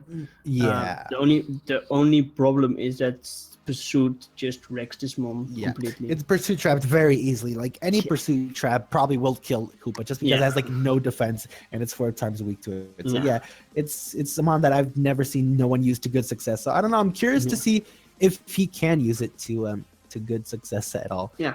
But yeah, so we yeah, can move on to it can be a good mod. Yeah, for sure. yeah Mhm. for sure. So Val, Yeah. we can move on Yeah. into the next So- pick. Yeah, so Rob Jr. Actually drafted Swilives. So keep in mind, he probably will save up some points because now he has some low demons in Prime Up and Swilives. But as you can see, he still does not have a Mega. So probably like Blake, he will draft his Mega in the last round and just knows from all the other teams that have drafted Megas that it can be sniped. It's a concept that's often used, and I like to use it too because you can just have pretty much a free last round pick because you already have it set in stone. People can snipe you. So for now, he drafted Swilaus, probably just because he does not have a dog type. He did not have a dragon type. Swilaus is quite a cool mon in the sense that it's quite bulky actually with a Violet 2. Overall, I don't know even what it does really great, but it could be hard gets hitting hustle. with hustle, choice hustle, band. so- Yeah. Mm-hmm. Or bulky, one of the two, but I think he just wanted the dog type, he wanted the dragon type, he saw Swilaus, he thought, okay, let's just take it. That's my opinion on it. If he brings this thing to more than 2 games, I would be very surprised. If he gets in kill with it, then I don't know. But Yeah. we can move on, and we can move to Cheese Boy. And she selected Swellow, and I'm a very big fan of Swellow. Yeah, It's another me mon too. that got a buff, and just Specs Boomburst now just hits ridiculously hard. It just hits ridiculously hard. Due to its high speed, sometimes you'll be able to run Modest as well, so you can just hit even Mhm. that much harder with the Boomburst. So this mon definitely adds some good speed to his team because did he have anything above 100? He No, he had the Raikou. Raikou. Yeah, he had Raikou. So Swellow adds some good speed to his team. It's another normal Yeah. type from Stoutland, but really with Swellow, realistically, you're going to be clicking 3 moves: Boom Burst, Heat Wave, and U-Turn. That's really all you're going to be clicking, and that's all you need to click with Swellow. To be honest, it's just gonna punch hole through a lot of teams. So I don't know. I really like Swellow in this gen. I've used it before, and I really liked it. Yeah, same. It's a really great fit, and also just when I first saw his team, I was really thinking, he lacks speed, more offense, and then just in those later rounds, he patching it up greatly. So I think Yeah. Jesus' team is really looking quite strong. Yeah. So It's coming Parker, if you together want if you want to go ahead and pick cover Verge pick, who went from a lot of really strong mons to like more of the low tiers. Yeah, the Tampa Bay Frogadiers round 10 pick is Smeargle, which is the most versatile mon you could ever pick. It can do. I mean, it can get anything. It generally doesn't want to be very offensive on its own. mean, but, You can run V-Create Smeagol and kill a Scizor. yeah. Generally, you're probably gonna see more like hazards, like Sticky Web and things like that. Spore. Yeah, Spore.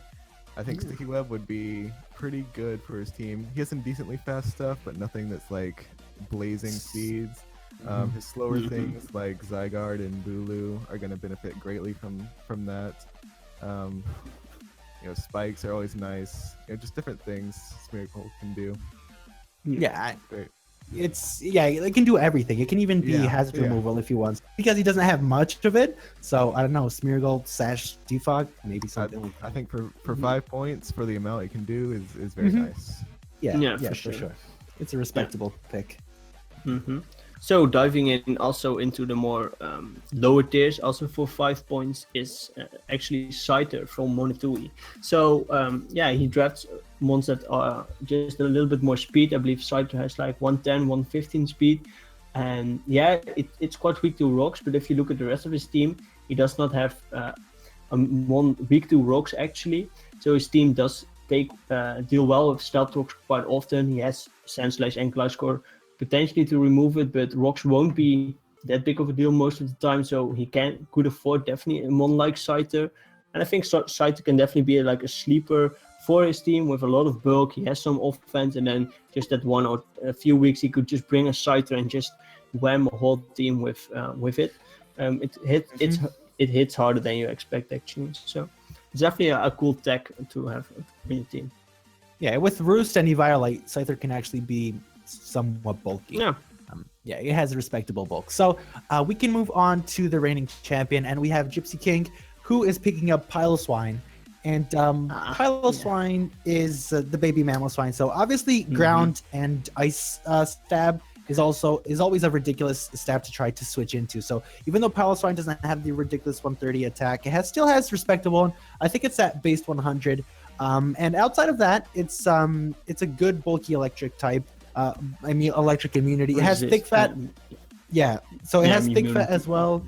It has thick fat, so it can resist ice and not be weak to fire, which is also nice. It gets another stealth rocker, with Gypsy doesn't really. I mean, he has Mega Dancey and Landorus, but you really do want to run other moves other than stealth rock on Landorus and Dancey itself. So I like this pick just because it functions well with Landorus, because they're two ground types, but Piloswine actually resists ice. So if a team wants to prep with HP ice, then he won't be able to hit both the ground types super effectively. So I don't know. I feel like it complements the rest of his team well, and it gives them ice shard priority, which is it's always important to have some priority on your team.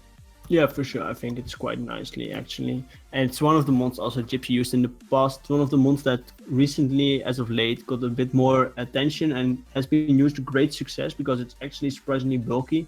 And he lacked a ground type. He could even afford to get it around 10. I think it's pretty solid.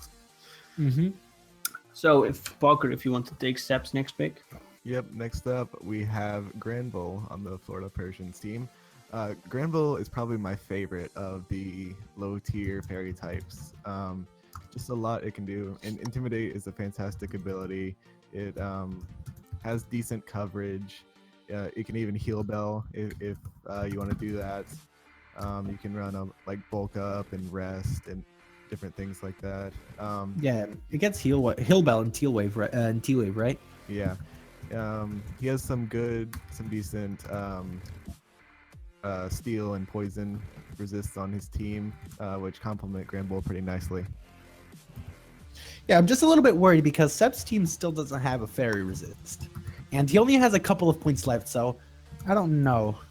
He might struggle a little bit to switch into barrel fairy types, but Seb will certainly find a way to try and play around that at least. So yeah, Granville's an interesting pick, but we can move on to Mama Jolt. So Philip, if you want, you can pick it. Sure. Up. So Mama Jolt actually picked up Zangoose, and now this actually explains to me why I think a few days back in the NPL chat there were like a lot of Zangoose calcs, because Toxic Orb Swords and Zangoose hits like a truck. So yeah, Zangoose pretty much, Jolt has drafted a lot of bulk as of late in the later rounds. As you saw, he had some speed with Crobat, Rakion, but Zangoose, I think it's 95 his speed, so it helps with his speed tiers. And overall, Zangoose hits pretty hard, as I just mentioned. It gets, I believe, it doesn't get quick feet and guts. Yeah, I don't know. It gets toxic. What is it called? Boost. Toxic boost. Yeah, it's toxic boost. Toxic, yeah. Yes. Yeah, so it's pretty hard. It has priority and quick attack. So I think it's definitely for a lower tier mon. It's definitely a cool offensive mon for sure. I've been on the receiving end of Zangoose, and I just gotta say that it's not fun trying to find a switch into this thing, just because Facade in close combat is ridiculous. So yeah. So that's Jolt's pick. So we can move on to Togevar's pick, and it's actually his last pick of the draft. So he decided to only go with 10 Mons, and he is going to be picking up Alolan Muck. So Alolan Muck is definitely one of the Alolan Mons that aren't Ultra Beast that's been getting more play this gen. So it's a great Pursuit Trapper. You can run sets like Curse and then Rest Talk, which is very, very annoying. I've seen it used very effectively. A Knockoff and Poison Jab are very powerful stabs. It can run Assault Vest very, very well. So it can switch into any Psychic type, really. And then just Pursuit Trap it or knock it off. So Alolan Muck is definitely good, and it can come to good use onto Toge's team for sure. I've seen Alolan Muck being used very, very well. So I think that Toge will be able to use it just as well. So I'm excited to see Alolan Muck put in some work this season. I'd like to add that I think it's really cool that he has both Alolan Muck and Alolan Marowak, two probably the best Alolan forms out there. True. Generally, his team just has Mhm. a lot of hard hitters. Yeah. I'm just so surprised that Alolan Muck lasted this long Yeah. because I've used it recently in one of my drafts and I fell in love with the more it hits. Can do quite a lot actually. You can run it more offensively with like a Fidgy Berry and Curse. It can be your AV pivot. It just takes a lot of hits actually, and Yeah, it's it- really cool. Mon. It did so much in the past season of both majors and minors. Just very Yeah. legit, so you both used it Yeah. so well. Yeah, Yeah, it gets so I'm them- surprised. Mhm. Yeah. It just gives them a very much needed dark type, so a dark resist. So yeah, he definitely wasn't eating that. Outside of Yeah. Mega Mawile, he didn't really have anything else to switch into knockoffs, but Alolan Yeah. Muck is here now.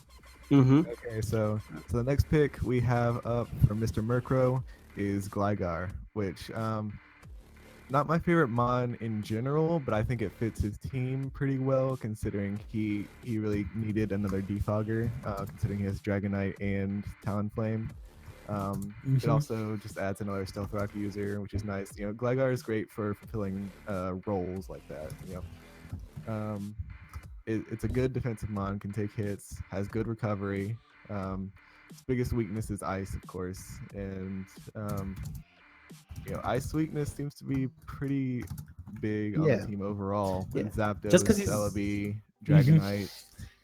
He's looking like Bird Keeper Merc because he has like 4 flying types now. He has Zapdos, Dragonite, Talonflame, and Gligar. So I know flying spam could be something to use, but yeah, he definitely needs a little bit more hazard removal if he wants to make all his flying types work. Yeah. So Philip, introduce us to Shadi's next pick. Yeah, so Shadi drafted for round 10 Weezing, which is a solid lower tier mons because it's actually quite a nice sponge for quite a lot of hits, and poison types tend to be weak to Earthquake. This one is Levitate, helps it quite out and nicely. It has extra Will-O-Wisp, still can be run like AV with some special attack investment, still hits decently hard. Also provides his team with Toxic Spike support, which is really key because he had some Stealth Rock users, mainly Seismitoad Skarmory. He had Spikes with Skarmory, but he did not have T-Spikes, so now he has the full spectrum of those 3 hazards. So I think that covers his team pretty nicely. So I think it's definitely one of the nice lower tier mons for him for sure.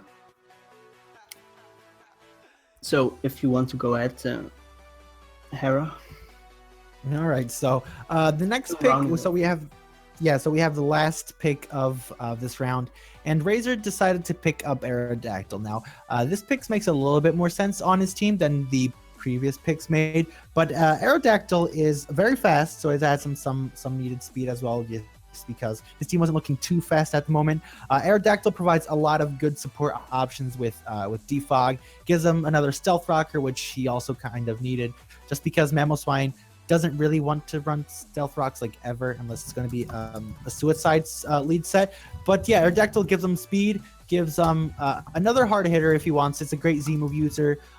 It's another Stealth Rocker. So definitely makes sense, this pick onto Razor's team, and I can definitely see it doing something this season. I don't know if it will shine that much offensively just because he has so much other things that can do a lot more work. But I know Shadi that will love this Aerodactyl pick. So yeah, it's a cool pick at least Yeah. it makes sense.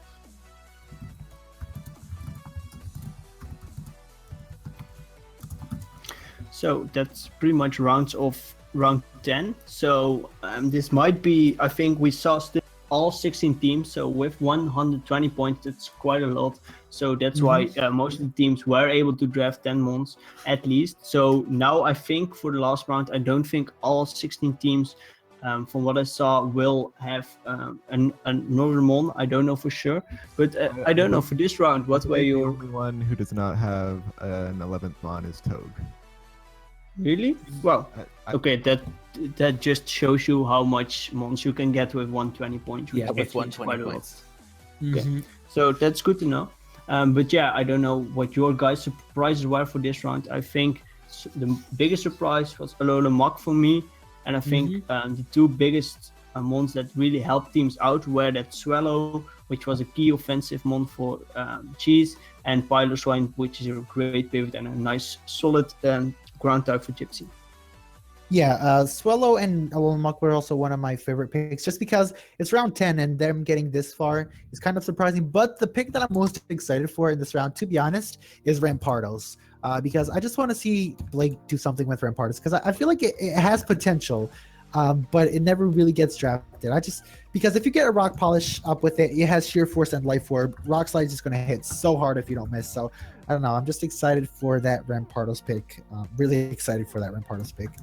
Yeah, I also liked the Alolan Muck and Swallow, like you guys were saying, but the one mon I want to just shout out to is Granbull. I love Granbull. You know, like you said, it probably would have been better to have picked like a good resist to Fairy than a Fairy itself, but I still think Granbull can be a great mon this season.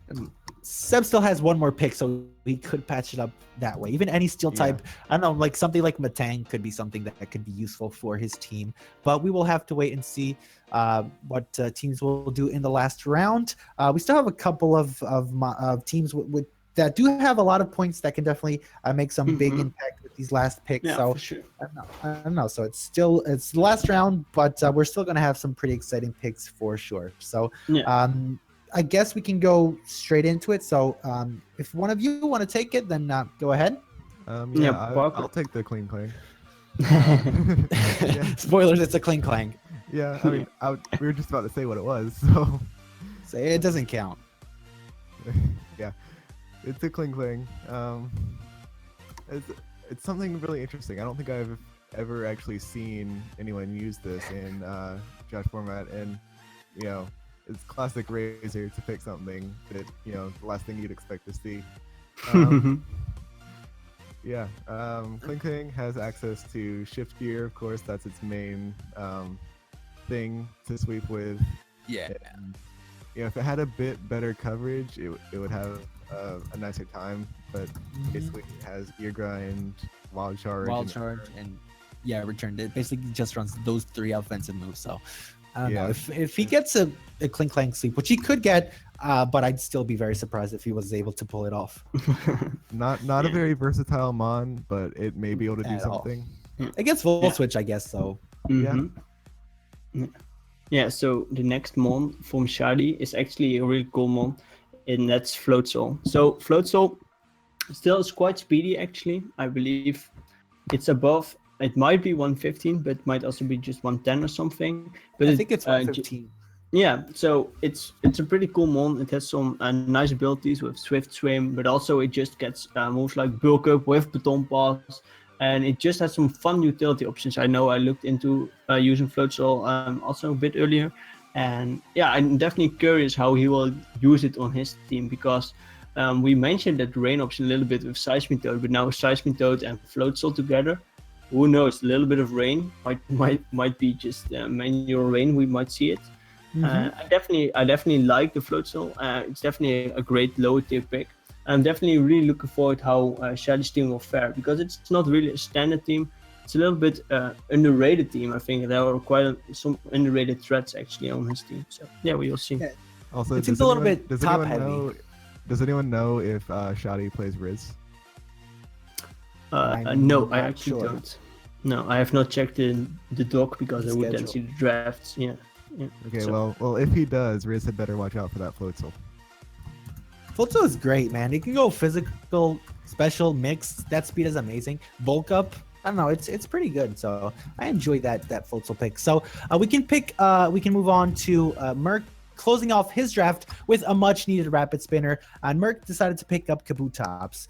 So Kabutops isn't the best spinner around, but it definitely helps his team a lot because he does have four flying types, and he didn't really have any rapid spinner as of yet. So Kabutops fits well on his team. Kabutops can be threatening if it sets up an SD against Stone Edge, Waterfall, Aqua Jet for priority. So I do think that this pick improves his team a little bit. It might be a little bit too pressured to always come to games, even if it's just a rapid spin. I don't know. People don't seem to value hazard removal as high these days, but when you have four flying types, you might want to draft a more reliable rapid spinner. But I definitely think that Kabutops can come at least half of the games this season and do some work either offensively or just supporting stuff like Dragonite and other stuff. So yeah, I do like this Kabutops pick. I do think that it fits well on Merc's team. Okay, so Yeah, for sure. next up we will be skipping Togevar as he's finished his draft. So after that we have Jolt and the Toronto Star Raptors finishing off his draft with his Mega Houndoom. I love Oh boy. yeah, Mega Houndoom. It's his only fire type and only dark type, so good type diversity there. Has fantastic speed, 115 I believe. You know, it hits really hard. You know, its dual stabs alone just cover a lot of ground. Yeah, for sure. Yeah. Yeah, and you I can think boost it's it with nasty plot, so you don't really need much else than dual stabs. Honestly, it gets Sludge Bomb, but yeah, and Sunny Day, so you have access to Sunny Day solar power. Yeah, and I think 10 points is very cheap for I was that. also looking at that indeed. For 10 points, it's actually quite a steal. Yeah, I agree. Yeah. So I think it's definitely a nice one to round off Jolt's team. He has definitely some offensive, some offensive big threats, but also the bulk to back it up. So next up we have Sab's team, which was a little bit of a weird team, but I liked it. And now he finished it actually off with Articuno. So Articuno actually is another flying type with Tornado's Eye, also a hurricane user, so he will hit those hurricanes. Also, Ice Stab is pretty nice to have on your team actually. It also gets Freeze Drive for those pesky water types. I believe it is also a base 100 mon. It is quite weak to rocks, which might be a little bit annoying as he has a Pelipper and Tornadus and Articuno. And when I look at his hazard removal, I believe Pelipper is also Defogger, and Mew and Articuno are technically also Defogger, so mainly it will be Mew. So it's definitely a weird team, but it might just work at all. It might just flat out not work. I don't know. Seb was probably high when drafting. I think that might have influenced it. I don't know. Isn't he always high? Yeah, I know. So it's not a fairy resist like we predicted, but I don't know. Like you said, it's a very it's not a very conventional team. Yeah, it's an interesting team, but Seb can make it work, I believe. Yeah. So up next. Yeah, so we can move on to Gypsy's final pick, and he picked Audino, and Audino is definitely very interesting just because it's a very good cleric wish passer. It can be very passive. It gets good coverage, but still his offensive stats are just make it passive. But of course, Gypsy is just not going to leave it in on a mon that can take advantage of it. So Audino can come to a couple of games, pass some fat wishes, heal Bell a little bit, and just give in general good support. It gets access to knockoffs, so removing items is always nice. So he can remove items so that if Team Preps puts an item on a mon to not get trapped back out the tail, Audino can just remove that with knockoff. So Audino provides good support to a team. So as a last pick, it's an interesting last pick with wish and with cleric duty. So I don't know, interesting pick. Never seen it used before, but like I said, it's a good wish mon. Yeah, exactly. I've seen Mega Audino, which is Mega Audino is disgusting. I don't know because Audino is the fairy type. So no, true. No, it's just a nice cleric for his team, and I think he can. But it tends to be a little bit too passive. But I think with access to knockoff T-Wave and then just wish and heal Bell, I think it will be just fine as a last pick. So Parker, if you want to go ahead. next up, we have Monatui finishing off his draft with Manectric. He didn't have an electric type, so Manectric is a nice low tier electric type to get in this final round here. Pretty good speed, I believe it's 105. Decent coverage with like flamethrower, hidden power, ice. It can hit most things it wants to hit. It's not something you probably bring every game, but it can do something in particular matchups, of course. Yeah, what I really like about Manectric is that it gets switcheroo, so you can always run like Choice Scarfed or Choice Specs and then switcheroo. So I enjoy that about Manectric. It can trick stuff that's supposed to check it. It's always good. It's always good to have a Volt Switcher. I believe it's his third electric immunity, which is very nice for Toxapex. Yeah, for sure. It's also one of his only really especially offensive ones. If you look at the team, actually, the only other one is Ray Nicholas. That's also something. Yeah, it adds him some speed as well. So it's a nice pick overall. As a last pick, it's a good pick. Yeah. Yeah. And then third rounds off his team with one of the best hazard removals in the game, Claydol. So Claydol actually resists rocks, is immune to spikes, T-spikes, etc. So it's definitely a really solid mon. Now, Claydol, it can rapid spin for sure, and he needed it because his only other rapid spin was Tentacruel, and with Mega Pinch on your team, you tend to have a little bit more hazard removal options.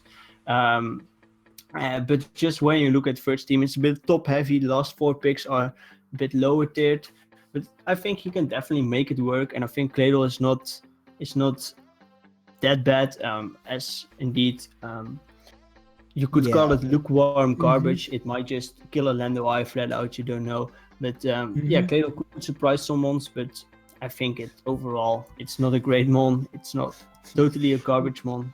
So technically, it's immune to every form of hazard, so it should be one of the best rapid spinners in the game. I guess it has that for it. I guess it has that. So we can move on to Cheese Boy, closing up his draft with Gallade, and Gallade is a very good low tier fighting type. It has very good special attack, so it can run Assault Vest very, very well. It can run a bulk upset, and you're gonna have some trouble killing it. It has access to a lot of support moves.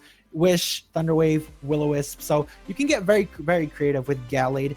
And even offensively, I think it has like 125 base attack with loads of coverage, loads of support options. So I am a really big fan of Gallade, to be honest. So I feel like it will fit well on his team. And like I said, if you get creative enough with it, you can definitely make it shine, even if it's just being a support mon. So yeah, I'm excited to see. I just hope that he doesn't run just the conventional like offensive sets. I want to see that's wide move pool being taken advantage of. Yeah, for sure. And moving on to Rob Jr.'s final pick. His final pick is his Mega Sharpedo, which I love. Yeah, I've never really seen Mega Sharpedo used that much. I believe we have a Mega Sharpedo clause to where it is allowed to not Mega Evolve to get the speed boost. Yeah. Is that correct? Yeah. So that's very nice. That's something it desperately needed, I believe. And it still has 105 speed, but yeah.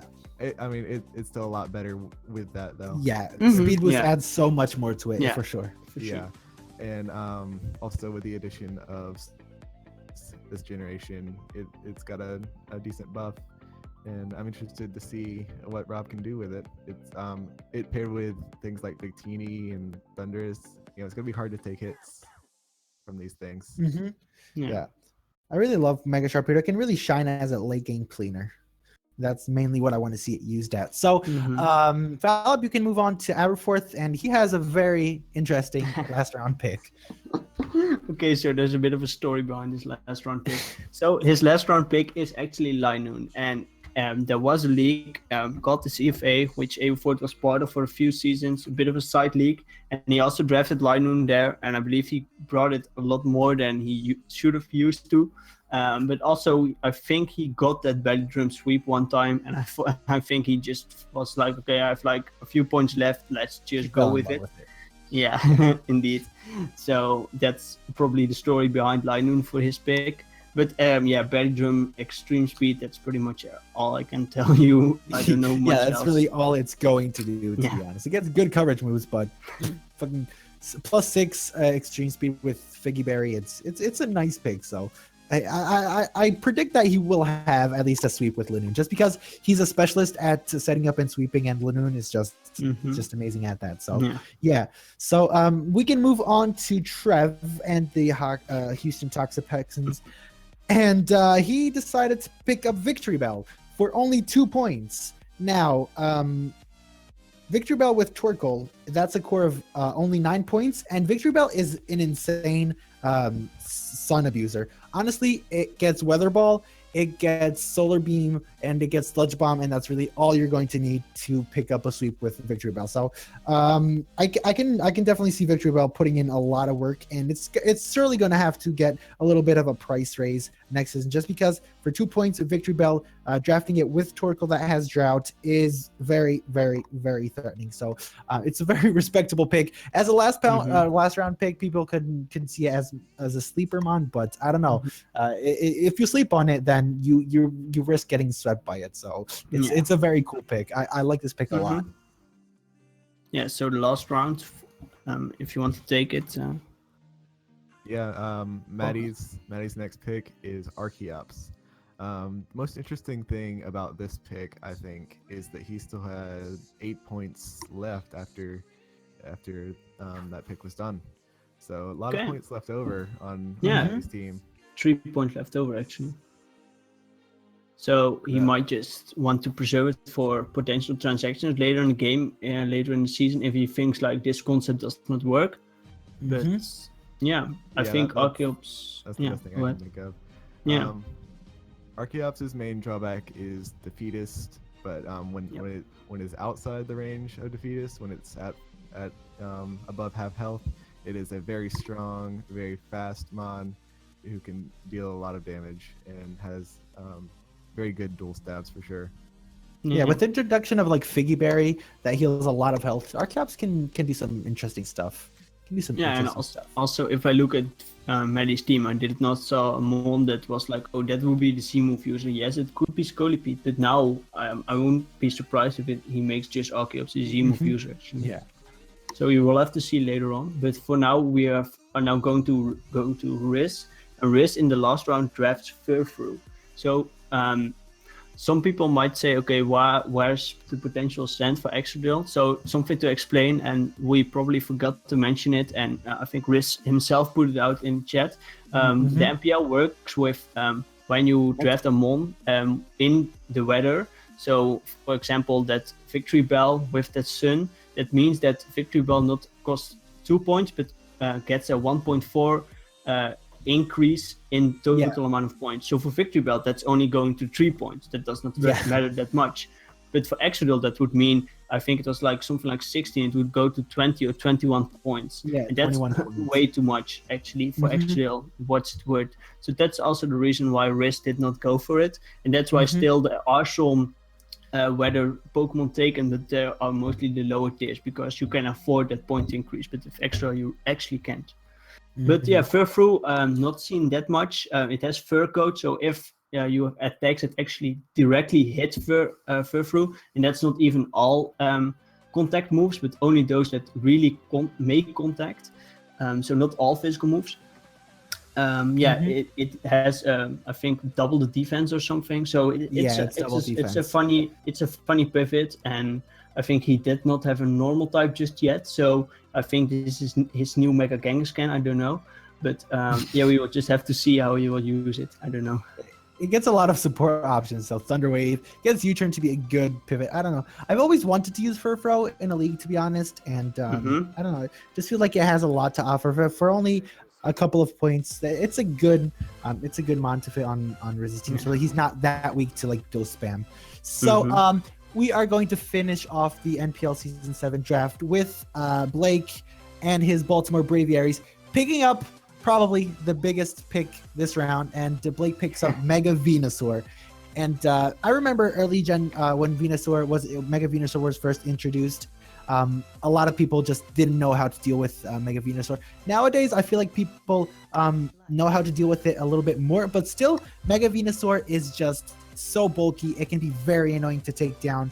So he has Mega Venusaur and Registeel, which is a very good core. He will also add stuff like Microzma and Alomomola, and his team is looking not that fat, but he has that core that really makes his team annoying to deal with outside of having to prep for his offensive mon. So round 11 Mega Venusaur is definitely something that surprised me a little bit. We all knew that he was going to make a big pick last round, and here it is, Mega Venusaur. Yeah, it's definitely an interesting mon. A mon that also itself a little bit with the transition, because not really transition, but just over time, because as you mentioned at the beginning, a lot of people struggled just dealing with a normal Mega Venusaur, but over time people found ways to deal with it. But also there are now some new sets. I've seen Curse Mega Venusaur used to quite some extent actually. So it definitely is a mon that has some few tricks up its sleeve you might not expect, and I definitely think it's very cool. But that definitely rounds off this last round. So yeah, I don't know what you guys think of the last round. We saw like 3 megas still go, and a lot of lower tier mons, and there were still, I think, quite some nice mons. I think all the megas were quite great for all the teams. And of those lower tier mons, Medi's Archeops is solid. The Victory Bell is also a nice steal, and I'm just curious to what most of those mons will do, and what impact will those low tier mons have on their drafts as a whole. Yeah, my favorite pick is Toge's pick. Oh wait, he didn't get one. But we have to talk about round 11 Mega Venusaur. It's obviously going to be the mon that would make most impact on a team. But like you said, I want to see how well the lower tier mons will fare on teams, because there's those type of mons that just come to 2 or 3 games and they can just surprise the opponent because they just don't prep for it. And they can get a surprise sweep, like let's say Lanoon or Clink Clank or even Float Soul. I don't know. A lot of these mons are solid. I'm just a little bit confused on why Seb hasn't picked up a Fairy Resist. But Articuno is definitely an interesting pick. Not sure if it fits that well on his team, but you can't just doubt Seb. He definitely has something up his sleeve, and I'm interested to see on what it is. But at the moment, not having a Fairy Resist is leaving me a little bit iffy on his entire draft, to be honest. So if you want to, Parker. Anything to say about this last round, Parker? Yeah. It's kind of being overlooked is Gallade. I think it's a very versatile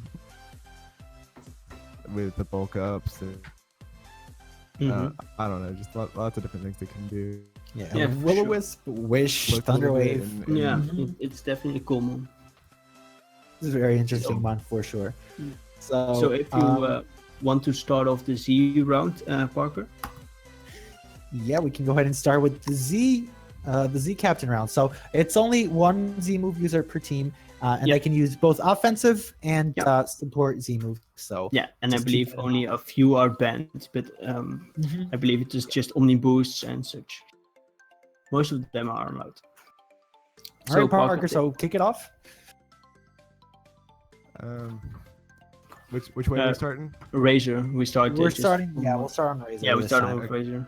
Okay, Razor's Z move user is Thunderous T, which I think basically any of the genies are pretty good Z move users. Thunderous T is pretty great. Yeah, they all have pretty good like coverage and things like that. Yeah. Z-Move's coming off that 145 special attack is definitely very, very threatening. Loads of coverage, and even if it's just for the sheer power, like Gigavolt Havoc at +2 coming from this thing is just so ridiculous. So it's definitely, I think it's the most logical Z-Move user on his team. He could go for like Z-Belly Drum Azumarill, but I think that in the long run, I think that Thunderous would be the one that benefits most from the Z-Move. Yeah, and it makes physical a little bit more viable actually with C-Fly. So it's definitely a cool tech. So then up next we have Shadi, and it's to no surprise that his C-Move user is indeed Volcarona. So basically, for Corona, if you set up a quiver dance, there might be just one or a few months that still can switch in, but now it has access to like Z Bloom Doom, Z Shattered Siege, or just the Z Inferno Overdrive, and just mons will just flat out die. And that's, I think, really great about it, and it's pretty much how Volcarona is to be used. Especially this gen, it just with the Z moves, it just hits a lot more harder and just can get rid of those pesky walls that previously it had problems dealing with, even at +1.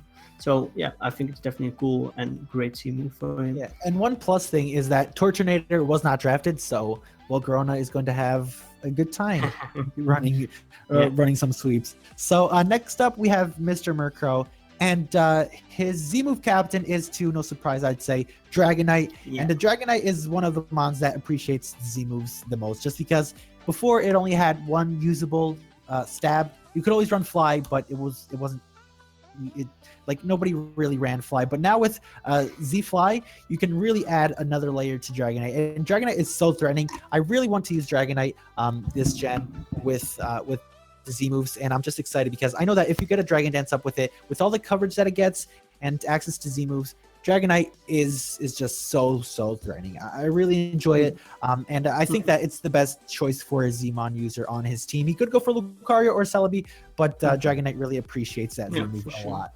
Yeah, and also just special with agility, and then with some coverage options with C moves, it breaks a little bit better. So definitely is a great C move user, I think. It's just those rocks he has to get rid of them because he's before he switches in, but that's it.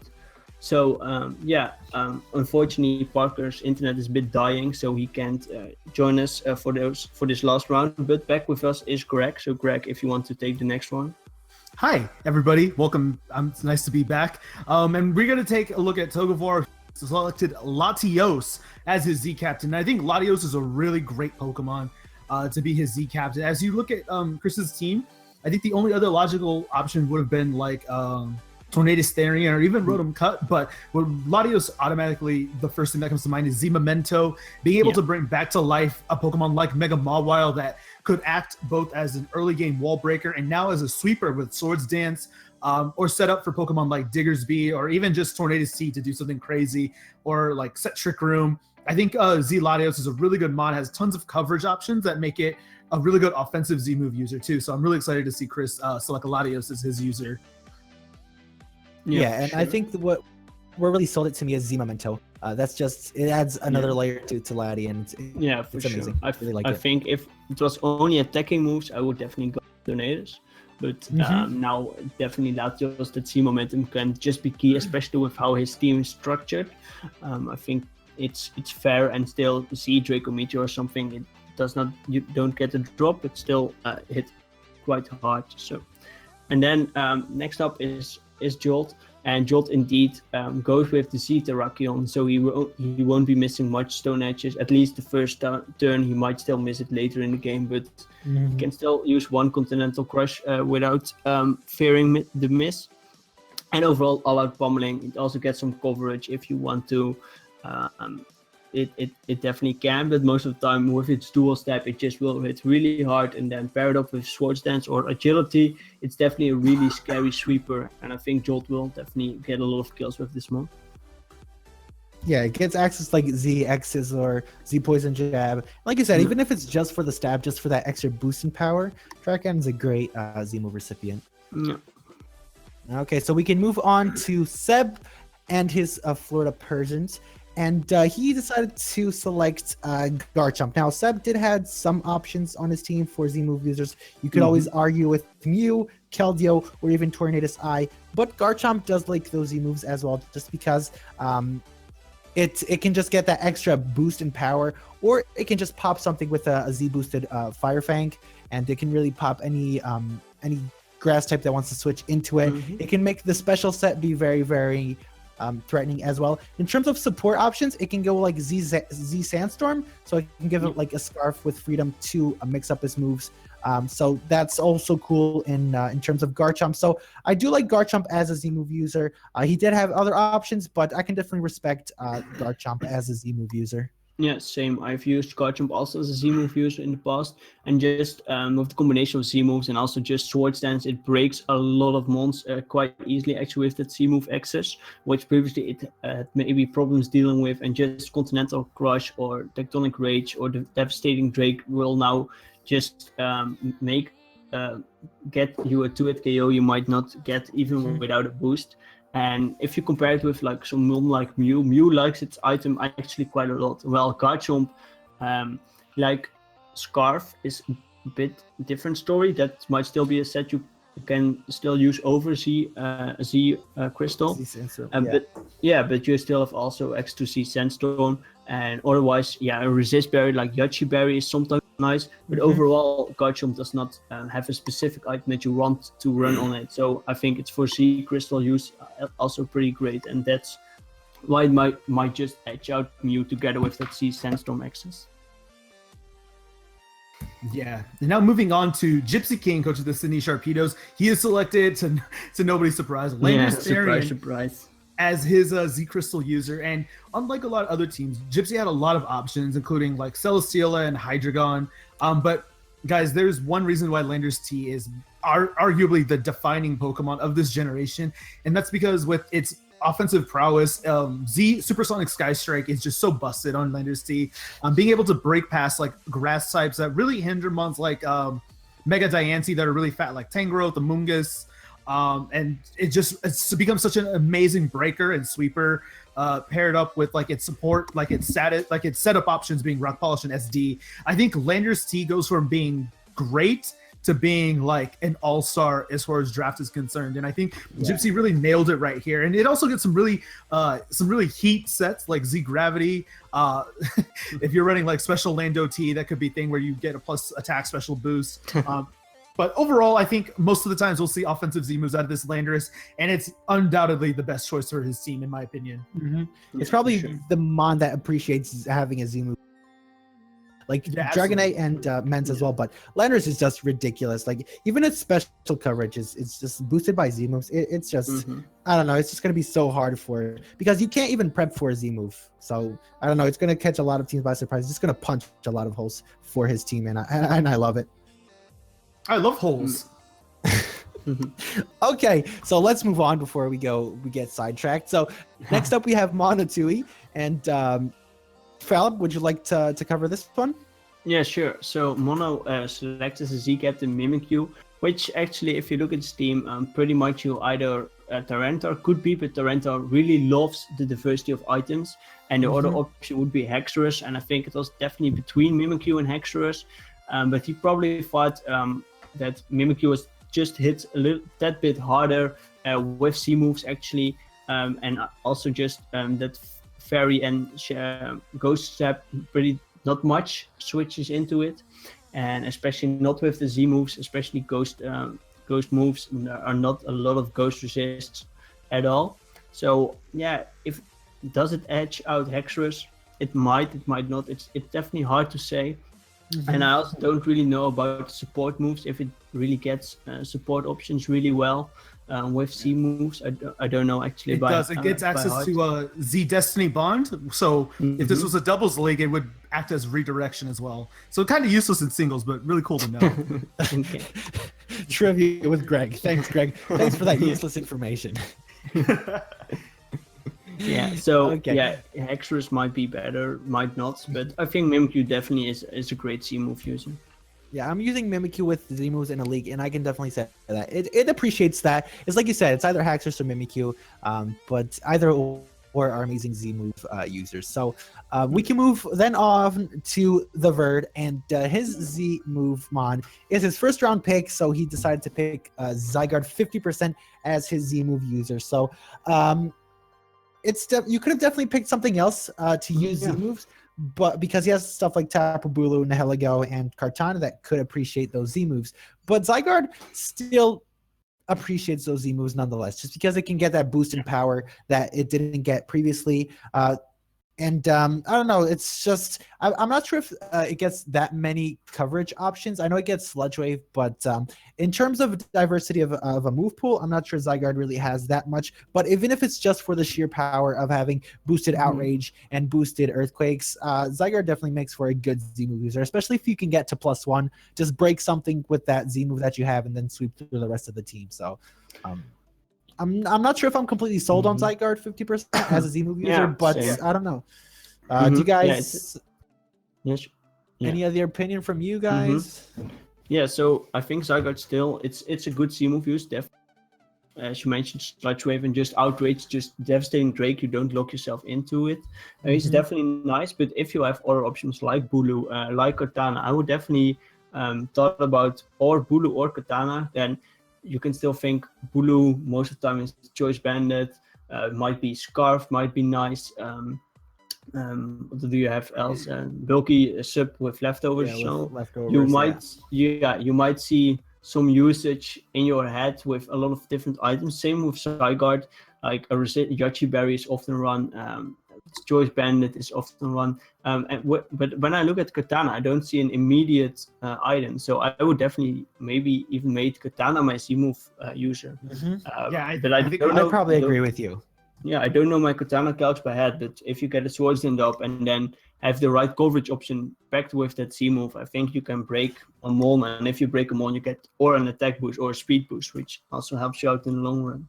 Yeah, one thing about Kartana is that its move pool is like enough, but they're all low base power moves, and when you give that Mon a Z Crystal, the base power just goes so up, and coupled with the 181 attack, it's really difficult to break. But I think Verd made a really good choice. I think Zygarde's a fantastic option. But we're gonna move on to Cheese Boy 628, and he selected Manaphy. I love Manaphy as a Z surprise. I mean, to be honest, there's only 2 Pokemon that could even like be brought up outside of Manaphy, being Raikou and Heatran. But Manaphy I feel like as a balance breaker, the access to Z moves really help Manaphy the most as far as breaking apart defensive and balanced cores. And I think because it has so much coverage options, and like you mentioned earlier in the stream, Paul, it access to Z Heal Bell to bring itself back to full. Z Rain Dance as an offensive set is very terrifying for a lot of teams to play. And I think Manaphy overall with Z Crystal access is just even I don't know how before Z Crystals were introduced, I thought Manaphy was so threatening, but now with all these other options, it's like, how does it even get even more scary to play? I don't know. I don't like Manaphy. I mean, I love Manaphy, but playing against it, go away. It would be crazy if Z Tailglow gave you +6. That'd be great. And then you know, be better if Z Tailglow gave you +1 in the defense. Okay, we're just breaking Manaphy at this point. We're just making it broken. Yeah, but still, I've used, like in the first league I was in Gen 7, I used Manaphy again. I have used in Gen 6. With Z options, the same, almost the same rules we have in the NPL. And I really fell in love because most of the time you will just run a Resist Berry or a Z Crystal, and that's all still quite nice. You don't resist knockoff, but knockoff does less damage. You can be more bulky switching to them. As I mentioned, Z Heal Bell, Z Rain Dance if you only need 2 coverage options, but just Z Hydro Vortex or just Sub-Zero Slammer. You might just break mons that you normally won't break, or just Oko mons at +3 you won't normally Oko, and that's just really great. Manaphy with C moves is actually really, really, really solid, and I really love it. Me too. I love Manaphy. Yeah. Same. So next up is our boy Rob, and Rob also don't think it's too much of a surprise. He selects Thunderous Incarnate as a Z captain. Other notable options were Victini. But Victini can be run with some other sets like Expert Bell, Choice Bandit, Choice Scarf, and Azelf. Azelf could also just be a nice Z Crystal user, I believe, because also knockoff gets a bit reduced. But overall, to Thunderous, there are not any Thunderous switch-ins anymore. It does not have to rely on Focus Mist that much anymore. Z Fly is really nice, makes it physical a little bit better because it also has pranks to bulk up and such. So I think it's definitely a really solid option always. Yeah, I think the only other Pokemon that Rob could have considered would have been Hippowdon. Because everybody knows Z Hippowdon is probably one of the better Pokemon in NPL history as far as Z Crystal. If you give it belly drum, then it might be. That was our. Z belly drum would be great. But yeah, like I like, but just adding on to what you mentioned, I think Thunderous Eye is a freaking phenomenal Pokemon with Z Crystal Access. Not to like repeat what you've said, but I really like this mon a lot. And on this team, it definitely makes the most sense. Like Azelf and Victini, I feel like they appreciate an item a lot more than Thunderous would do if it didn't have the Z Crystal. But he had multiple choices, but Thunderous is the one that I would go with personally. So next up, we have Aberforth, and he decided to pick Salamence as his Z move user. So it's a little bit the same thing as Dragonite. So it gives him that extra stab that before was pretty useless. So it gives him the Z Fly, which is great. People really like to give Z crystals to dragon types just because you can set up a DD, you can pop something with the Z crystal, something that was meant to check you, it no longer checks you, and you can just run through the rest of the team. So yeah, Salamence is definitely a very good Z move user. Even can appreciate, like, it can run like Z Hydro Pump or Z Draco Meter and still do a lot of damage. So on his team, I'd probably go with Salamence as well, just because he has options like Nidoking, but really appreciate the Life Orb. And I guess you could go Tapu Koko, but I truly believe that Salamence was the best choice in this team, just because it gets access to another stab, which makes it a lot more threatening. Yeah, definitely. Yeah, for sure. All right. So, is it me or is it you? Yeah, I'm glad. I will be glad to cover it because it's a really nice sea captain. If you want to. Oh, go be my guest. Okay, boy. sure. So, Trev actually selects Circuitry as his Z move captain. Like, if you look at his team, the other option probably was Weavile, but still Weavile with Life Orb, Choice Band, it's pretty nice. And I've used Circuitry also with Z move access, and it's really great. It's a bit of the same story as Manaphy actually, because you can have Z Hypnosis or Z Electric Terrain to boost your speed, which helps it out because it has only 83 speed. I like Z Electric Terrain a little bit better because Z Hypnosis, yes, you get your speed boost, but you rely on 60% to get them on to sleep. That's not preferable for me, but if you want to take the risk, just go ahead. Yeah. And also just the coverage it gets like Energy Ball, Solar Beam, Dazzling Beam, pretty much anything you get. But with Z Access, you can just get that kill. For example, a Nidoqueen. I faced a Nidoqueen and I expected like max SPDEF AV, and I knew it would come, and I would just set up a Tail Glow, have Z Bloom Doom backed up with Solar Beam, and I would just still Oko it, and that's crazy. Yeah, that's insane. Yeah, Like, that's even if it's just Gigavolt Havoc coming off that that insane special attack, that's just ridiculous. Yeah. So yeah, You know, we it's did mention it. You know, it's dumb when it kills stuff like Chansey. Like, come on. Yeah, like, dude, like, that's not cool. Yeah, but we mentioned it, like, it would be a great Z captain, and it definitely really appreciates those Z moves. So, Gregory, you can take on Matty Brawl's Z captain. Oh, Daddy Brawl has given us Hoopa Unbound as a Z captain. I really like this pick a lot for Matty. I think he had a few options that could have made sense for Z captains, like Scolipede, Crocodile itself, Archeops. Oh my god, Archeops is terrifying with Z Crystal Access. Or but what I like about Hoopa Unbound is that it's already such a phenomenal wall breaker in its own right. But when you give it the ability to run Z Snatch and gain basically a Rock Polish, it just becomes a terrifying sweeper that's really difficult to check offensively as well, because it doesn't have any like weaknesses to priority. Being Psychic and Dark, it's neutral to like Mach Punch and Bullet Punch and stuff like that.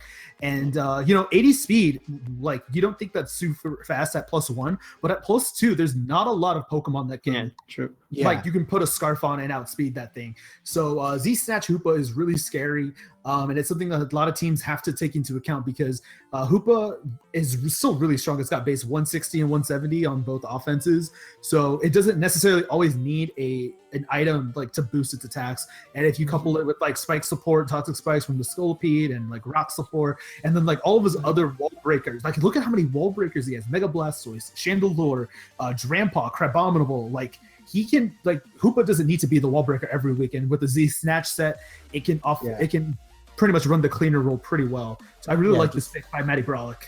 Yeah, for bring it sure. in late game when everything is weakened and Hoopa just runs rampant on team. Hmm. Yeah, I was actually not really considering that. Indeed, I knew actually that it got that access to speed boost. I actually thought it was C trick, but C snatch is a lot better actually. Yeah, Does the same too. thing. Yeah.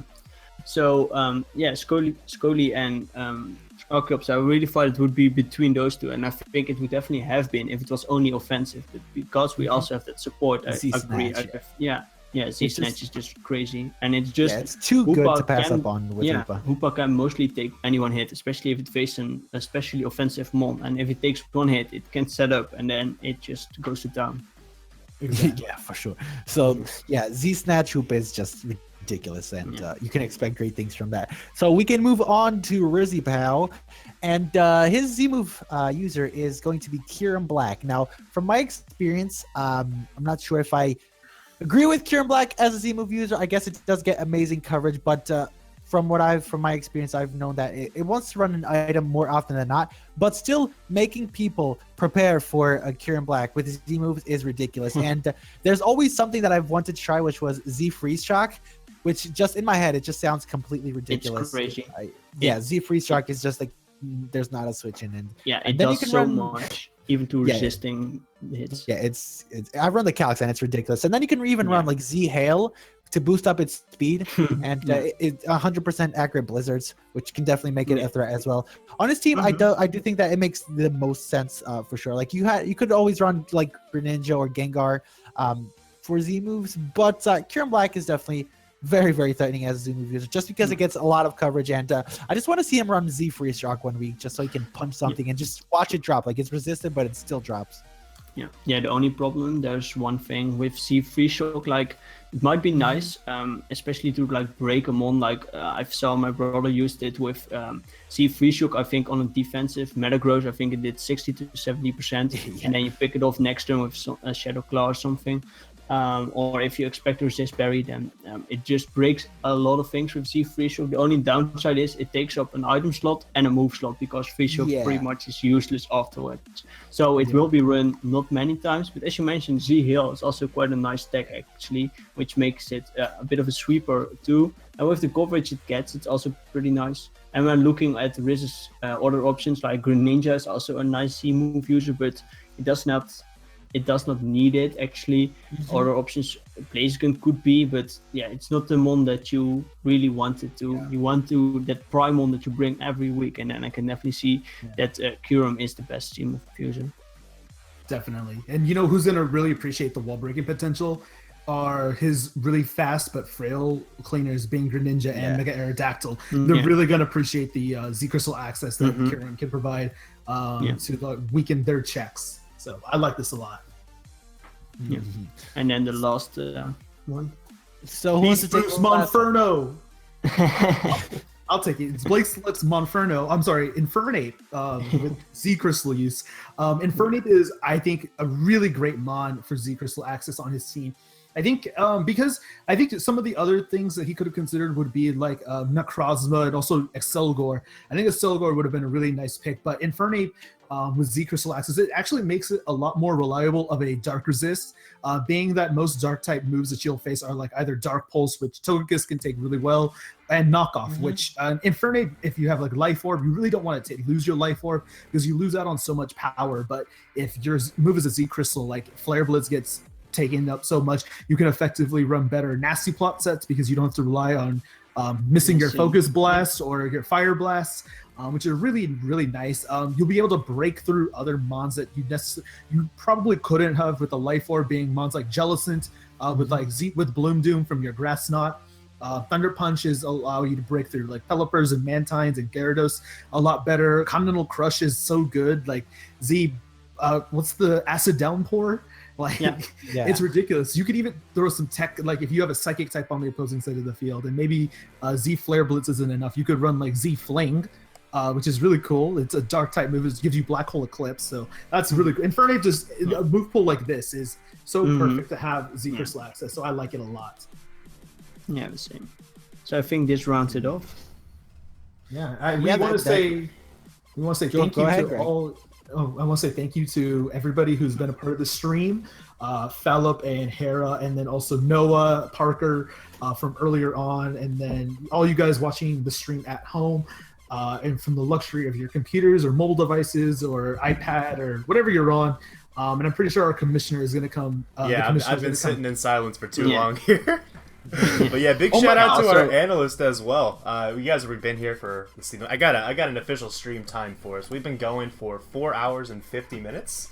So big thanks to our analyst for stepping up. Make sure to show him your appreciation in the stream chat. But yeah, big thanks to you guys. You've been a big help throughout all this, and of course thanks to our viewers as well. I know we were hovering between about 40 and 50 throughout the entire stream here until like the last few minutes or so. So big thanks for everyone who came out. So for all of you who are eagerly awaiting the upload date for week 1, you can expect to see our week 1 battle uploads on July 16th. That is a Sunday, so that is a small change from what we've had in the past 2 seasons where we had been uploading on Mondays. We are reverting back to Sundays like we had in the first 4 seasons of the league. So you can be looking forward to that, as well as draft analyses coming up from our coaches here throughout this upcoming week. I believe the first ones are coming out on Tuesday or Wednesday, so you can be looking forward to that, and you can see all those throughout this upcoming week. And then, in addition to that, you can be looking forward to some uploads, some preseason uploads on the NPL YouTube channel. So make sure to look down below. You can see a link to the NPL YouTube channel down below the Twitch feed, as well as a link to the NPL Twitter and the NPL fan server. Go ahead and click all 3 of those. Subscribe, follow, join the fan server, and join in on the fun throughout the season, as we'll try to keep all the fans involved as we move forward throughout what promises to be a very fun and, for me, a very challenging season. For sure.